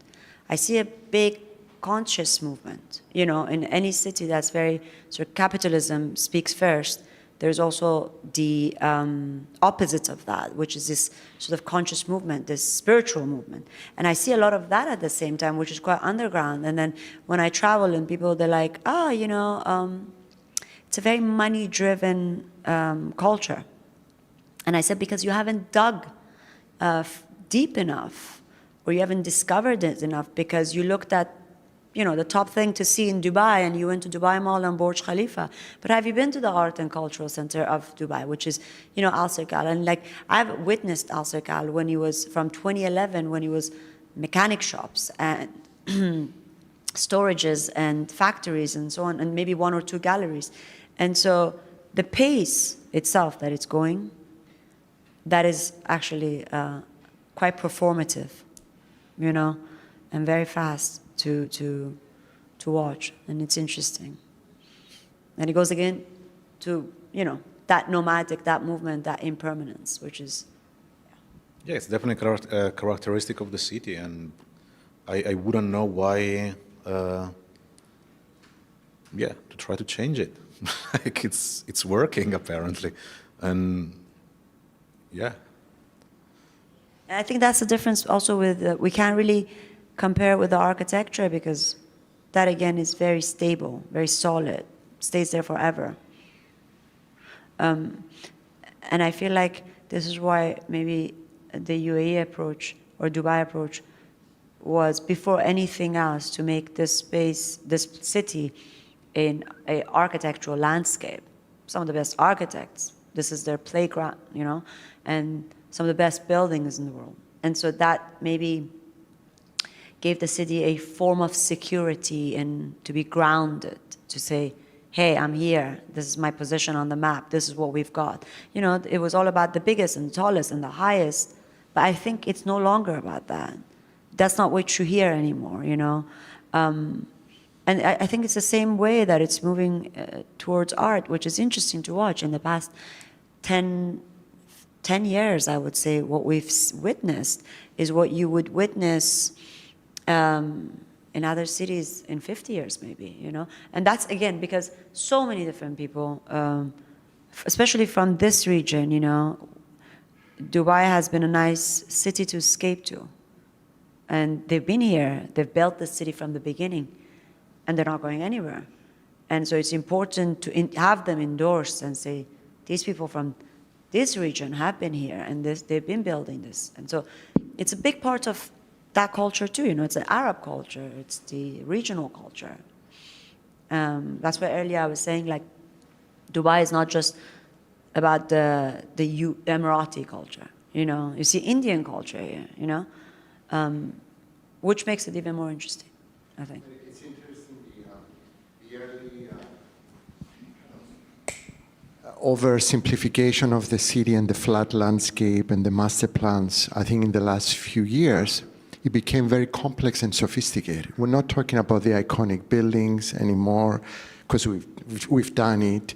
We're talking about layers. The city is very complex, more complex than the perception of somebody who never lived here is, that we still don't drive cars if we are of a certain gender, or we ride camels and so on. And I think because of that, it opens up incredible possibilities. And one of my questions maybe to you, and also that came out of the previous conversation, is kind of the distinction between the public space, the square, the public art, and the object of art, and the sponsorship and the installation. And I wonder, which something we haven't seen, whether a public space and a public art begin to fuse more. I think Tosin has shown this beautiful shading kind of device, which is more like an infrastructure. And I wonder whether we don't talk about the beautification of an object as a public art, but the public space becomes an infrastructural installation, and the art becomes almost like invisible and living art, as opposed to something that you kind of plug on or attach, like the glossy red plastic installation in the middle of a roundabout, for example. And I wonder whether it's time to fuse the boundaries between the urban and the artists, and begin to talk about infrastructural livable spaces, which are pieces of art. And I don't know if that's a wishful thinking of mine, but maybe it's about... I totally agree. And I would say not just with the urbanists and architects, but also with anthropologists and with philosophers. And in order to create even a more solid framework in which the artist can work. Because like maybe other artists are more wise than me, or had more time to study, or have a bigger knowledge than I have. But I'm sure that I don't know many things, and that's why I like to work with professionals from other fields, because sometimes you simply don't know the basics of something. Like sometimes working with engineers can be incredibly interesting in terms of like creating something that has like a functional aspect that you don't know how to realize.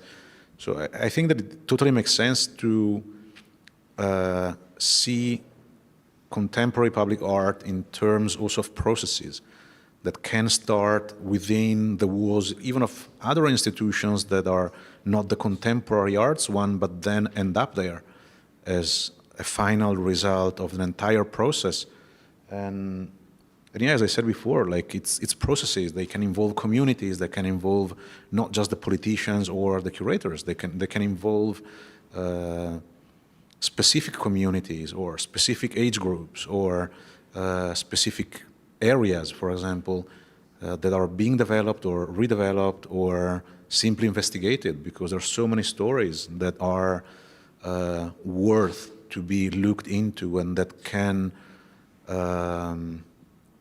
provide richness to also to other disciplines. Like urbanists, through the work of an artist that goes and documents and does interviews, like can have access to so many information that they might not consider for what they are doing in the first place if they are busy dealing only in between budgets and politics, for example. So there's a lot of like interdisciplinary approaches that can be implemented in order to have like healthy and successful public art programs. And I'm very sure about that, for example. I'm sorry, we ran out of time. Yes. So I guess my mic doesn't work, but it's okay. Thanks, everyone. Thank you so much.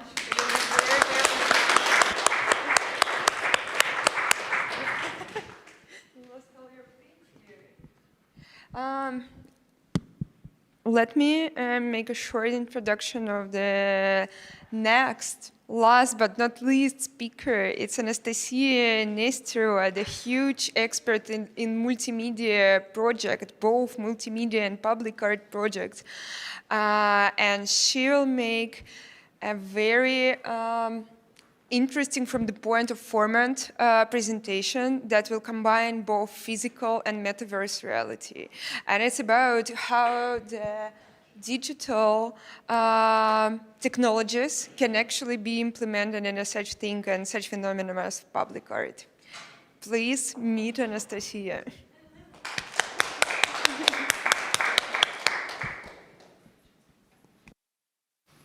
Hello, hello. Give me 30 seconds. Technology needs some time.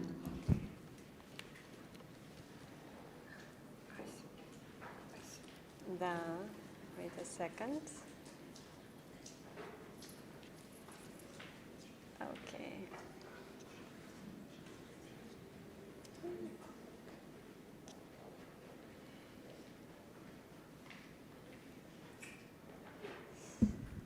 Yes, I'm ready, and I need a sound from the computer.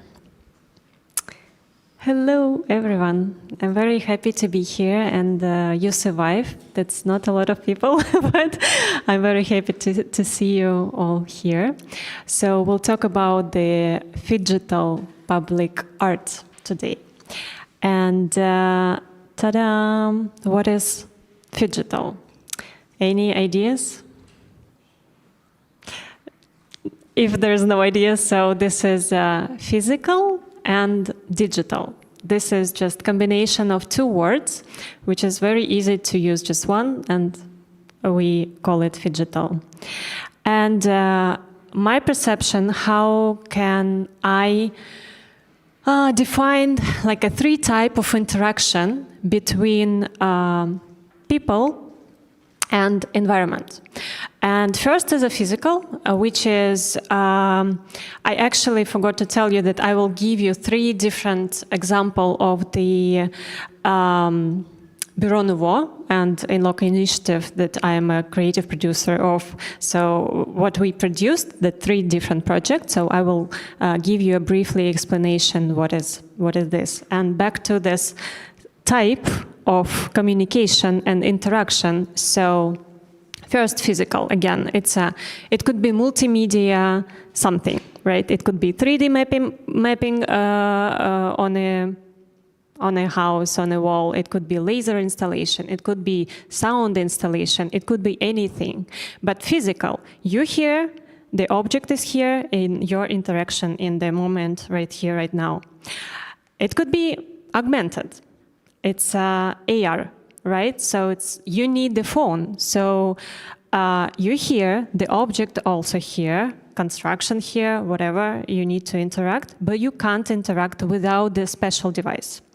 And go back to like few years ago, there was a big boom about the app, which name is Pokemon Go, when that was crazy, actually. There was all around the world, the people were on the street trying to catch the creatures that are running around and hiding everywhere. So you're moving on the streets and collecting these creatures via the iPhones. It looks a little bit crazy if you don't know what is happening, but that was fun. And also the example of this AR project that we can use also in urban practices. It could be excursions and it could be guide tours.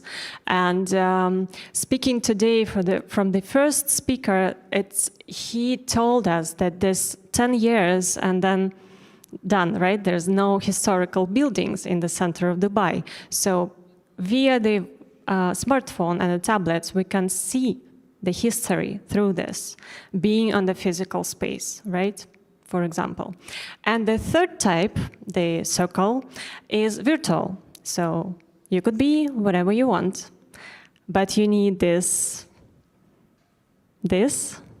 or something else, but you need the internet connection, stable internet connection, and devices. But again, you can be whatever you want. So let's go more closer to each of the type, each of the project we've produced with Buro Nuvo. And let's start with this 360 laser installation. Again, it's like a first type is a physical. Let me play the video. It's 360 laser installation, 7 lasers that project the content on a boiler house in the middle of the city. And the idea and the concept is about the dot. So dot, nokta, the translation of the nokta name is a dot. So it's a dot on the map. It's dot in the space. It's a dynamic dot that is moving very fast and creating different patterns and creating the meaning of the context of the place. And if you want to go deeper and read more about this, you can just, and get the feeling and the context. So there's a QR code, so if you want, you can scan it. And yeah, again, it's a physical part. Let's go to the augmented reality. So yeah, this is an explanation what is augmented reality for those who don't know what is it, but I'm pretty sure you know what is this. And yeah, this is a really cool tool for different guide, you know, the promenade shows and for the getting the narrative and the story from the place, again, through via your smartphones. And the project we've done is in this type of communication is Almet Media Lab, and again, this is a QR code that you can scan. So this is an educational project. Let me play also video. I'll have a few more videos. There was a 3-week lab for the students, and we learned how to animate murals. That's huge painting on the walls. And we learned like from scratch the motion design, the sound design, and how to create the ideas and implement them into the real life. So it's like a second layer for the concept that the artist, based on the local context, and put it on the walls. So there will be the next level, and like you can go deeper for the concept of the artist's ideas. And I'll give you more example. Like this one is it's animated mural White Flowers. The artist, his nickname is 90, and so it's a symbol of healing and hope. He created this when it was a COVID in the pandemic time, and the student who animated this, he decided to bring more meaning, and based on the context, there will be like a meditation with the sound. It's like a kaleidoscope, and it's just like to bring more, more healing feelings to the person who interacting with this mural. And the second one,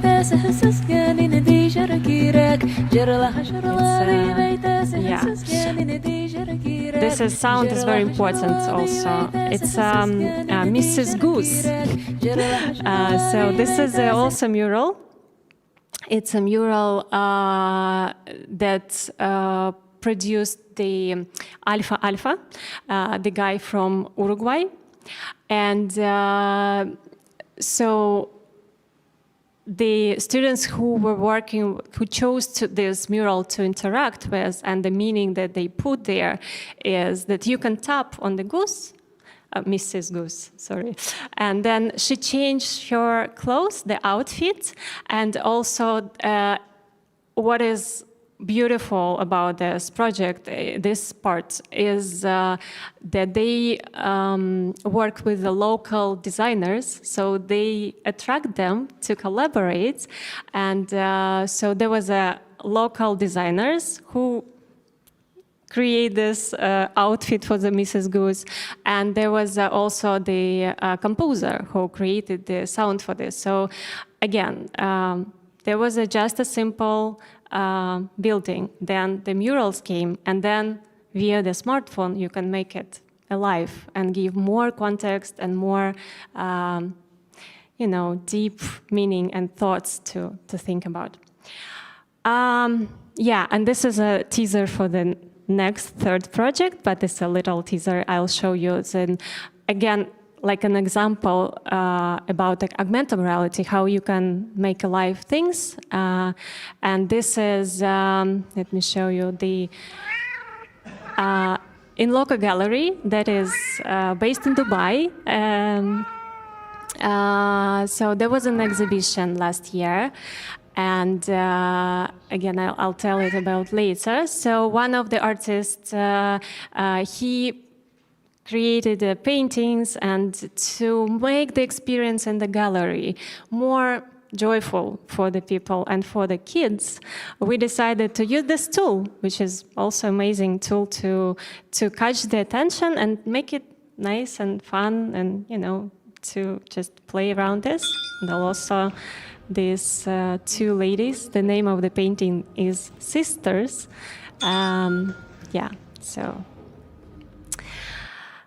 And ta-da, we're going for the third very, very important project that I want to talk about. It's a metaverse. So the name of the exhibit that we put into the metaverse, take it and play around it. The name is A Useless Palace. And this is a QR code that you can scan. And actually, there will be fun if someone in this audience can just jump into, and we'll meet each other in the metaverse. So this is kind of a complex project. I will give you some puzzles now, and then we'll go into the metaverse, and then we'll meet each other, and then so you get the whole picture of everything. And again, so metaverse, it's a virtual reality. You need your laptop, you need the VR glasses, VR set. There's a different, so the next slide is what actually metaverse is. And this is me, actually, this representation of me when I was like, oh my God, what a world. It's crazy, it's new, and it's so full of interesting things you're not expecting to work with. So it's a three-dimensional online environment in which users, represented by avatars, interact with each other in virtual space, decoupled from the real world. So there's a different platform, metaverse platform.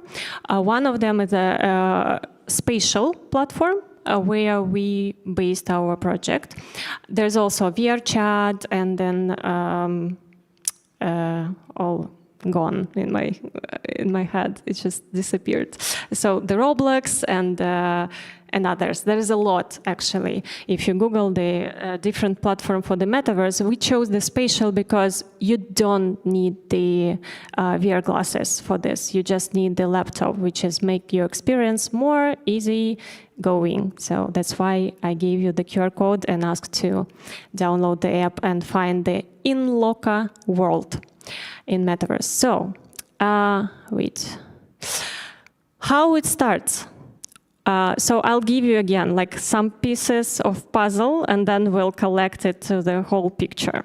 It starts a year ago in an abandoned village in the desert in UAE.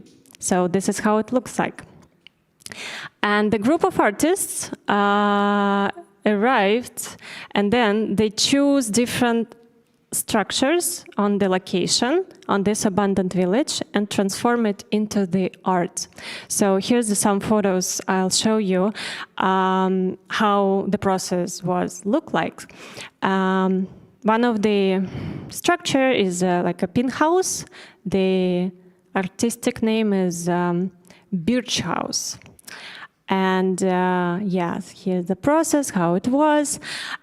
And how to take something that now is exist and tangible, but later, maybe in a year, there will be a storm, sandstorm, there will be a rain, there will be any other climate changes, whatever, and it will no longer exist, right? So in a year, it might just disappear. So the best way is just to use the technology name is LIDAR. It's light detection and ranging, and just scan the object and take them and just put into the, throw it into the virtual reality, right? Or the website or somewhere, digital form. So what is LIDAR? How it's very actually simple. You just need to download the program into the tablet or another device, and then you just go with it and just simply scan the space or object that you need. Yeah, there's another representation of the scanning room of the birch house we had. So, and here you can see on the one hand it's a photo from the location, and from another side it's a screenshot from the metaverse. Again, we'll go there a little bit later. It's just be patient, and just in a few minutes I want to show you more. Another object is an abandoned swimming pool. There was crazy. There was so many scorpions, and it looks so cool. Just believe me. And one of the artists who was taking part in this art intervention is Loher. He is from Algeria. And so he transformed this swimming pool into the magical art piece with this sandwich, with the eggs. So all of the structure had their context and the meaning and the ideas by the artist created, but will not go deep now. I will invite all of you to the metaverse for the excursion, but later, because all of you are tired, I believe. So one of the work is a Filippo Minelli work. You can see how it looks in the sand. This is Nieda, who was also took part in she's not here, I guess, but the artistic lady, how everyone called her. So this is her sculptures in real life and in the metaverse. And I also give you some example and show, this is an artist, Maxim Ima, who created very ironic installation and call it Too Mall, Too Wall. And this is a joke about, this is the malls in Dubai is something that is centralized, right? Centralized, accumulating the life around the city. So guess where the camels go? Yeah, of course they go to the mall. Where else they can go in Dubai? Yes, even the camels. So, yeah. Here's another site-specific installation with the birch in the sand, which is also really cool, I guess. And another one. And so this is few more videos about LIDAR scan. So I just want to briefly give you the understanding, the whole process, and then we jump into the metaverse. And this is also one of the scan of the project, of the installation. To be honest, my favorite, and I tell you why later. So again, a real photo and how it looks in the metaverse. So I think we can. Yeah, it's just it's just some pieces of the physical world, then that will be easier to you to see how it looks in the digital. I'll show you 1 minute video, again, to pass and share the atmosphere and to bring more understanding. So let's have a... Can you make it louder, the sound?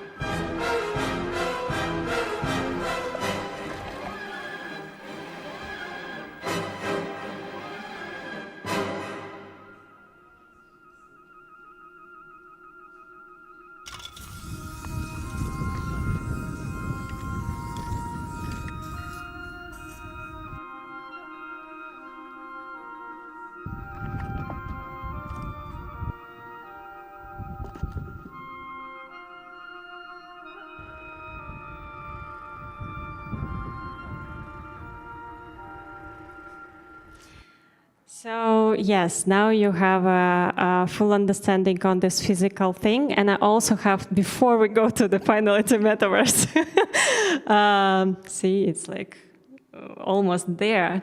I also have to mention about, I can call it urban practice, even if it sounds crazy, this artificial intelligence generation. So I'll play this, and you can make it not so loud. Yeah, thank you. So what is this?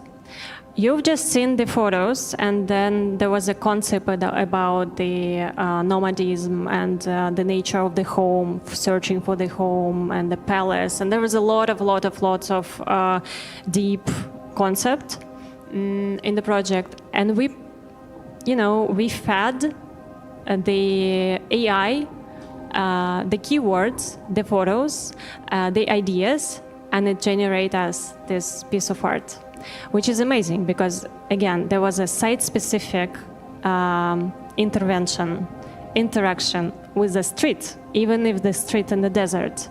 But again, yeah, so it's transformed into the digital form of the urban practice. Yeah, I can call it like this.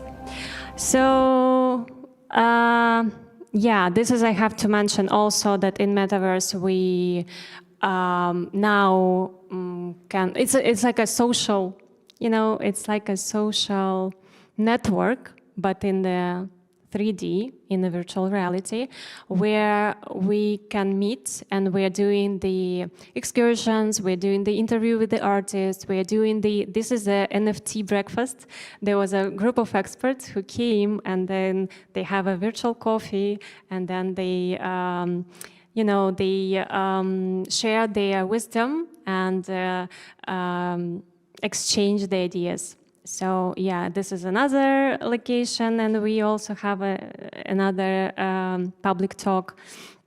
And we watched the movies there. We have a movie theater, and there was a performance last week.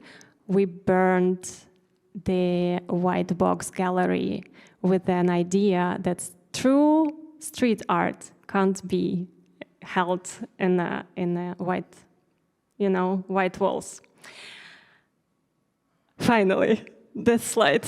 Yes, okay. Let's run into the metaverse, and I have to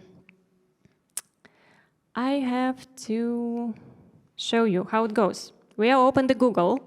We typing the spatial platform. This is a spatial platform, but we need a good internet. So in this search space, we typing Inloco. But there's a lot of, lots of worlds. But we need a specific one, Inloco. And there's 4 online people. I think someone came from the audience. Hello, let's see who this. We need some time to wait because there's, as you've seen, there's a lot of objects inside the metaverse. So Yeah, here we are. There's some people in the, whoa, hello people. I just need to wait the texture of the people. So I am wearing the costume of the dinosaur. Oops. Huh. See, the technology. Ta-da! This is the internet. Unfortunately. So let's try again. Yeah, technology is not there where I want them be yet. See, this is because of the Wi-Fi. This is because the Wi-Fi is not stable here. That's why we have this type of problem. And I can't see right now the texture of the people, unfortunately. But you can see that I'm in the costume of the dinosaur. So I see, oh, yeah, finally the texture coming. Cool, perfect. So let me show you, oh, there's 9 people here, see? That's you guys. So let me give you briefly the tour in this metaverse. So here we have a 3 space. We have a desert where the abandoned village was found. Oh my God, stop jumping. Who is there? Who's jumping, guys? Hello. Yes. So the abandoned village, the white box gallery, and the movie theater. So I'll show you first, this is the swimming pool, right, that we already seen. And this is also, so I can make it more closer. This is point of view. There was an idea of the artist, and we scan it, and we implement it here as it was. So I can sit and observe the art piece from this point of view. We have this chairs that we can also sit and have a talk. Let me, unmute myself. So let me show you also few more installations.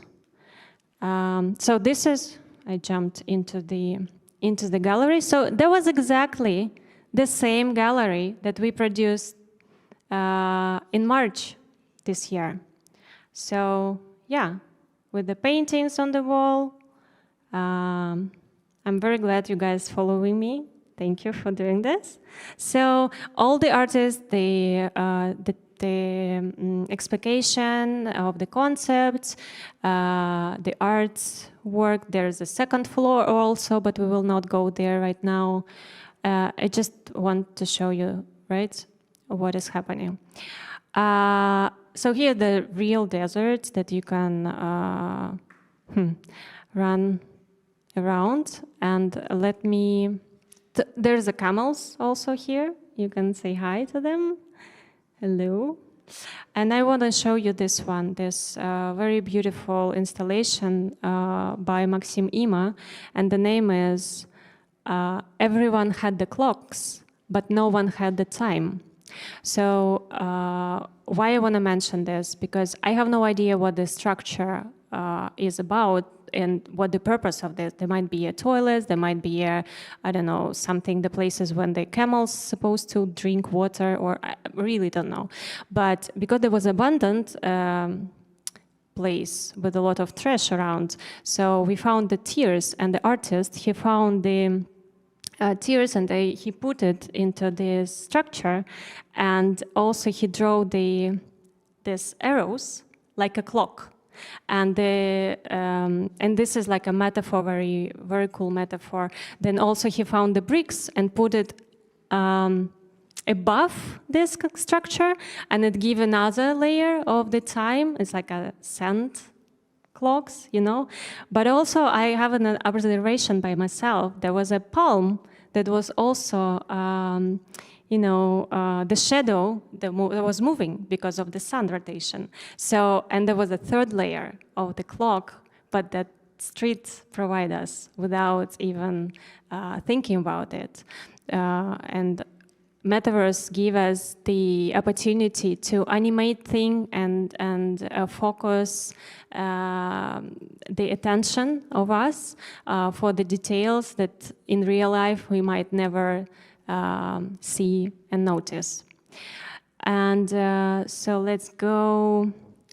Also, let me show you the Filippo Minelli also here. Hello, Filippo. This is his work, magical one. Yeah, you've seen it on the photos, and now it's here.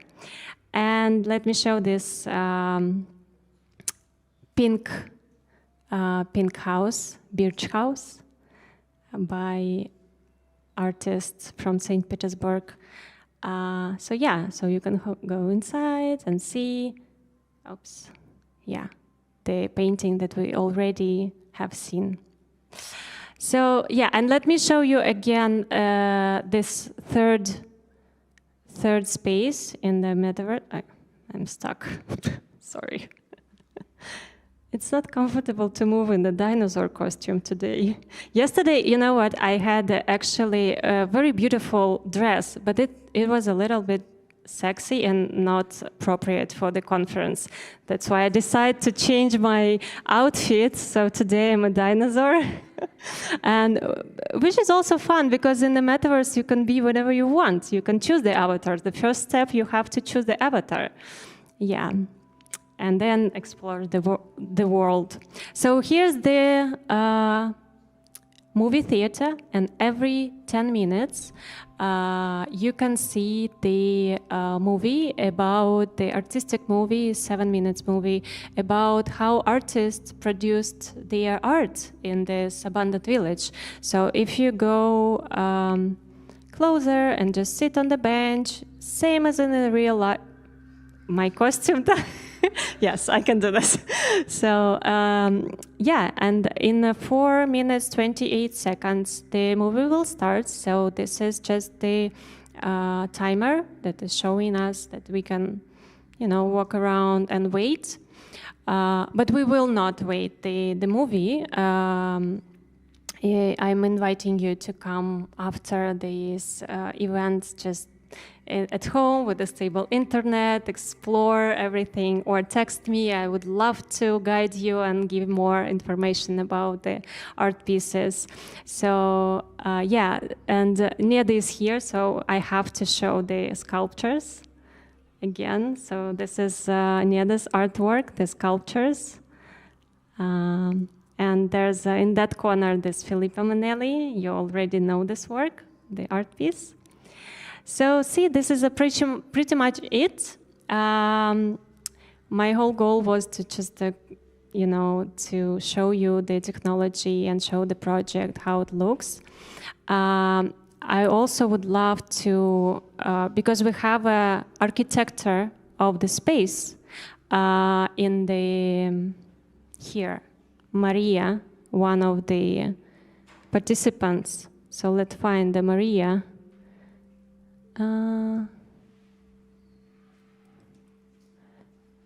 Ta-da! Yeah, hello. Hello. Can you?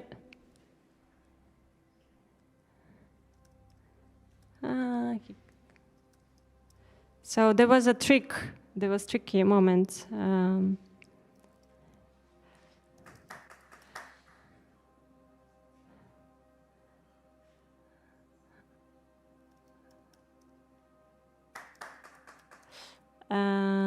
Yeah, this is Maria. I'm trying to.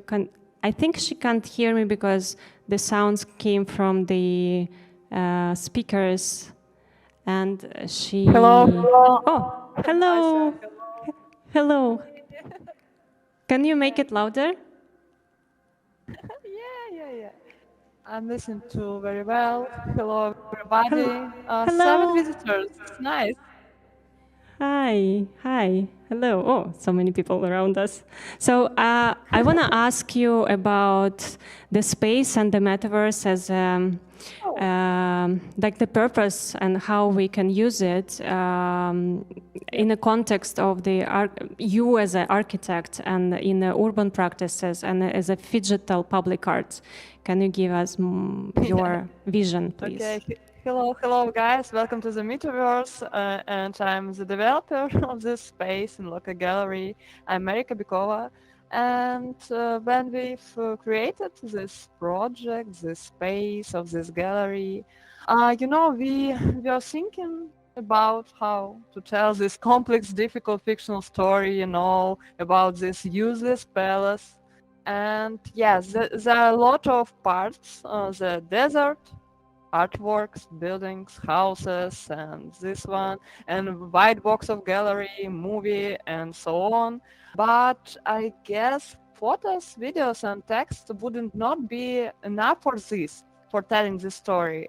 And I believe social experience is very important too.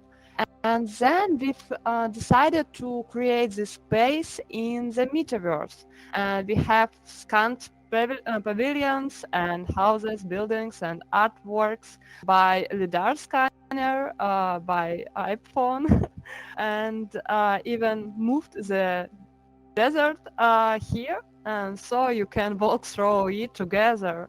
And the metaverse, I guess, is more about society and I guess community, and here we can lead a tour excursion like this, for example, and events, performances, walk together and watch this film too.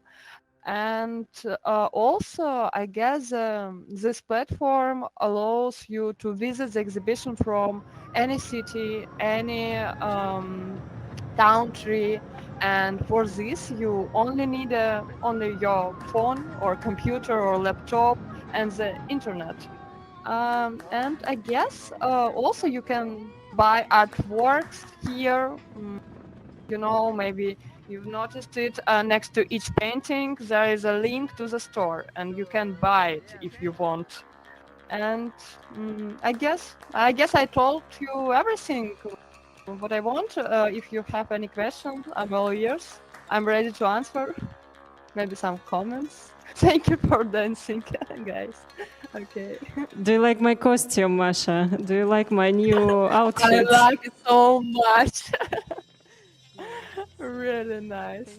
Thank you for meeting us there. Look at, there's a lot of people actually in the offline right now. There's in the room. There's really lots of people. So I'm very glad you also can experience this. Yeah. Yeah, I think if you have any questions, I would love to answer. Maybe there was very fast and briefly, but yeah.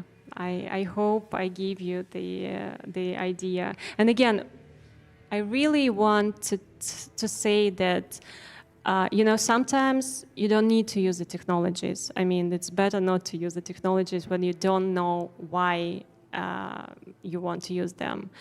But for this project, especially for the metaverse experience of this Inloco art intervention that we produced last year, that was important for me to catch the moment, to make it as a museum and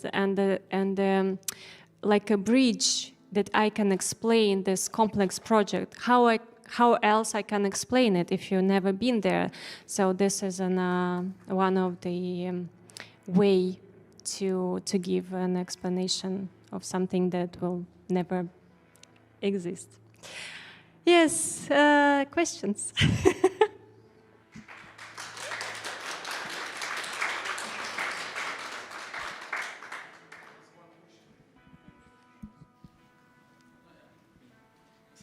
Good afternoon. I have a quick question regarding the distribution of the art itself in I would say in the digital space.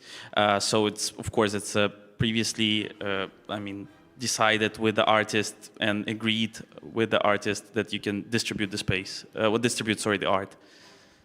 Yes, if you go into in the gallery business, so the platform Spatial that we used for building the metaverse world in Inloco is the best platform because you can put on the wall the paintings, have you seen in the white box gallery space, and then you can click to the painting, and that will immediately bring you to the OpenSea, for example, or for the shop, online shop, and then you can buy the art. So again, this is nice showroom also, that is, and because the artists, we already signed the agreement that they're the artists who are representing their work in the gallery, so there's not a problem at all. Yeah. Thank you. Someone else? Two chatty boxes next.